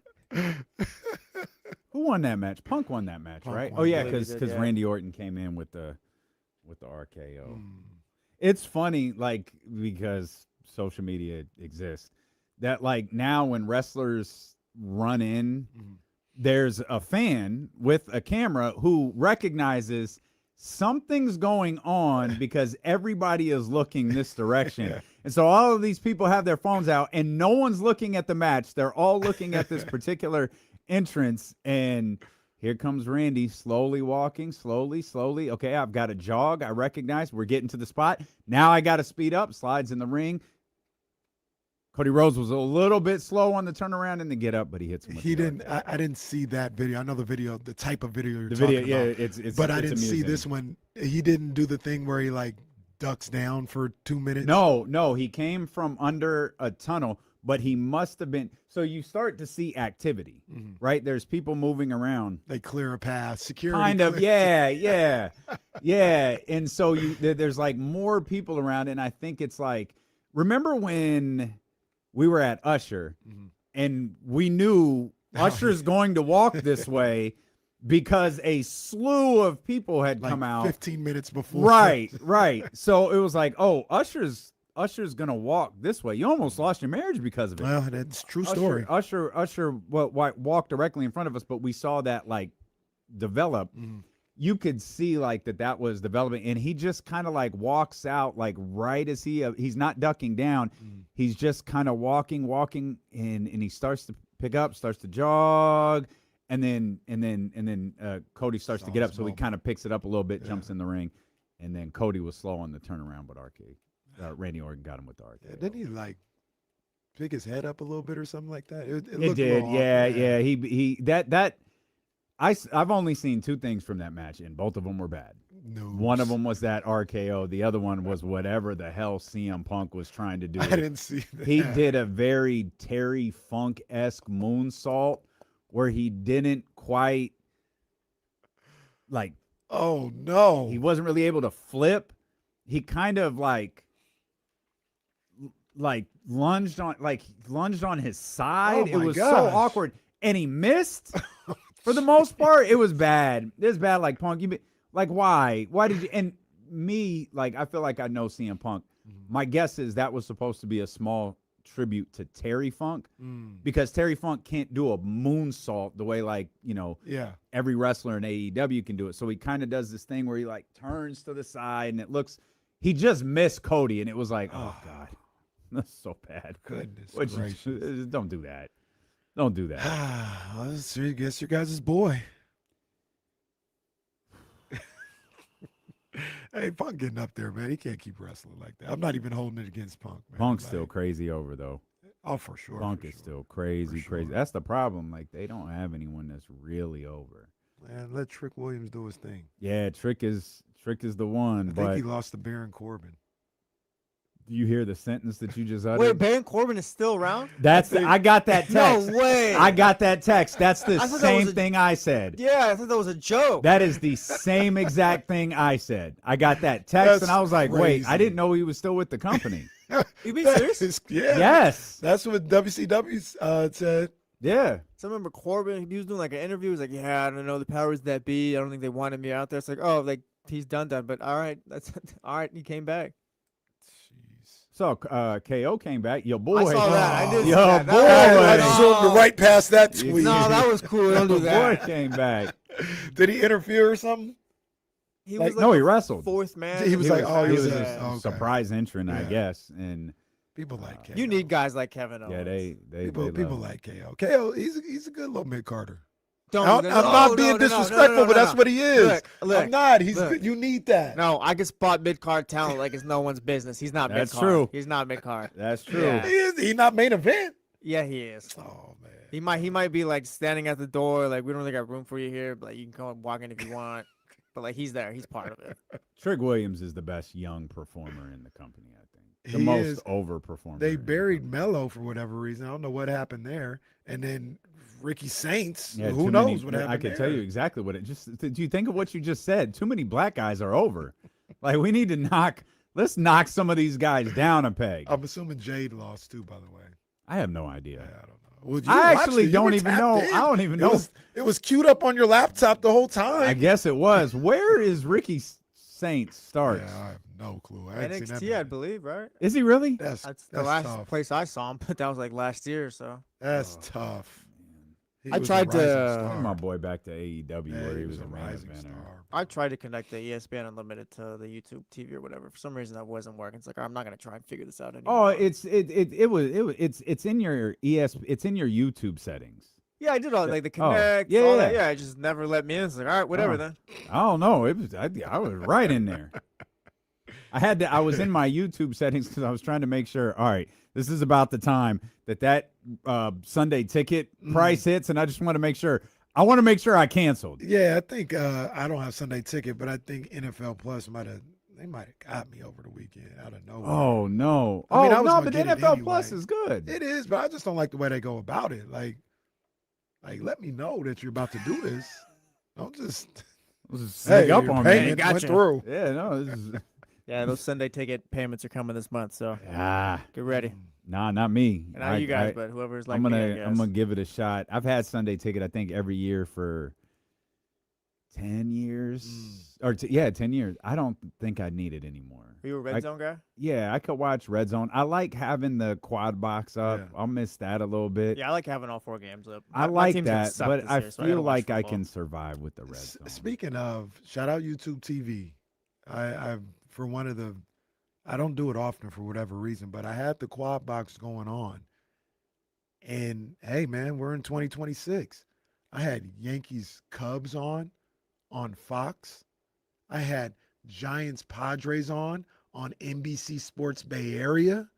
I had Lamont Roach Jr. and Will Cepeda on TNT. And I just threw on the NFL. I had options, baby. That's a solid. I had solid 4 right there. options. You got to go with the. You You got to go know? with the movie in the bottom. If you got a Good 4th, call. yeah, you got to go with the movie. Yeah. That's a good call, but I just didn't know what to do because I had sports options. Like I didn't have to. Oh, I can't watch the Giants because I'm trying to watch Cotton. No, I could watch it all, man. Shout out to them. I'll be anxious to see how this works when college football gets here. Oh. Does it still work perfectly, or is Oh. suddenly there's something that can't be added? Licensing issue. Yeah, like, Yeah, oh, sorry, sorry. guys. Well, look, I'll tell you right Can't now. do it You this can't- week. Yeah, I know. There's no way you're going 2 Big Ten and 2 SEC right now. Hey, Yeah, you can't do I'll it. tell you right now. The powers to be in college football won't let that happen. That's what we learned last year. Oh, that's a good point. They will not let. What was anything. that, Texas, Ohio State?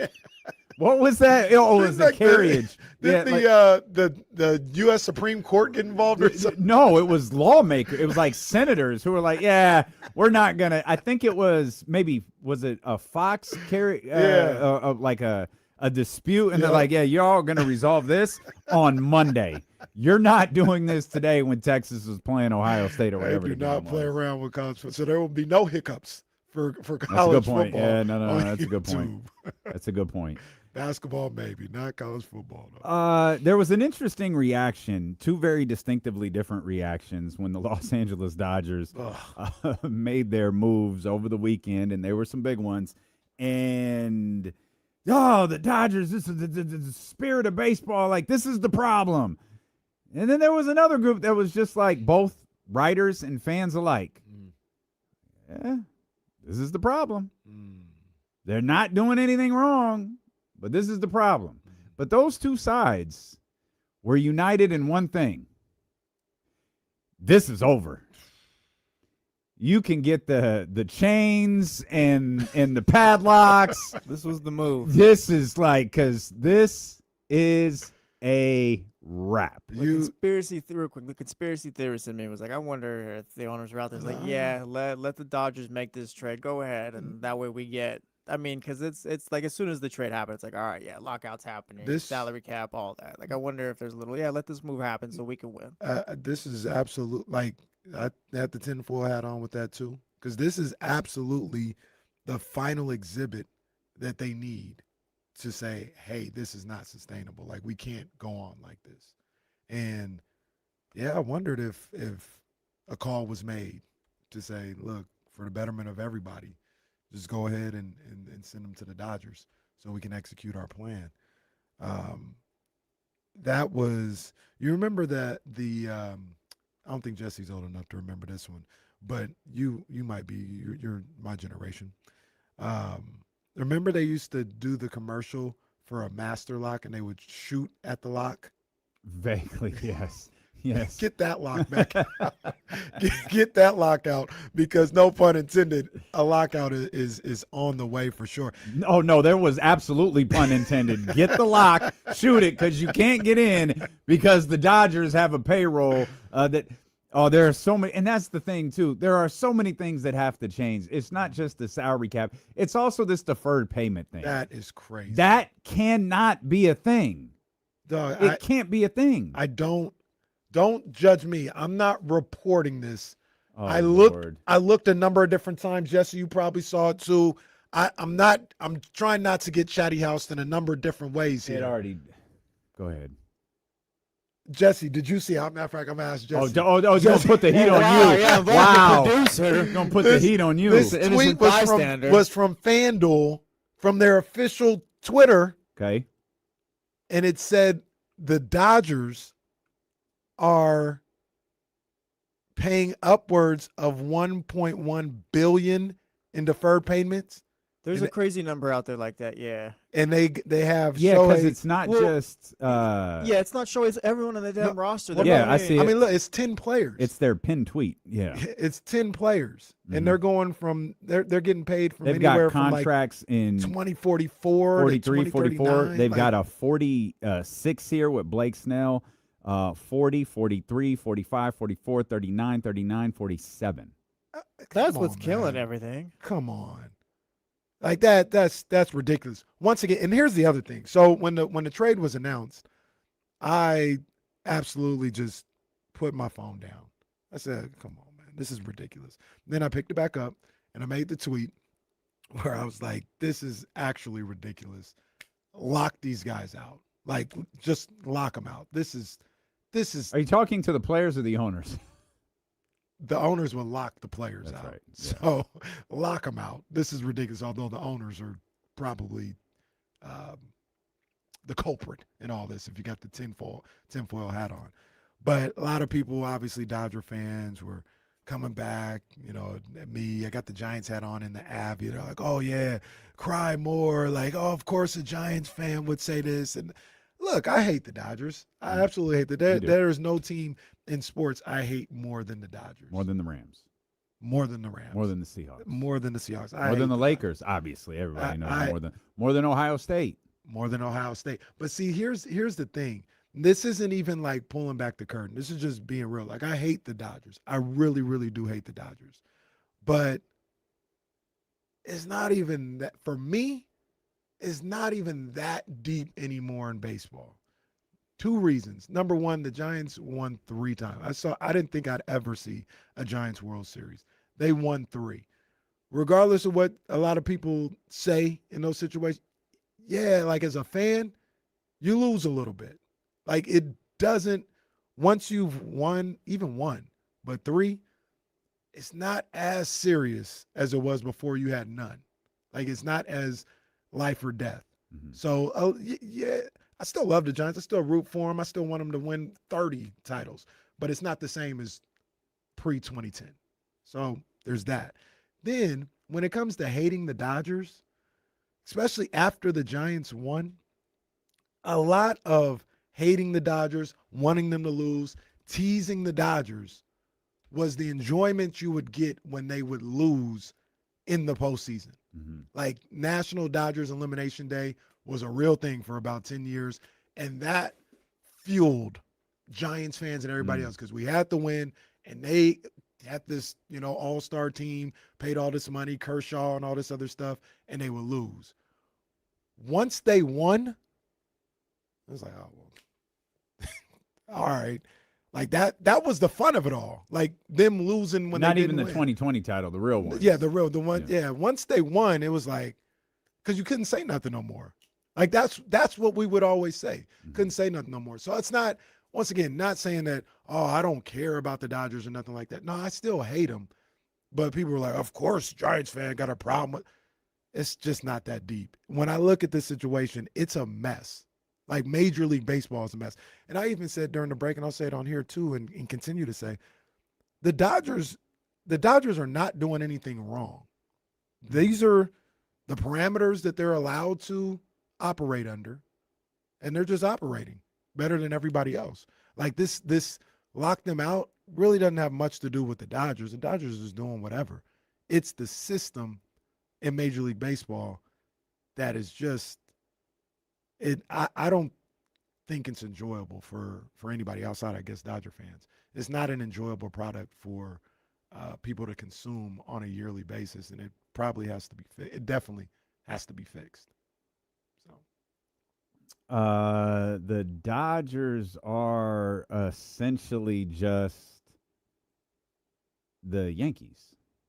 Like we've been through this with the Yankees in the late 90s, 2000. Like, I mean, it's always been perpetually the Yankees, the Yankees, the Yankees. The Yankees are going to get Roger Clemens. The Yankees are going to get Alex Rodriguez. The Yankees are going to do this. The Yankees are going to do that. And now it seems to be the Dodgers. Is it fair to say it's not a good product right now though? Because I mean, I think across the board, like numbers are up, ratings rise in the MLB. Like, I can both think the things be true? presentation of the product is really good right now. they've and James talked about it a little bit. Everything that they've done with the game itself is top tier. Like me and Jesse, we talk about this all the time. We love what baseball is doing in that respect. But when you have the rules in place that allow what the Dodgers are able to do in place, that's not good for anybody. Like It has gotten excessive. yeah, like if you're, I know, and we'll talk about it. I know the argument is always like, pay more. But what are the Pirates going to do against the Dodgers? I don't have an issue with like there not being a salary cap. Like I'm fine without there being one, but the whole like, oh yeah, the Dodgers are going to defer all their money till 2034 and pay everyone there. Like yeah, like not everyone can do that. Yeah, Like if it was like, oh yeah, no deferrals and we're all just playing with no salary cap, pay whatever you can, like fine. But you got to pay the guy right then and there. But the whole, yeah, we're going to wait 10, 15 years. Like yeah, not everyone can do that. The Dodgers are getting, I was reading this over the weekend, they're getting like $350 million a year on their TV deal. I think the next closest one is the Yankees at like 150.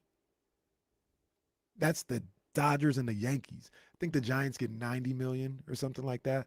But once again, what are the Guardians going to do with that? Like, and when there's no cap, like all that money that you're bringing in, you could just do whatever with. Like you can have the farm system be top flight. You can have deferred payments. You can put it towards contracts this year.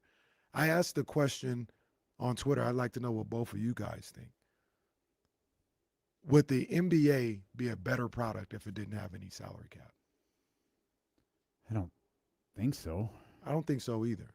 I'm not saying there's a right or wrong answer because to each his own, but that wouldn't make it a better league if there was no salary cap and people could just do whatever they wanted.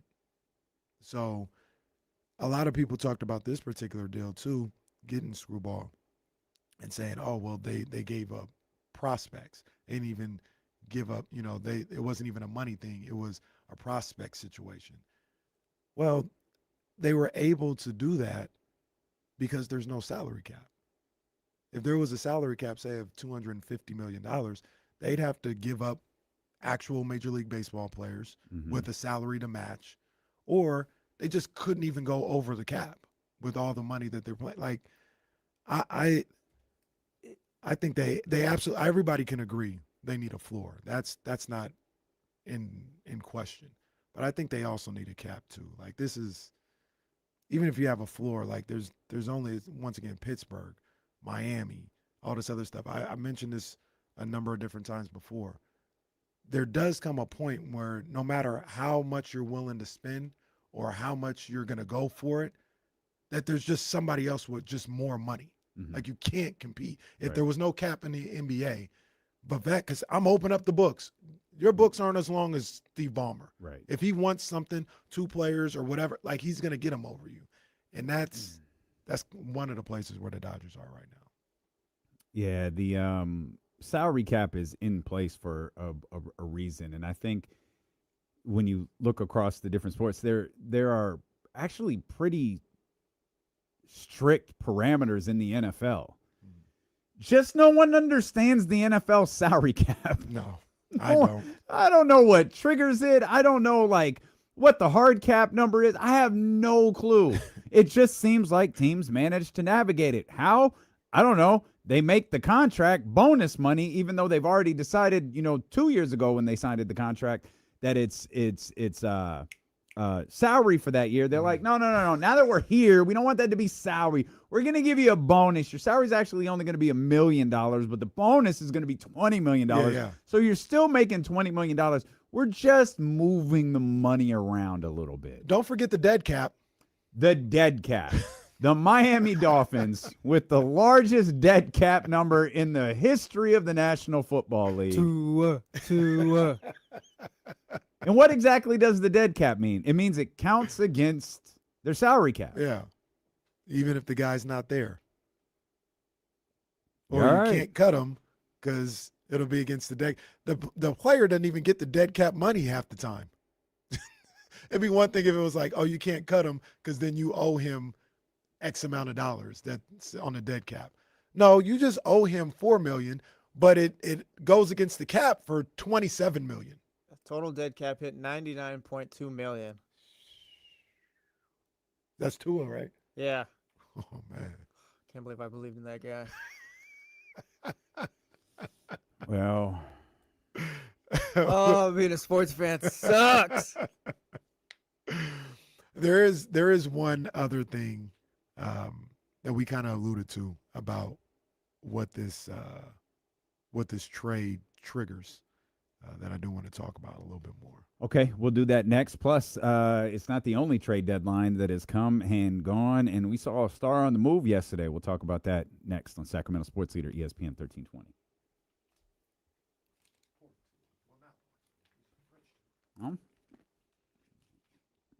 Tua is not starving.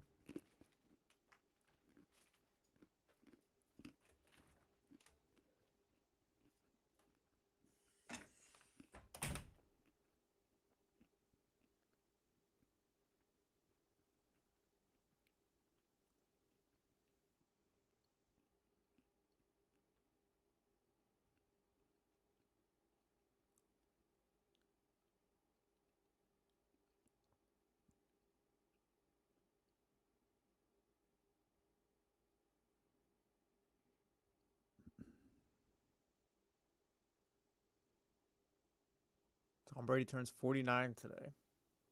49? Yeah. Wow.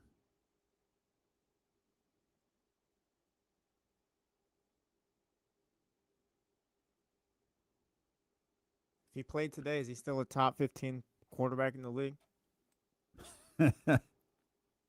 Honestly, I think so. Yeah, that's what I'm like. It's not a crazy question, I don't think. I think so.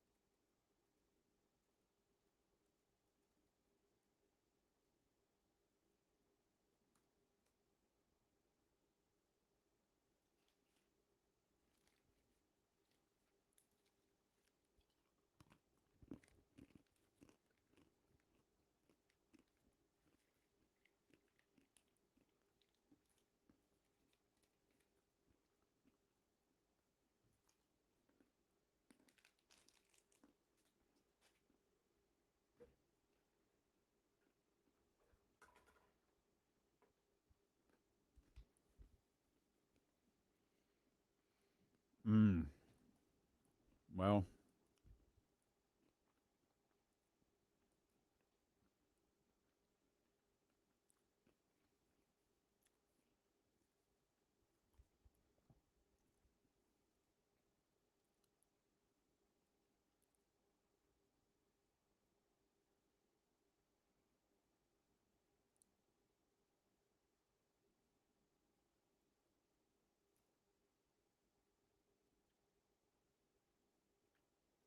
Did someone mess with the thermostat in basketball? Hell, I don't know. Did I miss something? I don't get it.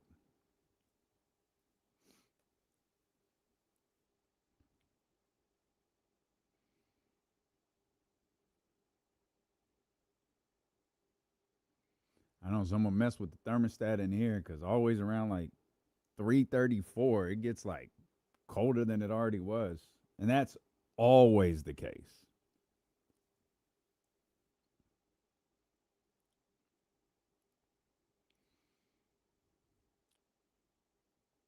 Yeah, that heat out there is something serious. I had to do some things outside. It was like 11.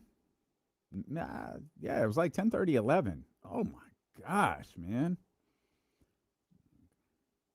Got to pick up the dog poop quick or it starts to bake and sticks in the turf. Like, oh, come on, man.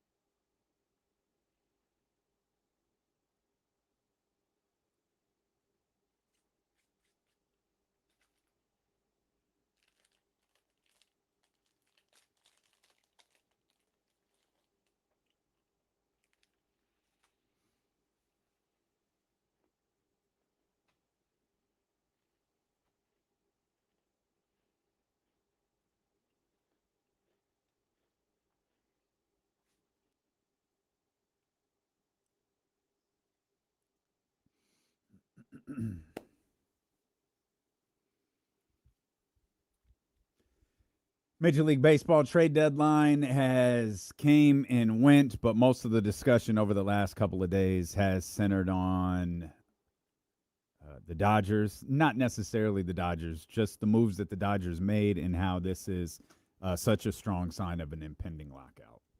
It's over. It's over. Well, it is. I hope all you Dodger fans are happy because you are about to end baseball forever. I don't think it's going to be forever. Not forever, but close. Look, here's the thing with baseball is I remember reading something or listening to something or whatever, and I my whole life, 43 years, all I've ever heard was the Major League Baseball Players Association and the union is like the strongest union in America. Like I said, as long as I've been alive, they always win. They run the owners into the ground every time. And as we get into 2026, I think there's a certain group of, actually, let me take that back. And we were getting into like 2020, 2019, somewhere around there. There were a group of owners that were like, nah, we need to put an end to this. Then COVID comes. And they had to figure out a way on the fly to play the games, the 60-game schedule or whatever. Just because I guess they all just hey, we got to get to this money. Like we have to. Who knows what's going on in the future, but we got to play this season, get to this money. And I think the thought process was the players took advantage of the owners needing that revenue that year. They took advantage of them, got maybe a deal that was a little bit more player friendly, or at the very least more player friendly than the owners would have liked. And they took advantage of them. And I remember at that time listening to people talk about those negotiations and how it almost didn't happen. And they were like, they're going to play baseball this year. But the owners, I'm hearing from like Tom Verducci would be like, I'm hearing from owners, we won't forget how this went down. Oh, yeah. Mm-hmm. We will not forget how this went down. Yeah. And you combine 2020 with the history of the public perception that the players have always, shout out TC, pushed the owners in the bushes. Oh. Like for as long as I can remember, as long as I've been alive, the public perception is the players push the owners in the bushes all the time. And I remember hearing that in 2020 and then hearing as we gear up to here and the owner's like, no, this ends. This ends this time around, I think they're going to try and take the players to the cleaners. I think they're going to try to destroy the players. Well, this what lockout. benefit is there of that? Like you say, destroy. Okay, sorry. Let me ask a better first question. Mhm. What do you mean by destroy the players? They're going to get the deal that they're going to get the deal that they want. Usually in these situations, I think the NBA for the most part kind of does this. The NFL, poor players, they don't even care. But the NBA does this like where if sure there's a winner or a loser or something like that, but for the most part we're working together. We're working together. You guys are going to eat, and there's some things that if I'm an NBA owner that we made some concessions for, and there's some things that as an NBA player we made some concessions for, so we can get a deal that works for the most part for both sides. I think these Major League Baseball owners are trying to take them to the cleaners. There won't be a lot for the players that works for them, or as far as like what they were trying to propose going into this thing. I think the owners are going to get everything that they want. And the players, they'll fight, but at the end of the day, I don't know what it's going to look like. Yeah, I hope think I'm you might wrong. be. I don't know if that's destruction, but I think there's going to be a clear and decisive winner in this. It's a very contentious relationship. Oh Like, yeah, no, absolutely, the Players absolutely. Association and the owners, it is not we're working together. And I just, maybe that's me like being overly like aware or just on edge about how owners go about things sometimes. But I think they're gonna try and make a lesson, make an example out of these players and flex their muscles. And they've been gearing up for this time as well. So I hope I'm wrong. I hope they figure something out in the middle of next summer and they can play. But mentally, emotionally, I'm preparing for next season not to happen, and it might bleed into 2028. And the thing about it, we've talked about this a little bit before. I want to know what you think, and even Jesse, you think as well. Is you got to negotiate. You have to try and fight for what you believe is right or what you want as a Major League Baseball Players Union. But I'm sitting here on the outside looking, I'm like, you guys aren't going to win. Like, if the thing is we're going to fight to not have a salary cap in this league, that's happening. Mhm. So why would you waste a whole season?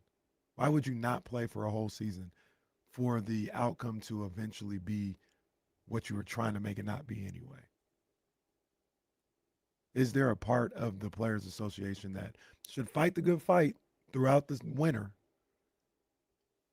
but in the back of their mind be like we can't win. We can't win. It's people on the front lines too, and I'm not shading him at all or anything else like that. Like he's doing what he has to do as a leader. I get that.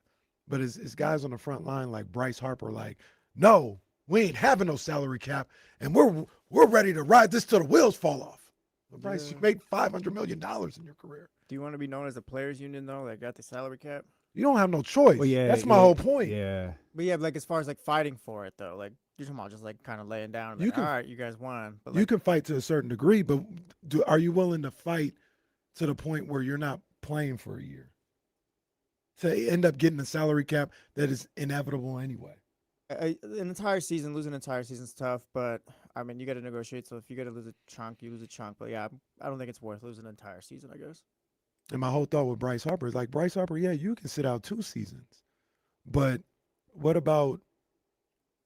I don't know how much he makes. I'm just saying because he's in the minor league system. What about Darren Baker? Like, can Darren Baker can afford to not play baseball for a year and a half, right. 2 years?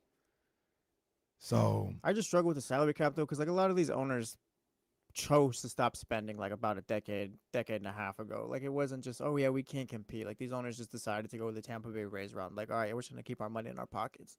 Like the Dodgers are tough, but like sure, there's a salary cap. Like could it help parity in baseball? Sure, but I think this is more just the owners want to save themselves money. Like I don't think they're really tripping about how baseball looks or anything. oh no, they don't. I don't think they care at all. But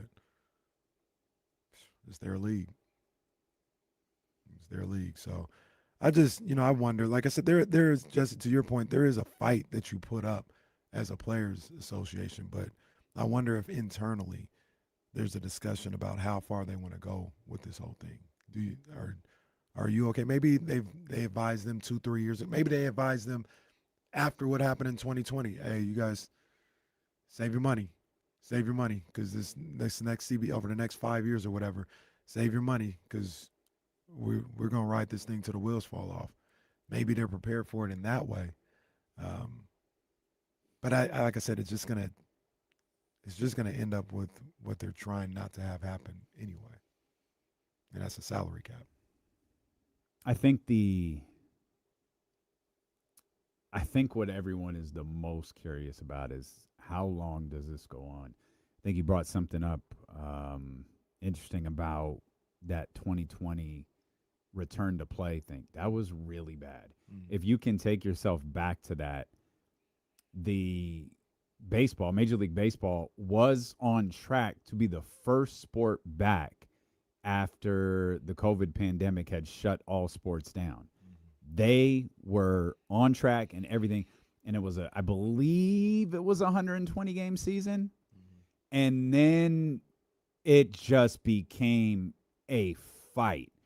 So bad to where it was like, okay, this is D-Day. We're either in for 60 games or this season, it's over. We're not doing it. Yeah. And that's where all right, we're going to do it this way. Yeah. We'll do it this way. But we'll remember.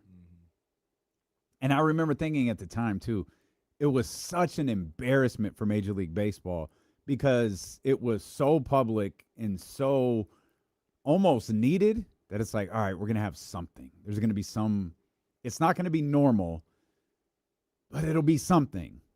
It's like, oh, okay, we're not there yet. Oh, 120 became 100. And then 100 became 80. And it's like, okay, wait a minute. What the hell is going on? And then, of course, that became 60. The Dodgers win the championship. And then perhaps in the most telling moment, a player is removed from the game because he tests positive for COVID-19. And then we see him mere moments later celebrating maskless with his teammates. It was against Trey Tucker. What was that guy's name? It was the redhead guy, right? Yeah, I can see his face. oh man, Turner. That's what it was. What's my man's name? What's his first name? Is it? Why do I keep saying Trey? It's not Trey, No, right? no, it was. I'm drawing a blank on Turner. The baseball player? Yeah. Justin Turner? Justin Is it Turner. Justin? Oh, It's Justin okay. Turner. Absolutely. Okay. Yeah. It's like, oh, there he is, just sitting there. Yeah, man. So man, I hope all this is wrong, man. I hope. I think they will lock out, but hopefully it's not for too long. Hopefully the players get a fair deal. You know what I mean? Hopefully it works out for everybody, and they can kind of keep things going on.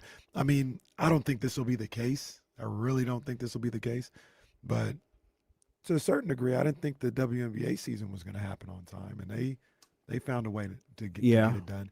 One of the things that was working for the players in that situation that's not really working for the Major League Baseball players is I always thought the WNBA players had a little leverage and options. They had options. That's for sure an issue. But they also the WNBA had invested in expansion. And remember I used to always say they had promised these people, hey, if you pay $250 million, we got a league coming for you. And these people are looking for the return on investment. And you're talking about a lockout, like, no, you better find a way to play. Mm-hmm.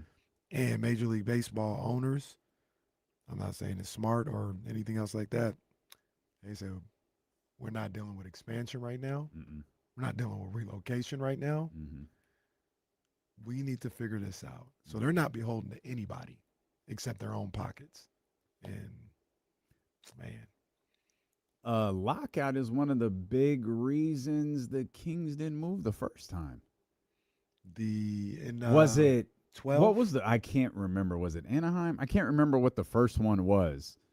I think it was Anaheim, so then many. Virginia Beach. But Virginia Beach. Stop it.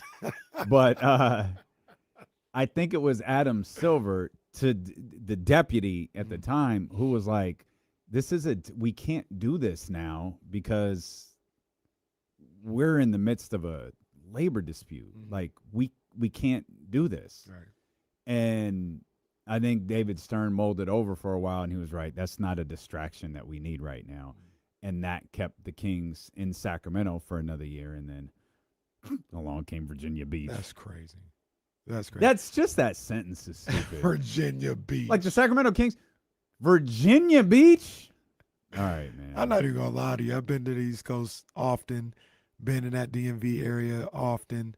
I have no idea where Virginia Beach is. I have no clue. How they get in the NBA team? Crazy. Speaking of Darren Baker, if he can't be a Major League Baseball player, if he can't survive without a year or more of Major League Baseball salary, he could just join his dad in making wine, man, because nobody makes better wine than our man Dusty Baker and Baker Family Wines. You can join Dusty's Clubhouse, which is basically Dusty's Wine Club for exclusive releases, tasting room specials. They're actually dropping a new rosé this week. They dropped a new rosé this week that is available at the tasting room in West Sacramento. So you can go check that out. You can also check your local Nugget, Rockland, Roseville, Granite Bay, and in South Sac as well. Select Rayleigh's and Bel Air locations has them, but if you're looking for a specific blend, go to the tasting room in West Sacramento because they're guaranteed to have it. They're going to be doing a wine tasting over at Oak Park Brewery coming up this Thursday as well from 6 to 8 if you want to be a part of that. Head over to bakerfamilywines.com and remember. Hello, this is Dusty Baker. Welcome to the family. I don't think Dusty Baker is thrilled with what's going on in Major League Baseball right now, but he's been around the game a long time, so I'm sure he's seen this plenty of times before. The Major League Baseball trade deadline isn't the only one that has passed within the last 28 or so hours. The WNBA trade deadline came and went. It was much quieter than the Major League Baseball trade deadline, though Kelsey Plum, who was a name constantly associated with a move, was in fact traded from the Los Angeles Sparks to the Phoenix Mercury, and the Mercury, with a clear acknowledgement, they don't like this draft. They're 11-18 right now. They gave up a first-round pick this year. They gave up a first-round pick in 2027 and a second-round pick in 2028. But Kelsey Plum, who is a star and looked like a cornerstone of the Las Vegas Aces just a couple of years ago, has now quickly moved on from the Los Angeles Sparks and is on her way to the Phoenix Mercury, a team that really isn't going anywhere right now, but will have the ability to offer her a big contract this offseason should they choose to, and we could have another team in the midst of a playoff contention. I don't think it's going to be this year, but perhaps next year. Yeah, forward Kelsey, obviously I've seen her with the Sparks, but man, fell from top 10 and not mentioned at all after she left that was traded from the Aces. Yeah, I thought she was going to go to the Golden State. I know there have been talks about the Valkyries being interested. How real they were. That would have been amazing. But yeah, there was talks about an amazing turn of events. There talks about them being interested, and I think as well as the Vows are playing right now. Another win last night against Portland. I think they played. Getting somebody like Kelsey Plum for that playoff run would have been. I think that's the one thing that they got to figure out. And to get on a championship level, they're already a good team. They're already a playoff team for sure. Top 3-4 team in the league right now. But to get on that championship level, I would have loved to seen them getting Kelsey Plum. I think that would have potentially put them over the top, but they're going to have to do without it now. Yeah, they are. And I think one thing that the Indiana Fever should consider doing without is Sophie Cunningham. She has become a significantly bigger distraction than what she is worth to that basketball team right now. And Caitlin Clark had to answer questions about her for the first time last night, and you could just see by the look on her face, you could see it from Stephanie White as well. They are absolutely exasperated by this situation with Sophie Cunningham. She is a fine basketball player for what her role is. it's not the best to lose her, but at this point, her distraction level far outweighs what she brings to that basketball team. Right. And you could actually make the argument now that the distractions are causing issues within that basketball team, as much as Caitlin Clark attempted to deny that yesterday. It is an issue, and I think it's time that the Fever cut ties with Sophie Cunningham. And feels like the whole Sophie Cunningham energy has kind of run its course. Mm-hmm. You know, there are things that she does on the court and does for a team that I do like. But like you said, it's not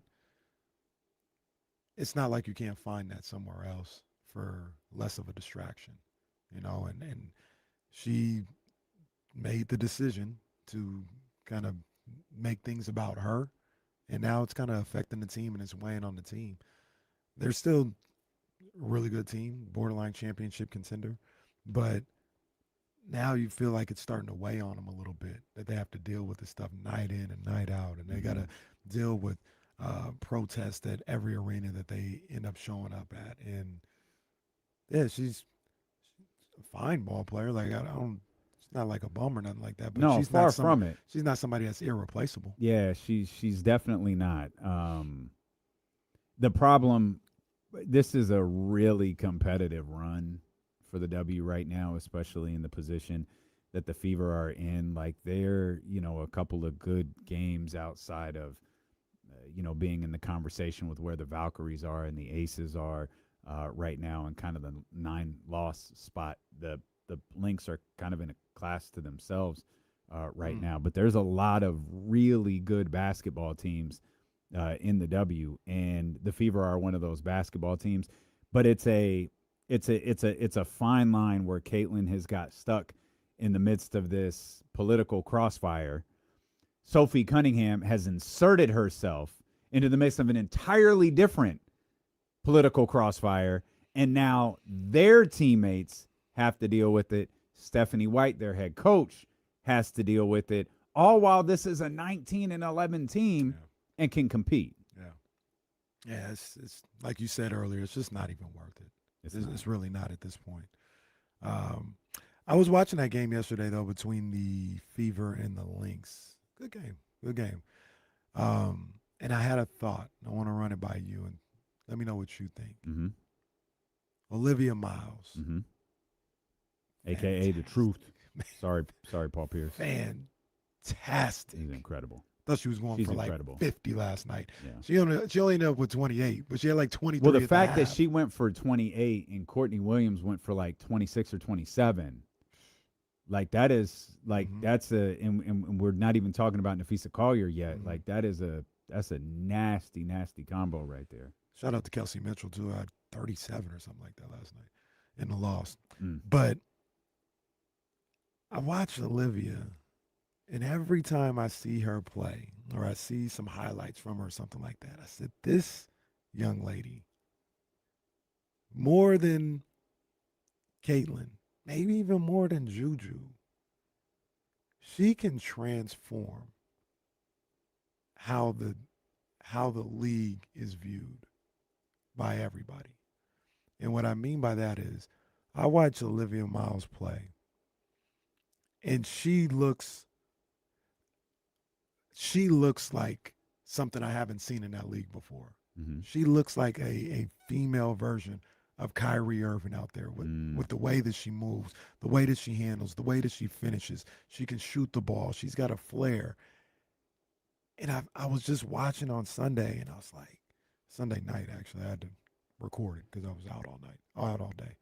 But I was like, man, have I seen a player like this in the WNBA? And I couldn't think of anybody that I've seen like this. And I wonder if that can bring more eyes to the league, basketball-wise, right? Like you have people who love Caitlin and Angel and some other people for a number of different reasons. But just watching a basketball game and just being like hyped to see a person play basketball, I wonder if Olivia can be transformative in that way for the WNBA that they haven't seen yet.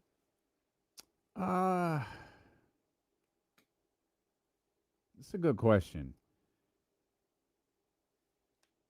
That's a good question. We talked with Eddie the other day about like when that hit Asia because it wasn't coming out of South Carolina. Like it wasn't the Candace Parker Maya Moore thing.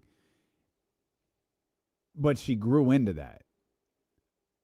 But what she did to think that that could potentially be normal is insane. Like Asia is flirting.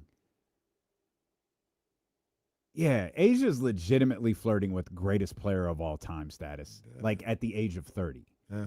Like that's how good she's probably going to win the MVP again this year. If they win a championship, like it's not Jordan LeBron, it's just different. Like we're flirting with Bill Russell status here. Like it's insane. Right. We're flirting with Kareem, we're flirting with something like we may not have seen in either league before. I think it's going to be hard for Olivia to get that type of recognition while Asia's turning 30. You know what I mean? Like Kyrie can exist. Luka can exist. They weren't quite like.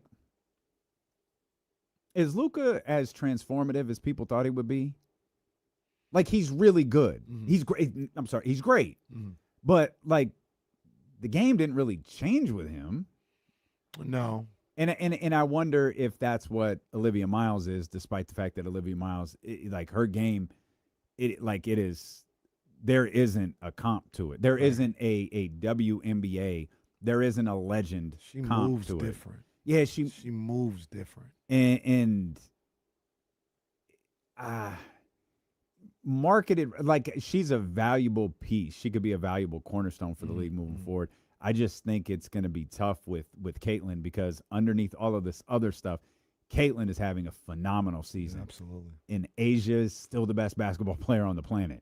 And so I think it's the Steph LeBron thing where Anthony Davis is really good, but you can't quite infiltrate that because it's different. Right. No matter how great you are, you can't. And that might be where Olivia Miles is for a couple of years.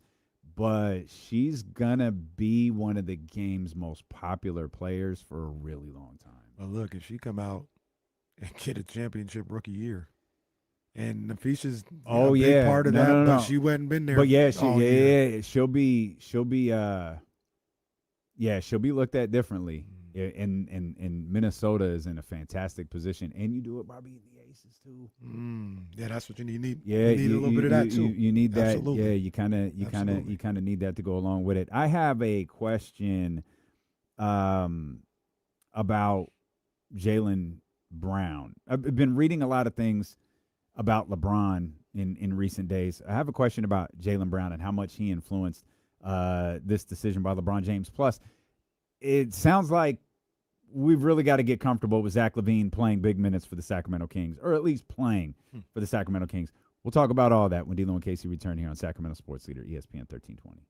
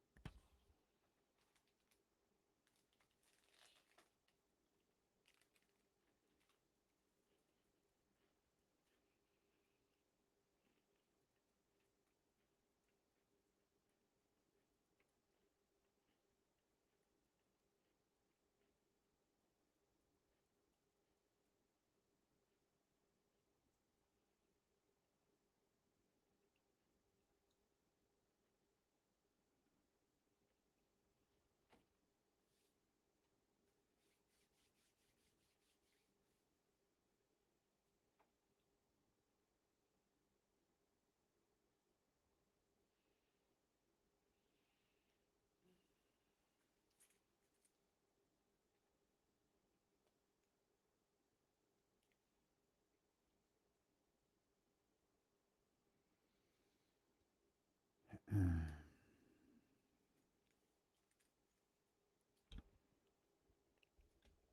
don't know why y'all let Sean get you guys riled up. That's what he wants to do. The only time that happened for me is when he got disrespectful. We won't be disrespectful, but your little comments, you can do what you need to do, Sean.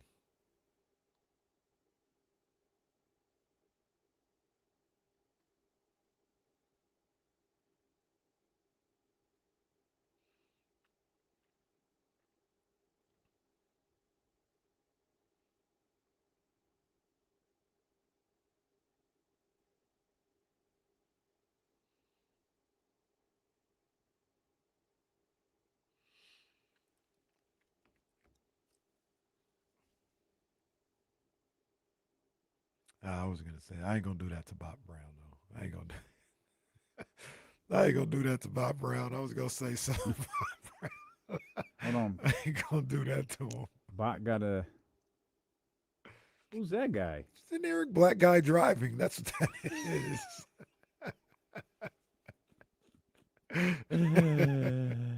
Oh man.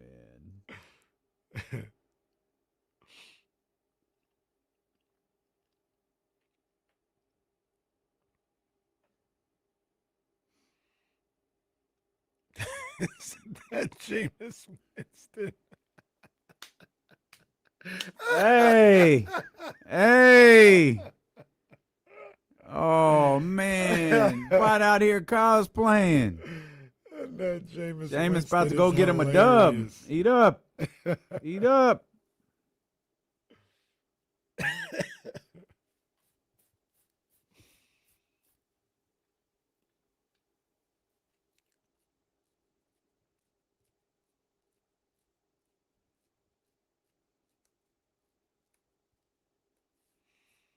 I saw a tweet that made me laugh over the weekend. It said, imagine being it's not funny, for the record.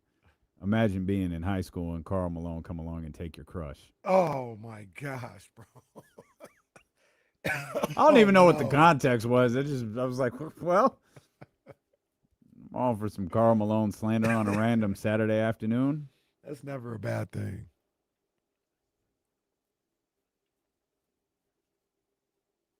Come on, man. This guy, bro. There wasn't nobody at Louisiana Tech, bro. What are you doing?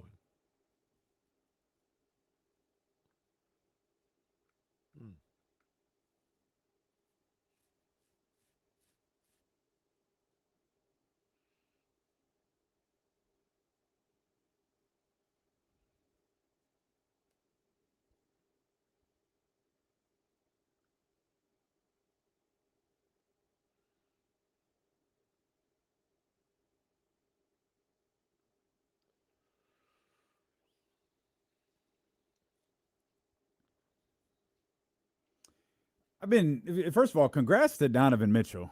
Donovan Mitchell Absolutely. and Coco Jones married over the weekend. Donovan once said he is winning at life, and my brother was absolutely correct. True love story. Love to see it. He is winning. So congratulations to Donovan and Coco Jones. With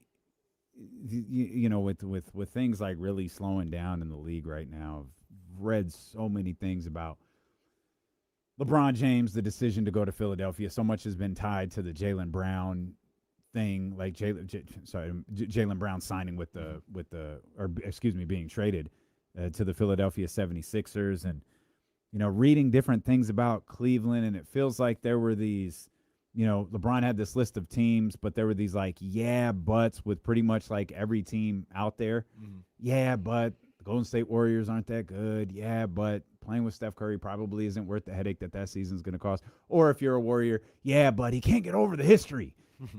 With Miami, yeah, but the bridges, the fences aren't really mended with Pat Riley.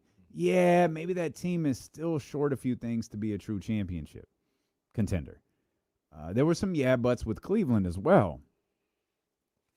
So I asked this question: if Jaylen Brown is a Celtic, if Jaylen Brown was still a Celtic, what do we think LeBron James is? Because the Cleveland one I thought was interesting. We have heard Evan Mobley things and them not going to get Jaylen Brown, how that could have swung things. But there's also rumblings from circles that maybe he didn't see himself as a great fit with Donovan Mitchell. And I'm not really sure why, but okay, it's fine. What team would he have been on if Jaylen Brown was the true swing for Philadelphia and that doesn't happen? Jaylen Brown is a Boston Celtic. Where do we think LeBron James is playing? Because all we've heard is about the problems that the other teams have. When I first heard you ask this question, my first thought was Miami. And I know you had just talked about how it didn't feel like, everything had been mended the way maybe it was reported. Mm-hmm. But if there is no Philly, I think maybe maybe he would look a little bit more into seeing if he can mend those fences a little better. Because you're talking about an opportunity to win, and that's one of the reasons why he went to Philadelphia. Philadelphia, of all places. He went to Philadelphia because it gave him the best opportunity to win. If they're off the board, Jaylen Brown is still a Celtic, and you still have those options. Miami would be the best opportunity to win. I kind of thought it was too, but no, I'm sorry. I thought Miami would. I think in hindsight, Miami would have been the selection. I thought Cleveland would have been the best spot to win because I don't think in this scenario they're giving up anyone to sign him. So, like, Evan Mobley is still there. Jarrett Allen is still there. Donovan Mitchell is still there. You work out the deal with James Harden, and he's coming back. Maybe there was a desire to not play with James Harden. It just felt like I kept hearing problems, and a pairing of Donovan Mitchell and LeBron James not working was never something that I thought about. Yeah, It was never one that registered with me. I didn't think that was an issue. I kind of felt like he just never wanted to go back to Cleveland. And maybe that's the case too. Not in a vacuum there's something wrong with going back home or whatever. I just didn't think that interested him to have that type of reunion again. He wanted to do something different, but going to Miami wouldn't have been doing something different. That would have been going somewhere that you were at before. So, but I think that scenario would have given him the best opportunity to win going back to Miami.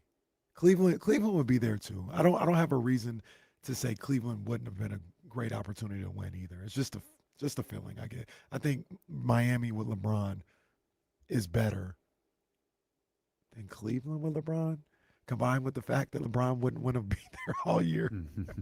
I don't know. I don't know why I say Miami, because they're about even, and I could hear the argument saying Cleveland would have been a better situation. I don't think they're even though. But if LeBron doesn't see himself, if there's any truth to this, if LeBron doesn't see himself as a fit with Donovan Mitchell, then yeah, Miami makes the most sense.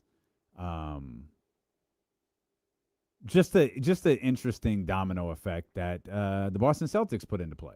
So, thank you, Brad Stevens, GM of the year, executive of the year. Excuse me. Give him the award now.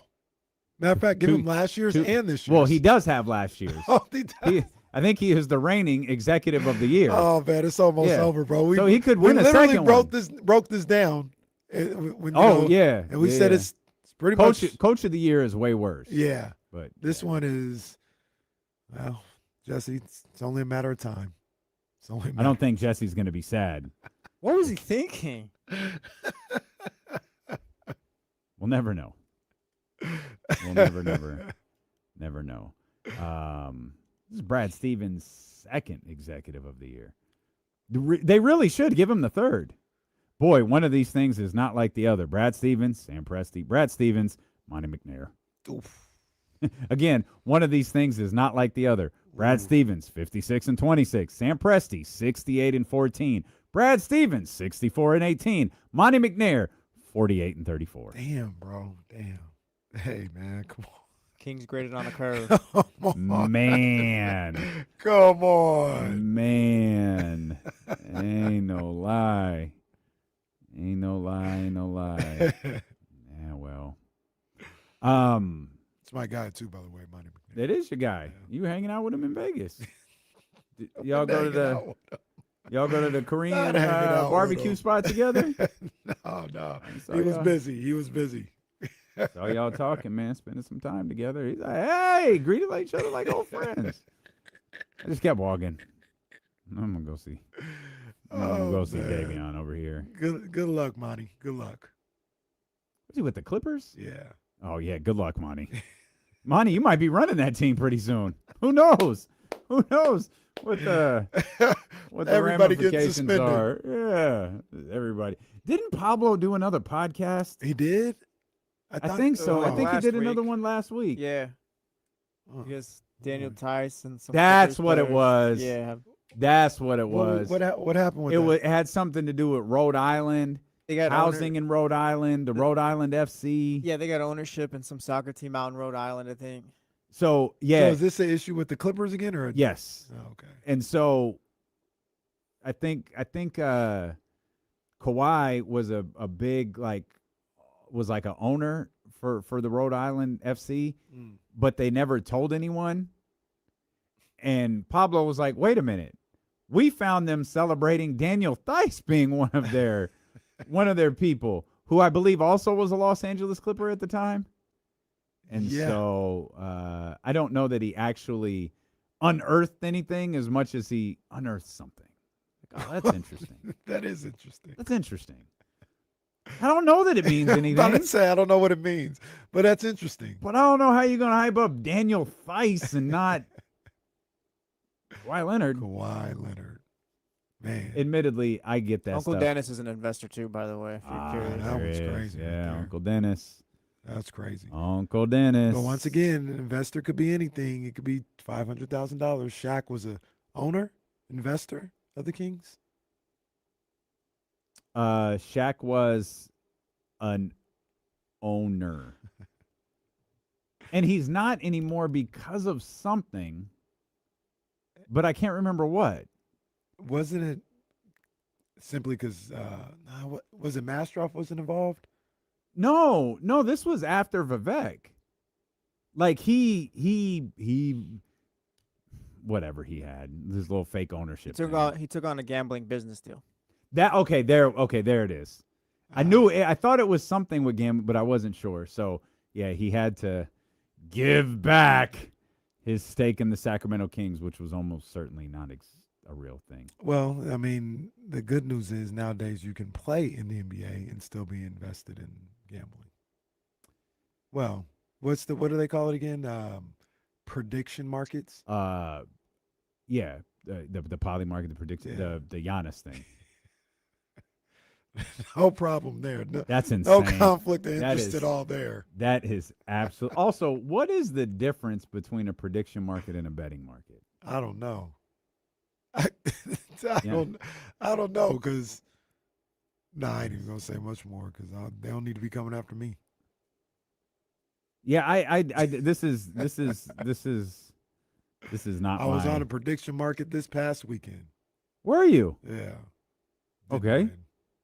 I bet on the boxing match. Well, I didn't bet. I predicted on. Wait, the boxing match. So you? Okay. I lost. This is not my bag. I don't willingly throw away money. Wrong prediction. Okay. Hear me. You bet on prediction markets? That's why I say I predicted. With money? Yeah. Because I don't think that's a betting site. This is the stupidest thing I've ever heard. What is the difference between a betting market? What is the difference between a betting app and a prediction app? I haven't been able to find that out yet. I think betting app, like you're just betting on the odds, right? The prediction app, you're just putting your money on where you.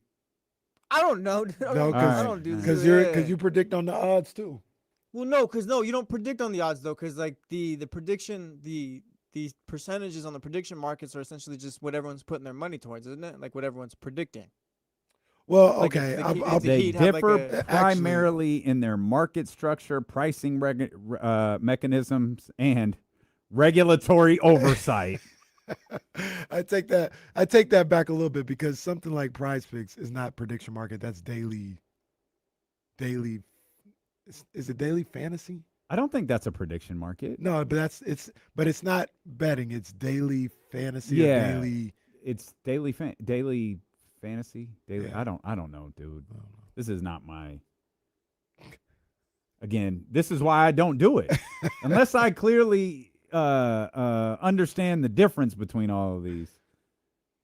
Okay, I found an article: prediction markets versus sports gambling. Key differences. See, I'm not the page not found. Great. Oh, jeez, they wiped it out.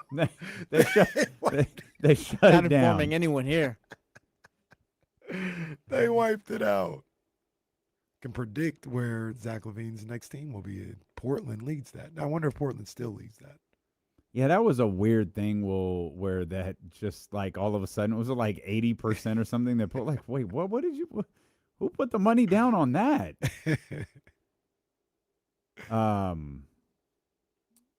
I know Zach LaVine's next team is going to be the Sacramento Kings. That's for sure. That's the team he's going to be playing with. I told you earlier to go back all the way to when this show started. I mentioned to you I caught the Roman Reigns Seth Rollins match at night 2 of SummerSlam in Minneapolis. And I told you I realized something as it pertains to NBA general managers. And NBA general managers are like being a wrestler or a promoter when kayfabe was a real thing. Kayfabe was the art of protecting the business. Good guys didn't travel with bad guys, and the promoter stayed in full place to manipulate everything. That's what the general manager is. The general manager is telling someone to this, telling someone this, we're protecting kayfabe at all costs until it all comes to a head, and then we just acknowledge it. Oh, no, we're not doing that. What? No. Or a certain deadline is passed, and this is the this is the Danny Ainge strategy. Yeah. A deadline passed, and Danny Ainge just comes out and breaks kayfabe. Yeah, no, we were going to have Hulk Hogan beat the Ultimate Warrior, but we thought it would be better if the Warrior did that. Like, he always does that the day after the trade deadline, the draft, whatever. Literally trips. Wasn't that trips? That's absolutely what's it's post-wrestling press conference. That's absolutely Triple H 5 minutes after the main event ends. 5 minutes later. That was ridiculous. And that's what an NBA general manager is. They're protecting kayfabe. So do you think Scott Perry is protecting kayfabe when he is open-ended with any scenario with Zach LaVine? Yes. Yep. And it's also and maybe it's not kayfabe. Maybe it's politics. Maybe you're a politician. Yeah, for sure. You're telling the good people of the swing state of Ohio everything that they want to hear. Yeah. Now, those things that the good people in Ohio want to hear, not the same things that the people in Florida want to hear. So you tune your message a little bit for the people in Florida while you're there. It contradicts a little bit of what you said to the people in Ohio, but you got to win Florida too. So you tell them what they want to hear. And then once you get elected, you don't do anything you promise. It doesn't matter, right? It doesn't matter. You just go ahead and live your life. You go golf and throw UFC events. It's great. Great job if you can get it. Do you think during that conversation with James talking about Zach LaVine, I had mentioned, the scenario of would you take at the end of the season Zach LaVine on a 2-year, $40 million deal, $20 million a year, or a guy like R.J. Barrett. I came up with R.J. Barrett, who I would probably take R.J. Barrett as well.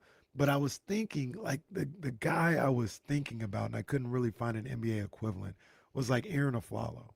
Because it's like, oh, we're just done with Zach LaVine. We don't want anything to do with him, but we need a starting shooting guard. So let's go get Aaron Aflalo.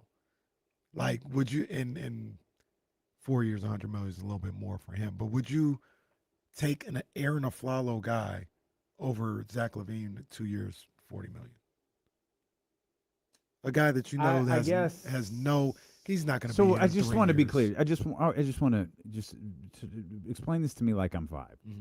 We're having a discussion. You and I, right now, on August 3rd, 2026, you and I are having a discussion about giving Zach LaVine. No, I want everyone listening to understand this correctly. We're having a discussion about giving Zach LaVine an extension. Signing him to a new deal. And I thought I was crazy.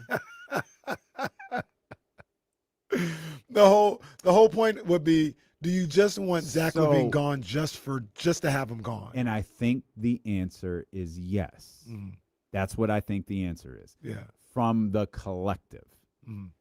I don't know that that's the answer from the front office, because in this scenario, I assume, in this scenario, Zach plays well this year. And now what that exactly means for Sacramento, I don't know. I asked James earlier, like, what is this? If you want to look at, like, what does this mean for Nick Clifford? What does it mean for anybody else potentially playing that number 2 spot if you feel like Zach LaVine's going to get a big run at this? And the follow-up to like that is, okay, so the season does go bad, and we start looking at Nick. It's not like it's going to get better.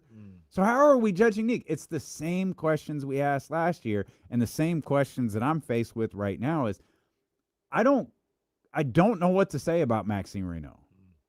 I don't know what I saw last year because that team was ass. Yeah. I don't know what to think about Neek. I don't know what to think. I've already kind of stated what I think about Dylan Cardwell. I think he's going to get more DMPs than he's not, especially if Domantas Sabonis and Maxine Reno are healthy. So either that or he's getting minimum minutes. I just can't figure out a way to work him into a game versus Philadelphia on a Friday night. But I guess in the scenario where he plays well, there isn't an obvious successor. You still don't do it. And I guess that's kind of what I was thinking. And I don't necessarily know. I'm not saying like, just bring him back. But it was always like, and I talked about it a little bit with James, this notion of evaluating or not being ready to win games. Like, when does that end? And if Zach LaVine is such this bad character and, all this other stuff, and you would get him on a different price tag than he's at right now, a cheaper price tag, what does it matter if you're not trying to win? You know what I mean? And that's one of the things that we've talked about a number of different times.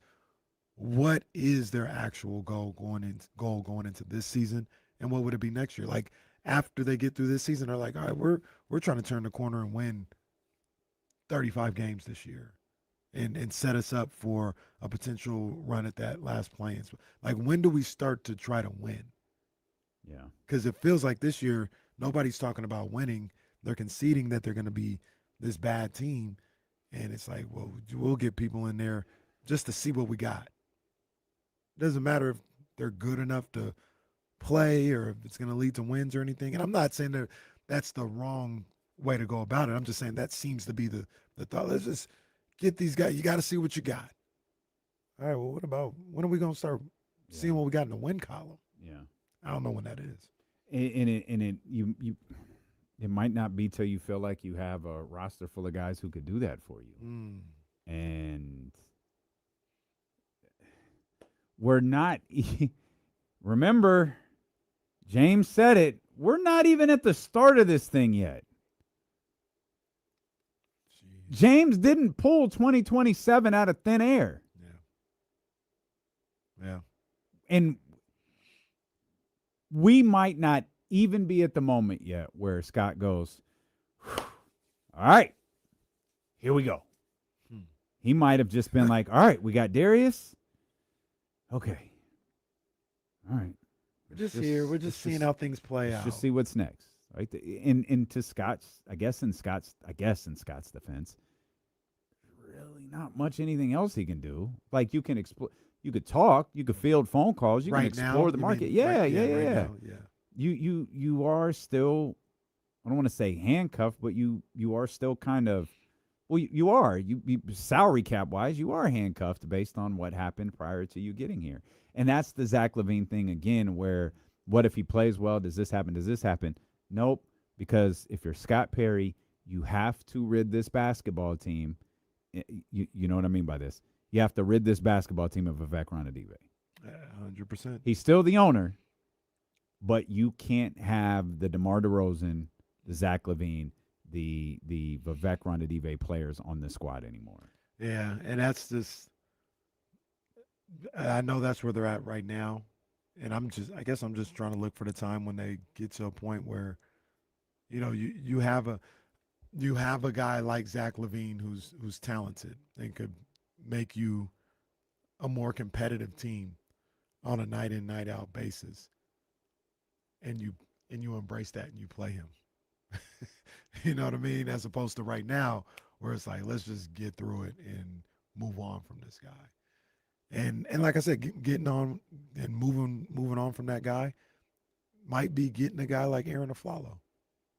And that's not going to put you in a direction. It doesn't feel like that's going to put you in a direction of starting to try to win basketball games. So, yeah, just a thought I had. Like, when do we get there? 3 years from now? I don't know. It's the okay, we made it to 2027 thing. Now what? Because there's a team that is taking advantage of teams like Sacramento that are in salary cap hell, and they have the ability to do it because of their salary cap. But there is a massive difference between that team and the Kings, and I'll tell you who that is. Plus, nice we'll talk team. 49ers next on Sacramento Sports Leader, ESPN 1320. We did Baker, right? Yeah. Chelsea Gray out here dropping dimes today, like she normally does.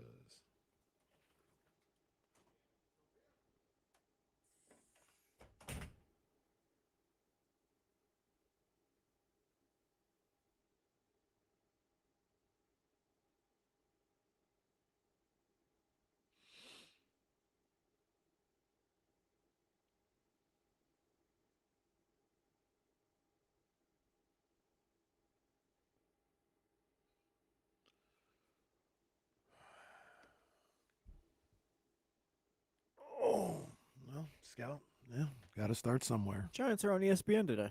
They are. I think Logan Webb is starting. Yeah, he is. That was always the interesting tidbit from today. It was like, they're on national TV, and is he going to be on the team? I think Scoopball is starting tomorrow in Chicago. That's on TBS as well. One thing I did hate about the whole Screwball thing was the fact that, like, oh yeah, the Dodgers are still the favorites to sign him, even if he isn't traded there. Right. Like, why go where you want as a professional? Like, fine, whatever, it's your job. But like, I don't know. Like, the Dodgers have enough guys. I don't get wanting to go there after. I don't know. These people don't want to compete no more. Especially being like the best pitcher in baseball. It's like, yeah, I don't know.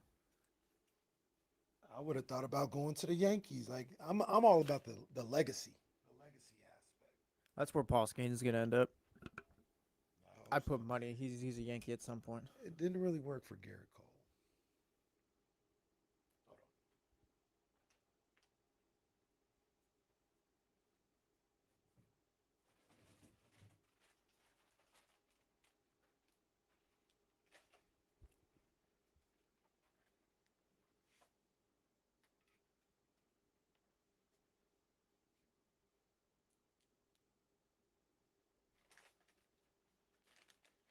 You ever had the hot Cheeto fries?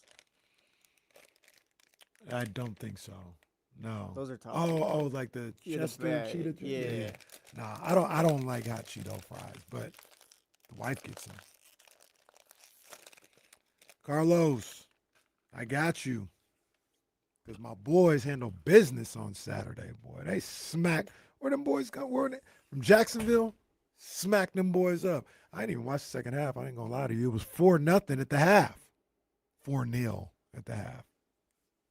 Smack them boys up. We needed them 3 points. Now's the time for us to make that push.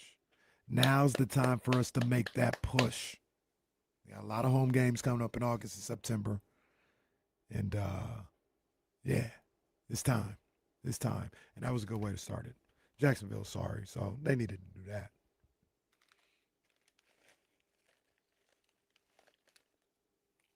Yeah, Zabo, picked me up a bag like 2 weeks ago for the first time in a couple of years. Like, oh yeah, no, these are definitely it.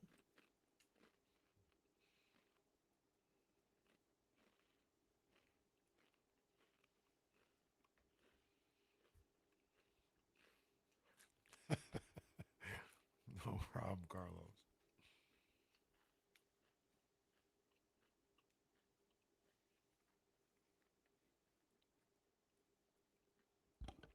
All right, man. No, they might be. They might be. They might Hey, be. Yeah. Y'all just be throwing out yeah, top five. No, Just no. y'all no, throw they out might top be. five Pound like for pound. for Pound for 15 pound. different chips. Yeah, No. the two we've talked about today might be top 5. No, hell no. What, Or would you like nacho cheese Doritos? Cool Ranch is top 5. Yeah.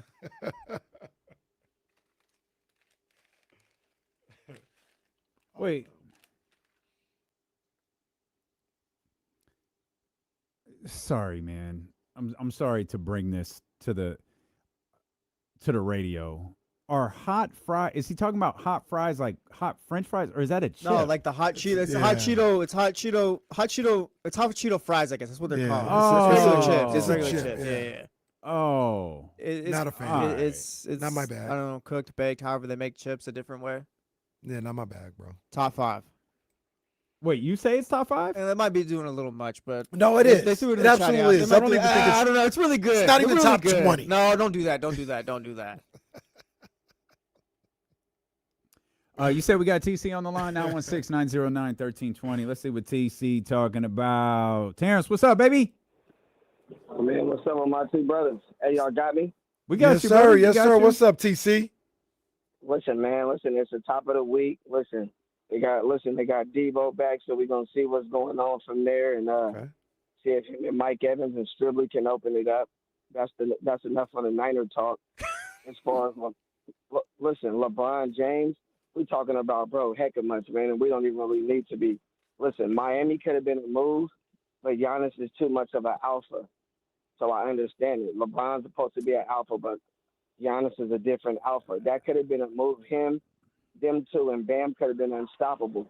But we're going to see what him and Jaylen Brown and if Embiid going to probably play all his games this year. We're going to see how they go from there. Kings talk, bro. Two things can be true. You can also play Levine and also be moving off from the guy, right? Like you said, ain't no minutes promised. So however we throw you in, you'll be a situational player. I don't want to be playing Levine just because we can't move him and stunting our growth on the guys that we need to grow and the guys that are going to be our future, if you guys get where I'm going at. That's where I'm at, Levine, because he's not in our future, bro. But if we got to keep him for the year and let the money fall off, we got to keep him until we can find a trade, and he's just going to be a situational player. That's all I got, bro. Just think about what I'm saying. Happy Monday. I can't. I'm gonna be honest, TC. I can't. I don't want to think too much about anything you were just saying. So Giannis is the alpha and not LeBron? Yeah, I disagree with that one. Disagree with TC. I don't think that would have been an issue.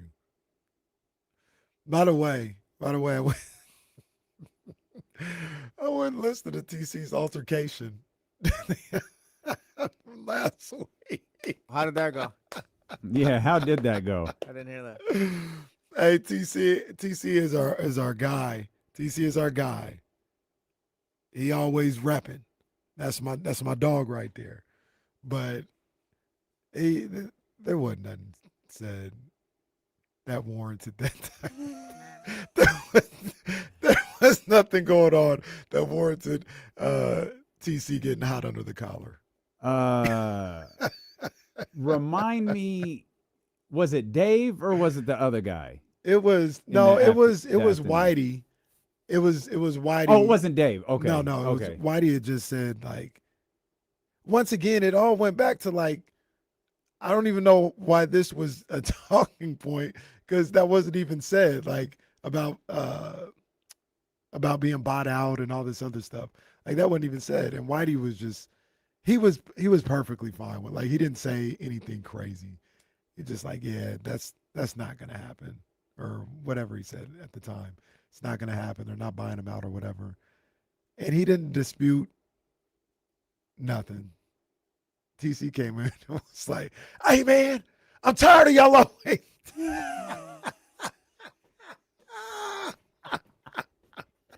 Oh, that's great. TC, and I love TC always repping, man. He be repping. He's like, man, I was tired of y'all, man. Y'all always, if it don't come from you guys, then it's not valid, and that ain't right. Oh my God. Is that really what it sounded like? It's a little bit of guru in there. A little bit. I appreciate TC all the time, man, all the time. I don't even remember what he said about the 49ers. I just remember some 49ers. That's all about them. He said we got Debo back. We'll see what's up with Stripling, and that's all I got to say about that. He wants them. He wants them to be bad. Oh, so bad. He's waiting to pounce on Kyle Shanahan's career. Do we think there are more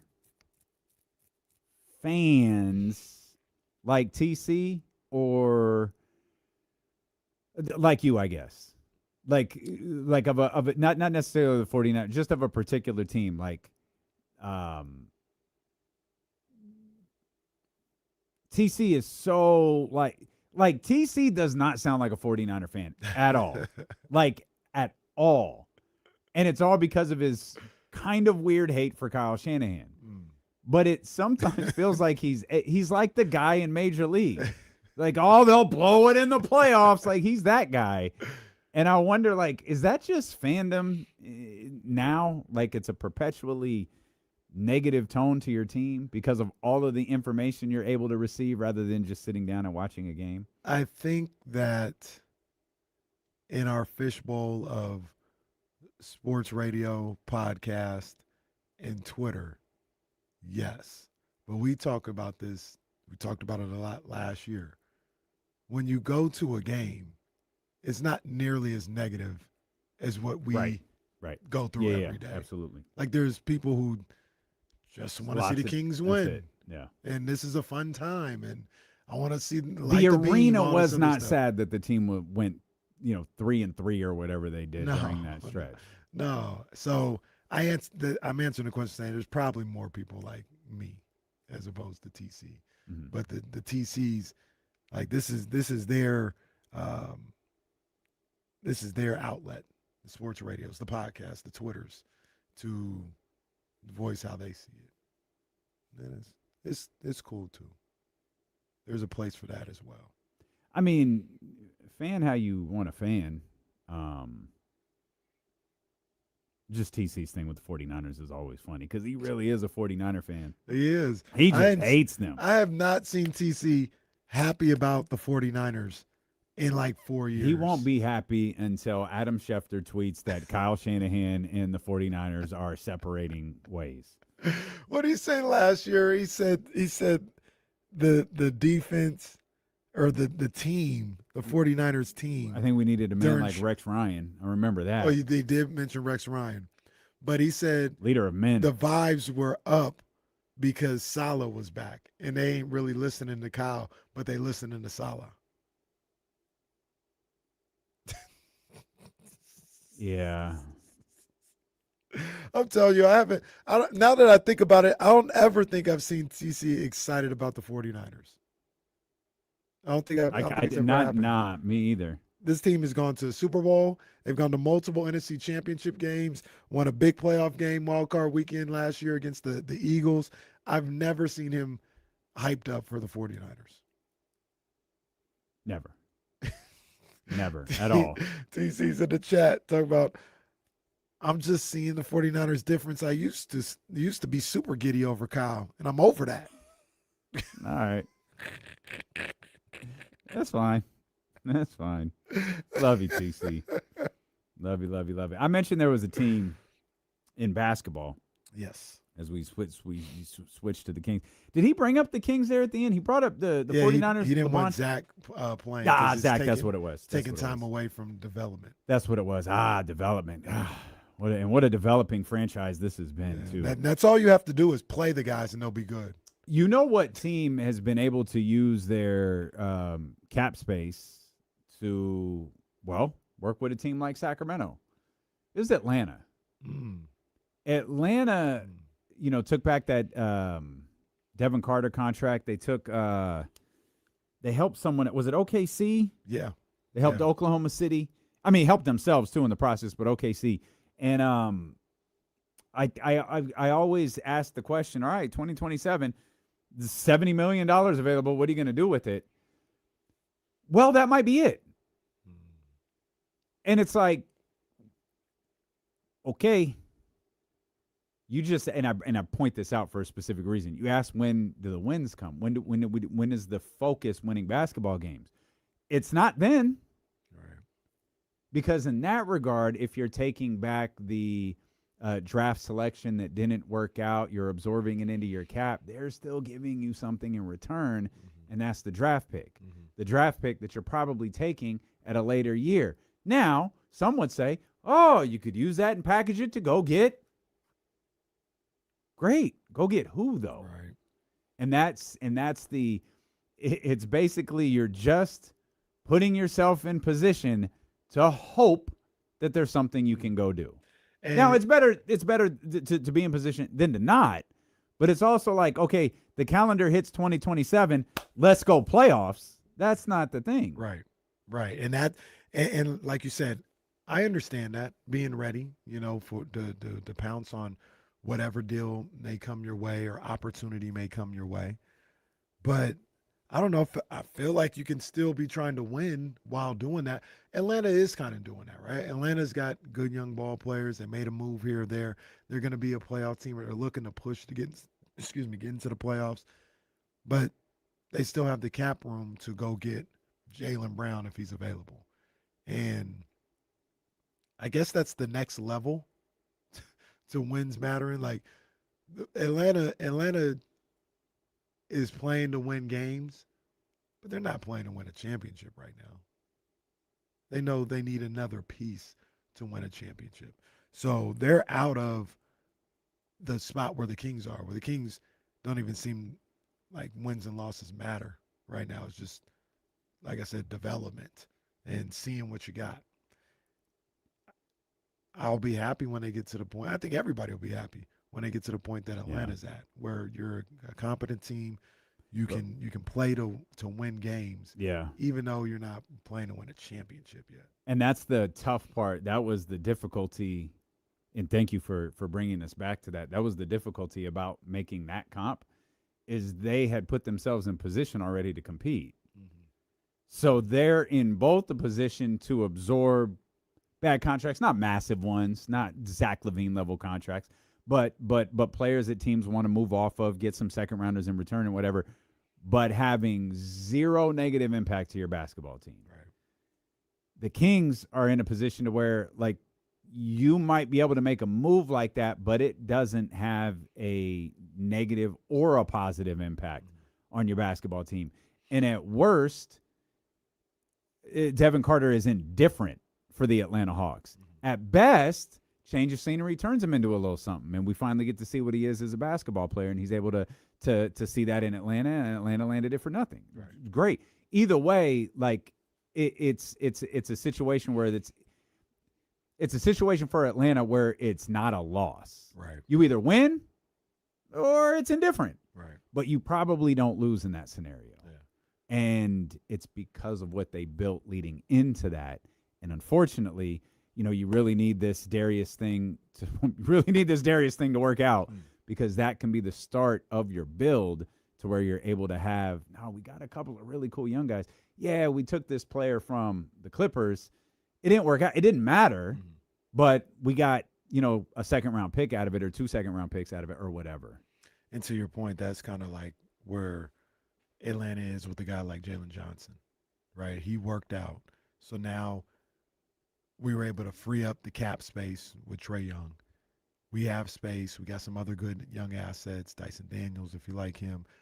They had Jonathan Kuminga. Not really tripping off him now, I guess.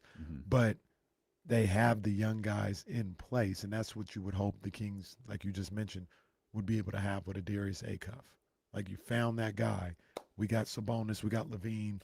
We got DeAndre Hunter. We got all these guys off the books. So now we got Darius Acuff Jr.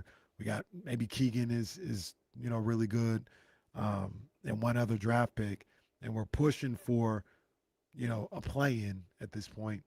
But we've got a lot of room to work with. We got other draft picks. We've got space on the books where we can go get somebody. Karl Anthony Towns is tired of being in New York. Like, we can go get him, pair him up with Darius Acuff. I mean, who wouldn't be tired of being in New York? That's a sentence that's been uttered before. He didn't want to go to Rucker Park no more. Well, no one's ever tired of being in New York. You could get awfully tired of the city, though, if that money doesn't match. Right. Tired is. And I think he's up. He is up. I think he's extension eligible. I thought this summer. Now? Yeah, I thought it was this Like, I think there's a date in August that Cap becomes extension eligible. But I don't know. Say he's just happy to go to Rucker Park. That's how we get down. Well, maybe Washington Heights. Maybe he's gonna help Danhausen again. Chokeslam Dominic Mysterio. What grade did you give his choke slam? Up a 10. Yeah, but there's a very specific reason. JD I can't remember. JD, he's one of those guys that rolled with Dom. I can't remember his name, but I pointed this out to Katie, for my fiance from the wake up call. There's a great Cat grabs him, waits for the pop, but what he's waiting for is, and go back and watch the video. 1, 2, 3. Like you see it. Yeah. He either says 1, 2, 3, or he says ready, set, go. And right on cue, he jumps. Cat goes up, and the choke slam is 10 out of 10. Dom does something similar, though. I don't think he gets the full countdown. He just gets a quick tap. He goes up, and his was more important because he had to go through the table. Cat actually, both of Cat's choke slams 10 out of 10. He did great. Shout out Cat, man. He did great. Look, he may be in the WWE fighting Bam Bam Bigelow when it's all said. Bam Bam Bigelow's Well, I don't think son. Bam Bam is with us anymore. Oh, that's a good. Does Bam Bam Bigelow have a son who can fight Karl Anthony Towns? And how does this affect Tom Brady main eventing WrestleMania? Shout out to my boy Cat. Look, hold on. I'm looking at it right now. Hold on. Watch the count. Bam Bam Bigelow. He had. I don't. Yeah, I seen that. You saw that? Yep. Yeah, he does have a son. Unclear if he's a wrestler. Wait, Dom, he was like, hey, almost looked like he was like, hey, you ready?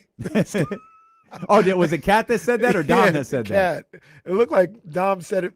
Cat said it first, and then Dom was like, yeah, do it. Like, go. Mm-hmm. Cat was ready? No? Yeah, ready? Yeah. Yeah, the second one had to be quicker because he already got JD, so he had to come get Dom pretty quick. And he did. Again, I think he did great. That was like Saturday night's main event at the Garden. Jaylen was there. Yep. That was and Tyrese came out. Yeah, Tyrese came out. I'm back. Nah, that was kind of fire. Good job by my boy Cat. Tyrese versus Jalen Brunson at some point is going to main event a PLE. It's this is like their second or third interaction. Like, hey, do something. Look, Jalen's not quite good at this yet, though. Nah, it's not really his facial expressions don't hit. Cat's pretty good. Yeah. Jalen's facial expressions aren't there yet. No. He's got to. He's got to sell. He's got to sell a little bit. Yeah, it's in your veins. Yeah. At that point, it's in Ty's Tyrese's veins. Yeah. It's not in Jalen's veins, but he tries it. Trey Young tries it too, but nobody cares about Trey Young right now because it's like, why are you talking about New York again? Did Trey do it in New York too? He did it at Fanatics Fest, and he ripped up a Brunson jersey. I think you were gone that week. Trey never came out on a wrestling event. He did. He did. It was a SmackDown, maybe. Okay. I think. I'm almost certain he did. Now I'm gonna have to look at it. Yeah, I'm almost certain he did. He came. Wait, yeah, he came out with. He ended up linking up with Sami Zayn. Okay, no wonder he hasn't been back. How you gonna get over linking up with Sami Zayn? Sami Zayn got beat by KO. KO been out 2 years with a broken neck. There was a cool moment that I saw on social with Kevin Owens, as much as you hate him. Well, hate is a strong word, but he just is what he is. KO goes up to the post-game podium thing. This is a very weird way to post-game, and hugs Big E, and Iggy, Big E broke his neck. Yeah. And he has the mic on, and you can hear him say something like, "I'm so effing happy for you. I'm about to cry," something like that. Mm-hmm. I thought that was a pretty cool. Big E said that to Big E said that to Kevin Owens. Yeah, because Kevin Owens had the surgery. Been gone I don't know if it's quite 2 years, but I think it's pretty close to it. Has it been that long? He's been gone a really, really long time. And obviously, Big E suffered the neck injury, even never coming back. Yeah. And so that obviously was a slightly more emotional moment, I'm sure, for Big E. Good for KO. I didn't know he'd been out that long. It's been a while. So good for KO. I'm glad And to see unlike that. Randy Orton, unlike AJ Styles, even CM Punk to a certain degree, Kevin Owens just came back and he looked exactly like Kevin Owens. Yeah. He didn't look like he had been on some sort of performance enhancing saw program. that, yeah. It's like, nope. Kevin Owens. KO being KO. That's it. I'm looking at Trae Young. I'd give his entrance. Is it in maybe New a York? 4. Yeah. Why do I feel like it was in New York? I Yeah. thought so. I give it maybe it might even be lower than that. It might be. I might be being nice to Trae because that's my boy. But I'm gonna give it a 4. It was below average. Okay, that's your boy too. It is. It is. That's But your yeah, boy. but he is my boy. But he was out here trying to troll New York. Bro, why? You're on the Wizards and they just won a championship. Wait, Yeah. what? So I think it was. I thought this was years ago. Well, no, the WWE was. But this past like 2 weeks ago. Oh, you're talking about the Fanatics thing. Yeah. Oh, He was yeah. doing Yeah, that. no one cares about it. No, yeah, no. Then he was in the, Trae Young on the Wizards doesn't matter. He was in the. You see, I think it was on his IG or something. He's like, "This is how I like to roll when I'm in New York." And he had the driver driving, and he had the iPad in front of him, and he was watching highlights of him like going to work in the garden, like In an Atlanta Hawks uniform. Yeah. You okay? And I said, Trae, like, Trey, that's not hitting the way that you think it is, bro. dog, That is not they hitting just the way won the that you think title. it is. We haven't seen you in a year. You're doing this the wrong way. You're doing this the wrong way, man. All bad. Yeah, All got to bad. work on that, Trae. Got to work on that. You'll get there. To your point, though, Kings, ideally, eventually, will be like the Hawks, where you got the good young players and you got cap room, and you be ready to pounce. Yeah. Don't know when that's going to be. Though. Yeah, and that's for that to be the whole overarching point in all of this was to think that's going to be in 2027. The amount of luck that would have to happen for that. You know how good Darius Acuff Jr. is going to have to be in this rookie year for us to feel, at the very least, feel that way, or have Scott Perry feel that way. Like, oh, we got the young guy now. Let's just, be ready. Maybe there's something to be said for a strong Keegan Murray season, because you have a even if it's a rookie season level Keegan Murray season, you have like, okay, now we don't have two superstars. We got two good players. One could still be a star. And I feel like you have to leave this season, if you're Sacramento, and I love that we're talking about this and the season's not even near starting, you have to leave with something positive. And something that gives you confidence moving forward that the direction you're about to embark on is the correct one. Because Darius not looking like the player that you want him to be, that could set some weird things in motion next season. And they would be panicky moves because, like, you don't have to do that year one. You want to see something. Like, nah, I see it. Like, I see something there. But it doesn't have to be, like, definitive. But you want to feel good about something. Absolutely. Trying to make a correlation to this Hawks roster and what the Kings could get out of this. It's not apples to apples. But you got Jalen Johnson, right? That's Darius Acuff, right? Oh, we got a guy that could potentially be an all-star here. Yeah. This is the guy. Yeah. The Hawks were able to sign Nickeil Alexander-Walker, a.k.a. Nah. So I don't know. Did you know that he's SGA's? Never mind. Go ahead. So I want to say maybe he could be Keegan. Who he? Nah. Okay. It's a good little ball player. I think Nickeil Alexander's He's a little Yeah, he's better. Better? Yeah. But maybe Keegan Get can to do that. that this Okay, year. sure. Maybe he could be that. Sure. You got Dyson Daniels. That's probably more so where Keegan Murray is. And they were able to go get Lou Dort. Mm-hmm. So this would be a very accelerated timeline compared to how it went down with the Hawks, but maybe that's what you're looking for. Darius is your Jalen Johnson. Actually, I don't know who your Nickeil Alexander-Walker is, to be honest with you. I'll put Keegan more on the Dyson Daniels category. And you go trade. Maybe you need a Nickeil Alexander-Walker. Maybe so. Maybe so. No, if you will. Yeah. So I don't know. Trying to get there. Kingston Fleming's your rookie that, adds to what you're doing. Mm-hmm. They also got the sneaky thing about the Hawks too, though, is they also, I didn't say his name, they got CJ McCollum. And I don't know if that's Domantas Sabonis, but Sure. Well, it's not Zach LaVine. It's not Zach LaVine. It's not Zach LaVine. So they got a guy like CJ McCollum who kind of adds a level of validity to what they're doing in the right now. Like, this is a playoff team potentially right now because you have a guy like CJ McCollum. I'm going to ask you a question that you can't answer because this is the radio business. But, and I'm going to use the wrong term, but I can't think of another one. And it's kind of a universal radio term that people react to. The other side. No, I hate that. You know how much I hate that. I've literally begged you for 6 years to stop saying that. Who is the bigger wild card? Probably not the proper term. Domas or Zach?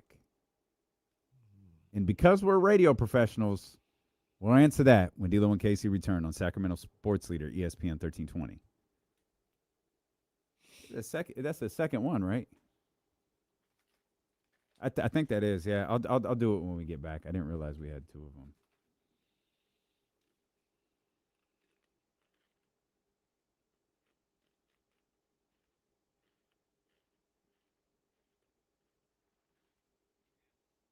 Okay.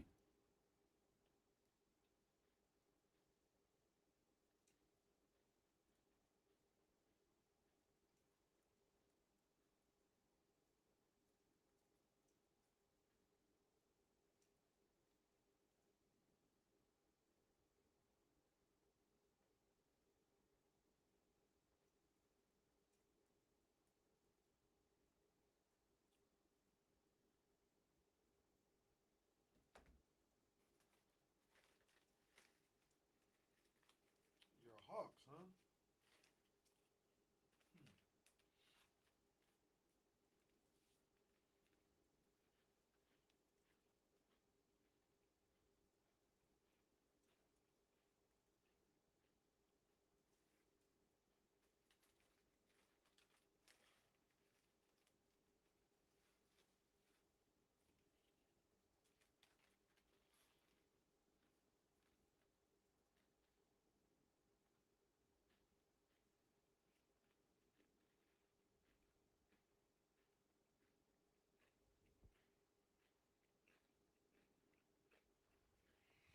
Dyson is dreadful from beyond the arc.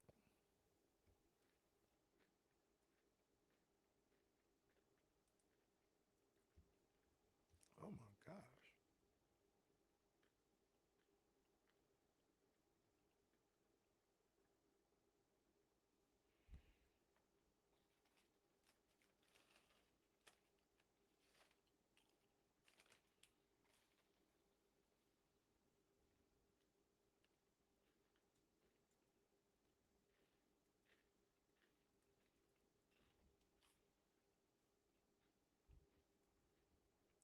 T Green, why did you become a Hawks fan? You from Atlanta? Did you like Al Horford? How'd that happen?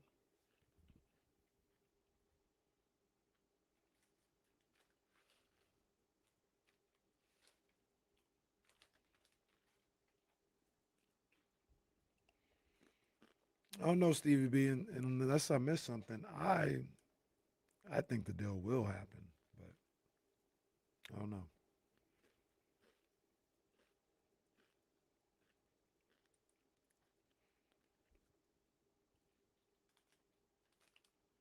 That's a bad take, Will. That's a real bad take. They need to actually keep that and not go back to that sorry mid 2000s logo.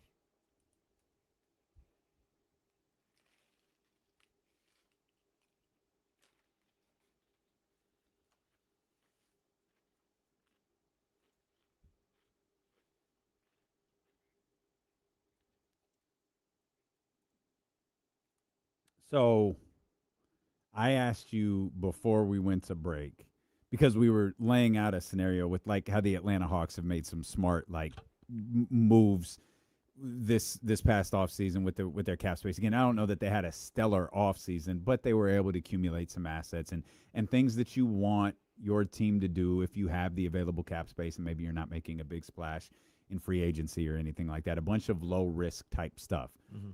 And we were like laying out the roster and kind of looking at Sacramento and everything surrounding Darius Acuff. But, you know, we do have Domantas Sabonis and Zach LaVine on this team. And I asked you before the break, and I understand this probably isn't the best way to describe it, who is the biggest wild card on this team? Is it Domantas Sabonis or is it Zach LaVine? When, just for clarification, when you Mm-hmm. talk about wild card, is it being like buying in? Who or- could potentially have, and this is a better way of putting it, who could potentially have the biggest impact? Who could potentially have the biggest impact on success for this franchise? I would. My first thought, and we can talk through this. My first thought was Domantas Sabonis. Really? Yeah, Huh. that was my first thought. Noted because- Zach LaVine lover sides with Domantas Sabonis in discussion with co-host. because I feel like Domas can add an inside out element to what this team does on the offensive end. He's a great rebounder. That's something that, you know, they struggle. Well, it felt like they struggled with last year. And he's just, you know, he's all-star at his position. I know Zach LaVine technically is too, but more recently, Domantas Sabonis was an all-star at his position. And if you can get him playing back the way he was playing for Beam Team 1 in a year after, I think the way he would feed off of Darius and vice versa could be a little bit more of a have a little bit more of an impact than if Zach LaVine had a 21 point per game season. Yeah, I agree. I feel like Domas being.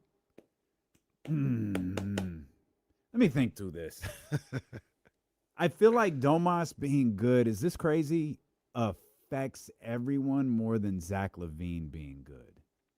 No, that's fair. I mean, when Zach is good, But I'm going to interrupt you. Uh-huh. To your point, I kind of get hung up on an argument you made about if Zach LaVine is good, that might help out Darius. for sure. But Domas can do that too, if you know, in different ways, right? Like as far as the pick and roll game and the dribble handoff game, being another guy that can initiate offense and handle the rock, he can help him out that way too. I definitely think Zach LaVine and the presence of him, if he's playing really well, like even if teams don't think the Kings are any good, or even think Zach LaVine is worth $49 million, if it's late December and he's averaging 25 a night, teams are still gonna have to be like, hey, look, this team isn't very good. Stop Zach LaVine, and they don't have anything else for us. That helps Darius Acuff. You know what I mean? They're putting their best defender on Zach LaVine, and once again, not even to say like, oh man, he's going crazy, but like, just focus on Zach. Like, he'll play his way out of it. However they want to say to dismiss Zach LaVine, they could do that, but still, it's a certain level of attention to him that might open things up for Darius Acuff. So I think they both could help in that respect. But I feel like Domantas Sabonis would be the bigger wild card between the two. Yeah. Yeah, I think so too. I think the idea too of the Domas Darius thing is it's appealing because we saw it, right? We saw it with De'Aaron Fox, and it's like, yo, could there be something like this? Could this be something that works out for these two guys? And if it does, and this is where, like, how does that help Keegan Murray? And then what does that ultimately mean for Sacramento headed into this upcoming offseason, where you get to next offseason, in addition to 2027, I don't think my math is off. Domantas Sabonis becomes an expiring contract. Yeah. And so now you're unlike Zach LaVine, where it didn't seem like there were suitors for him anywhere. That was not the case for Domantas Sabonis. Now, agreements couldn't be made with Washington or Toronto or whoever else that the Sacramento Kings talked to or allegedly talked to, but we have heard essentially nothing regarding Zach LaVine. So what a discussion for an expiring contract from Domantas Sabonis, especially after, in this hypothetical scenario, a solid season alongside rookie Darius Acuff could be interesting. Could open the door for a team like Brooklyn. Also, where is Toronto in all of this? Because you still have the Kawhi Leonard thing lingering over all of this, which has seemed to almost universally be accepted as not going to be ratified before the season starts. So what's going to happen in terms of this trade? Does Toronto just go, yo, F it, this is stupid. Execute the deal. Kawhi, here's the extension. They can't possibly do what Pablo Torre is talking about. Right. I don't mean to throw, heated Pablo, but I was just thinking of somebody. And but what if they don't? Yeah. And then it's like, well, we got to do something. Yeah. And then the conversation changes a little bit. And then this is something that Jesse brought up, since he didn't want to give me this idea. I don't know, man. What if it works out with Domas? And what if you get to the point where he's at the last year of his deal and he's bought in on what's going on? He's had a year or two of Darius Acuff. Like, man, this guy can really hoop. Like, he really helps out. This is like Fox all over again.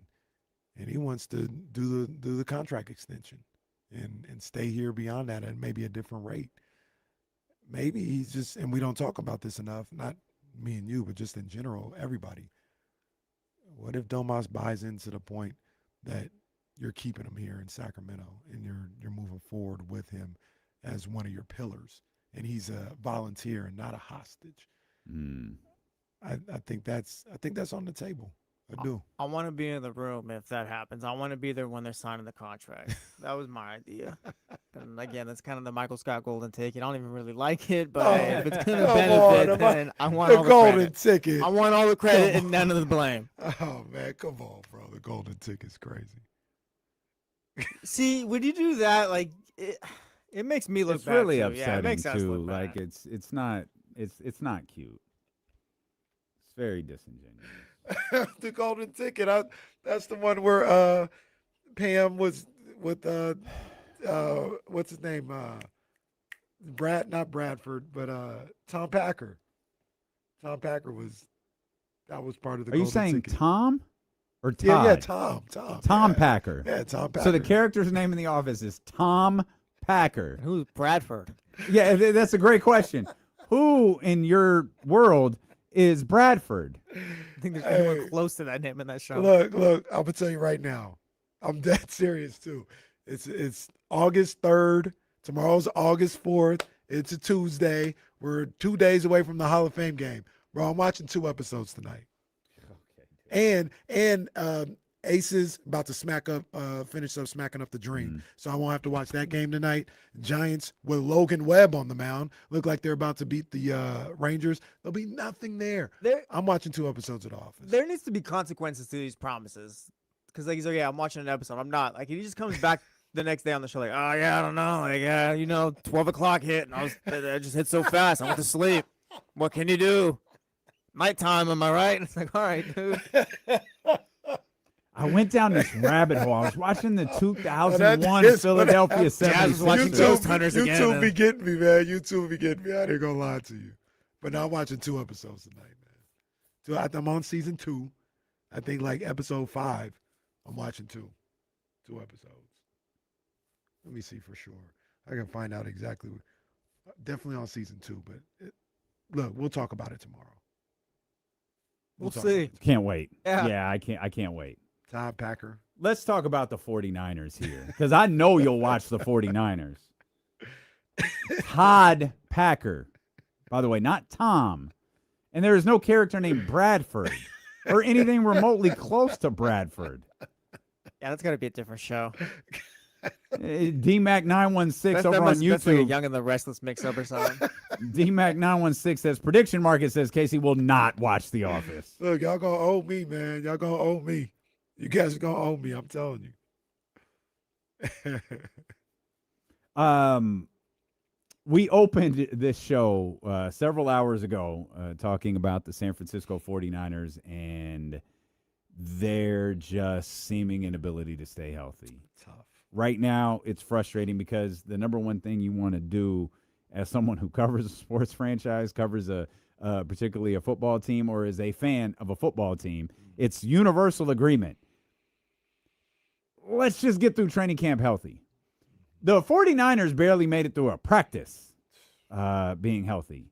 And, nothing, Ricky Pearsall notwithstanding, and Ricky Pearsall is catastrophic. He's out for the year. But, the Jordan James thing sucks. He was competing there for the number 2 spot behind Christian McCaffrey. You've had a series of other injuries. I think they had an ACL injury to someone today. Yeah, one of the camp invites. I was gonna say, it wasn't a 53-man roster guy. Yeah, my boy Kalen Black, he's got an abductor. Which sucks because he was next behind Jordan James. So you're looking at that position where you're trying to keep Christian McCaffrey as healthy as possible, and the old guy's backups old guy 30 are suddenly falling apart. He's the one camp. that stays healthy, right, out of nowhere. But the one thing that I think about, especially with a guy like Stripling, is it? They probably would say something, but is it precautionary, right? Like, not to pull an Alvin Gentry, but if we were in the season, would the strain be something that he could play through? Well, Mike Evans, would the quad strain be something that, it sidelined him for a week or two, but he'd be back? But because this is training camp, he's an older guy. We want to make sure he's ready for the season. It's a long season ahead. We're just going to play it safe, and you sit out for 2 weeks.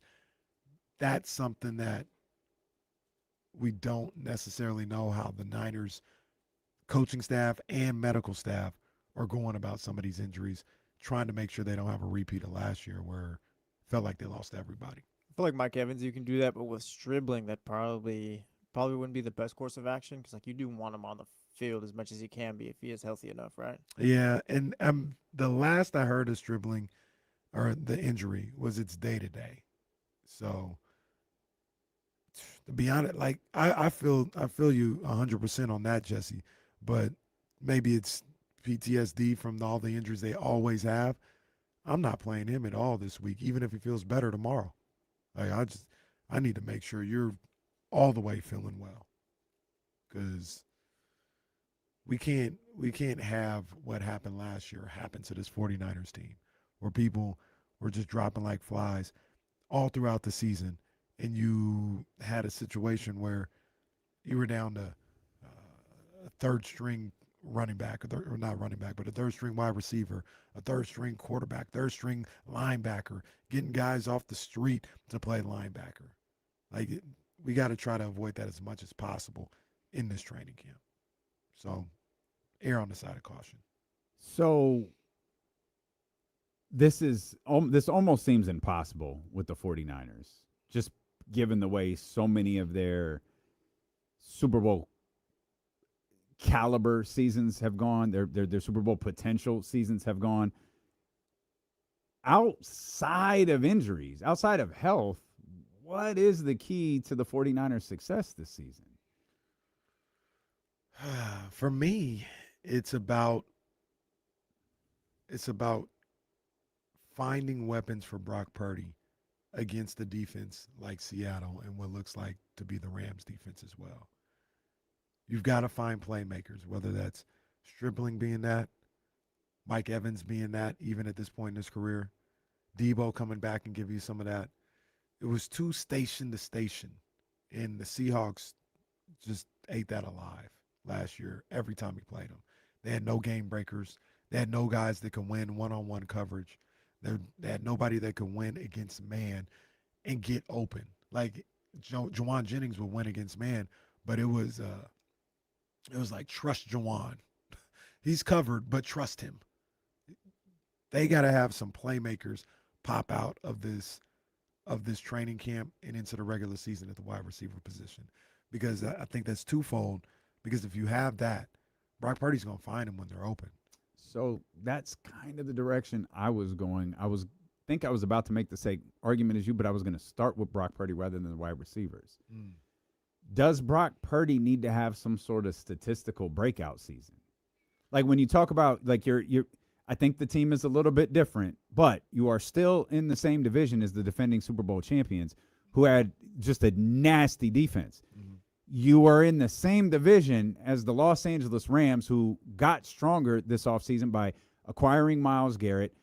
Aaron Donald is almost certainly coming back to play football for them, at least in some shape, form, or fashion. You have the reigning MVP on that team, and a team that I think is currently considered the Super Bowl favorite. This is all within – we haven't even left the division yet. This is all within your 4-team division. And it's like you're going to need something to excel a little bit. Maybe you don't have to win the division to win the Super Bowl, but you're going to need something that puts you in the conversation with those two. And I wonder, is it something Brock Purdy hasn't done so far in his career, and that is have a kind of eye-catching statistical season? Again, this isn't to say that he hasn't been good. This isn't to say that he hasn't had really consistent, solid seasons where I would put him in the upper half of the quarterback conversation. But does he need to do something different that's a little bit more of a,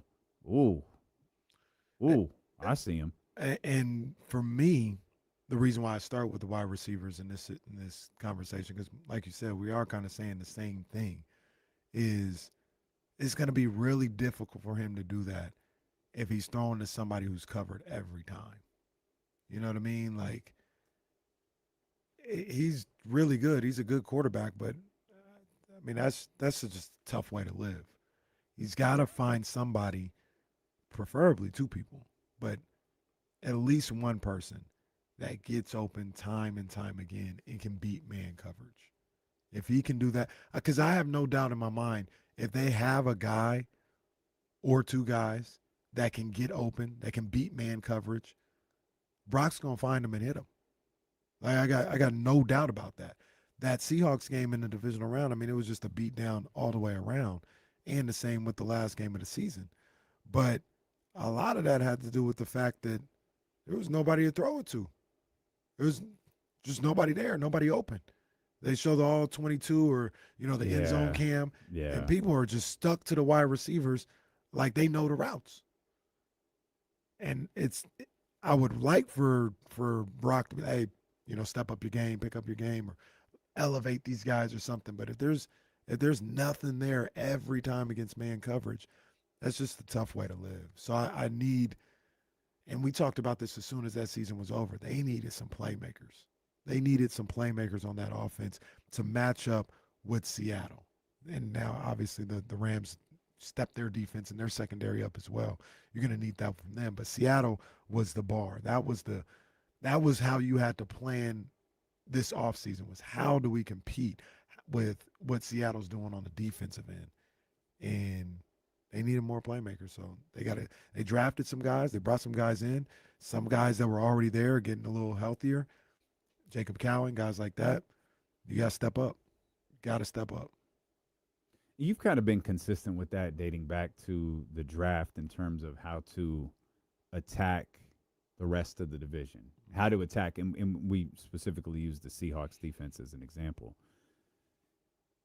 But what about like the return of Nick Bosa, Fred Warner, the emergence of their most recent draft class as potential players in this? What about them? Now, obviously, they had a good defense under Robert Saleh. It led to Robert Saleh getting a job pretty quickly. You got Raheem Morris, coming in. He has head coaching experience, and and you have it's going to be a different room. It's going to be a different leader. It's going to be different in that regard. Yeah. But the pieces seem to be there. It feels like there should be an importance placed on them establishing themselves as a dangerous defense in the division as well. For sure. Number one, you get 54 back. You know, you get the leader, you get the heart and soul back. So that's just already from the jump something that's going to make them better. But they got to the point last year for maybe the last month and a half of the season where they just gave up on the pass rush. They're like, we're going to try and win games without ever getting pressure on the quarterback. Well, was that a cause or a effect? Oh, it was an effect to They had nobody to get to the quarterback. It was an adjustment where it's like, okay, we can't do this. We're going to have to try something. It wasn't by design. It was, well, this is our reality. We can't rely on getting to the quarterback. Well, it was by design. It was by design of the circumstance that they were under. True. But it was like, we can't rely on quarterback pressure. Right. We have to be top notch in our coverage. We have to be top notch in our schemes and things of that nature. So, like you mentioned, getting Nick Bosa back. Hopefully at some point getting Michael Williams back. I love everything that I'm hearing about Osa right now, what he's able to do at the defensive tackle position. That can change a lot. And getting Fred Warner back because he's one of the great blitzing linebackers in the game today. That could change the whole dynamic of not only the defense, but what this team is able to do. You know, if there's not as much pressure on the offense to give the defense a break every single time because they're not getting a whole lot of help on that end, that could make them even more efficient on the offensive end. So that would probably be one of the second things that I would say is getting pressure on the quarterback, getting Nick Bosa and getting those other guys back in there so you can have an adequate pass rush. But it could change everything. It could change everything with what this team is trying to do if they can get that. But like everything else with the 49ers, these guys got to stand up and be able to make it through a season, make it through 13 games or something like that. So I don't know why 13's always in. I'm always assuming somebody's going to miss 4 games or so. Yeah, you're really grading on a curve there. Like, oh, we got to get through the season. These 13 games. And I'm happy with somebody playing third. I'm like, man, well, 13 games. I don't even think of that. I think it's the trauma of, well, he's out for the year. Starting in week 2, well, so-and-so is out for the year. I mean, it's been more than one season where we've come in on Monday and went, well, no one was announced as out for the year. No one was announced as injured. So at least you're telling me they're coming back at some point. Yeah, or that, yeah. So, but yeah, those are the 2 things. I even say 3 things because I do think Brock is going to have a really good season. But when you talk about that wide receiver room, somebody's got to step up and be a playmaker. You talk about Brock Purdy having a big time year, and you talk about that defensive line being able to get back to putting pressure on the quarterback. Yeah, those are probably the top 3 things that need to change this year for the 49ers to be able to contend in the NFC West. That's crazy, man. The NFC West is insane. Yeah, and it's what makes the Ricky Pearsall injury so upsetting. And it also, you know, the positive side to this, I guess, it's what makes the importance of Deebo Samuel being back on the roster important, because at this point, it makes what the importance of Deebo Samuel being on the roster even greater, because at this point, you heard this a lot when the Ricky Pearsall thing happens. Like, you don't want to teach somebody. You have the opportunity, you have the ability to bring someone in familiar with the team, the makeup of everything, the offense. You can skip 10 steps by bringing in, Deebo Samuel. And that could be worth more than bringing in someone who might be marginally, and that's probably where you're at this point in the market, marginally better at this point than Deebo, who's way behind where he is in terms of being a San Francisco 49er. 100%. That's one less thing that you got to worry about, or that you have to have this person that you're bringing in learn that you don't have to deal with Deebo. And your coach is hurt right now. So every bit of cohesion that you can get helps out with trying to get this team ready for week 1 of the season. And a great way to get ready for Monday night is to grab a bottle of Baker Family Wines. If you're headed home right now, you can stop at select Rayleigh's and Bel Air locations. Which one? I don't know. Just stop at one. It's probably there. You could definitely get them at the Nugget in Rockland, Roseville, Granite Bay, and in the South Sac area. Or if you're in West Sacramento or even anywhere near West Sacramento, you can head over to the tasting room. Go to BakerFamilyWines.com and become a member of Dusty's Clubhouse. That's his wine club as well, for exclusive releases and tasting room specials. Hello, this is Dusty Baker. Welcome to the family. And we will see you here tomorrow morning beginning at 7 a.m. with the Jump, Kyle Madson and Jesse Tapia here on Sacramento Sports Leader ESPN 1320. Vamos Bradford.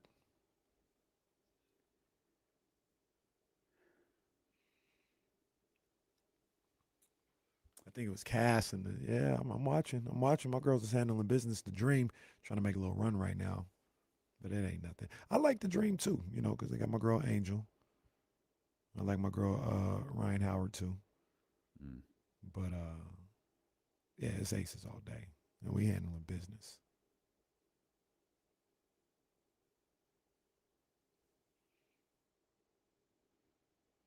All right, y'all. We got to run. See you guys tomorrow morning. Enjoy the evening.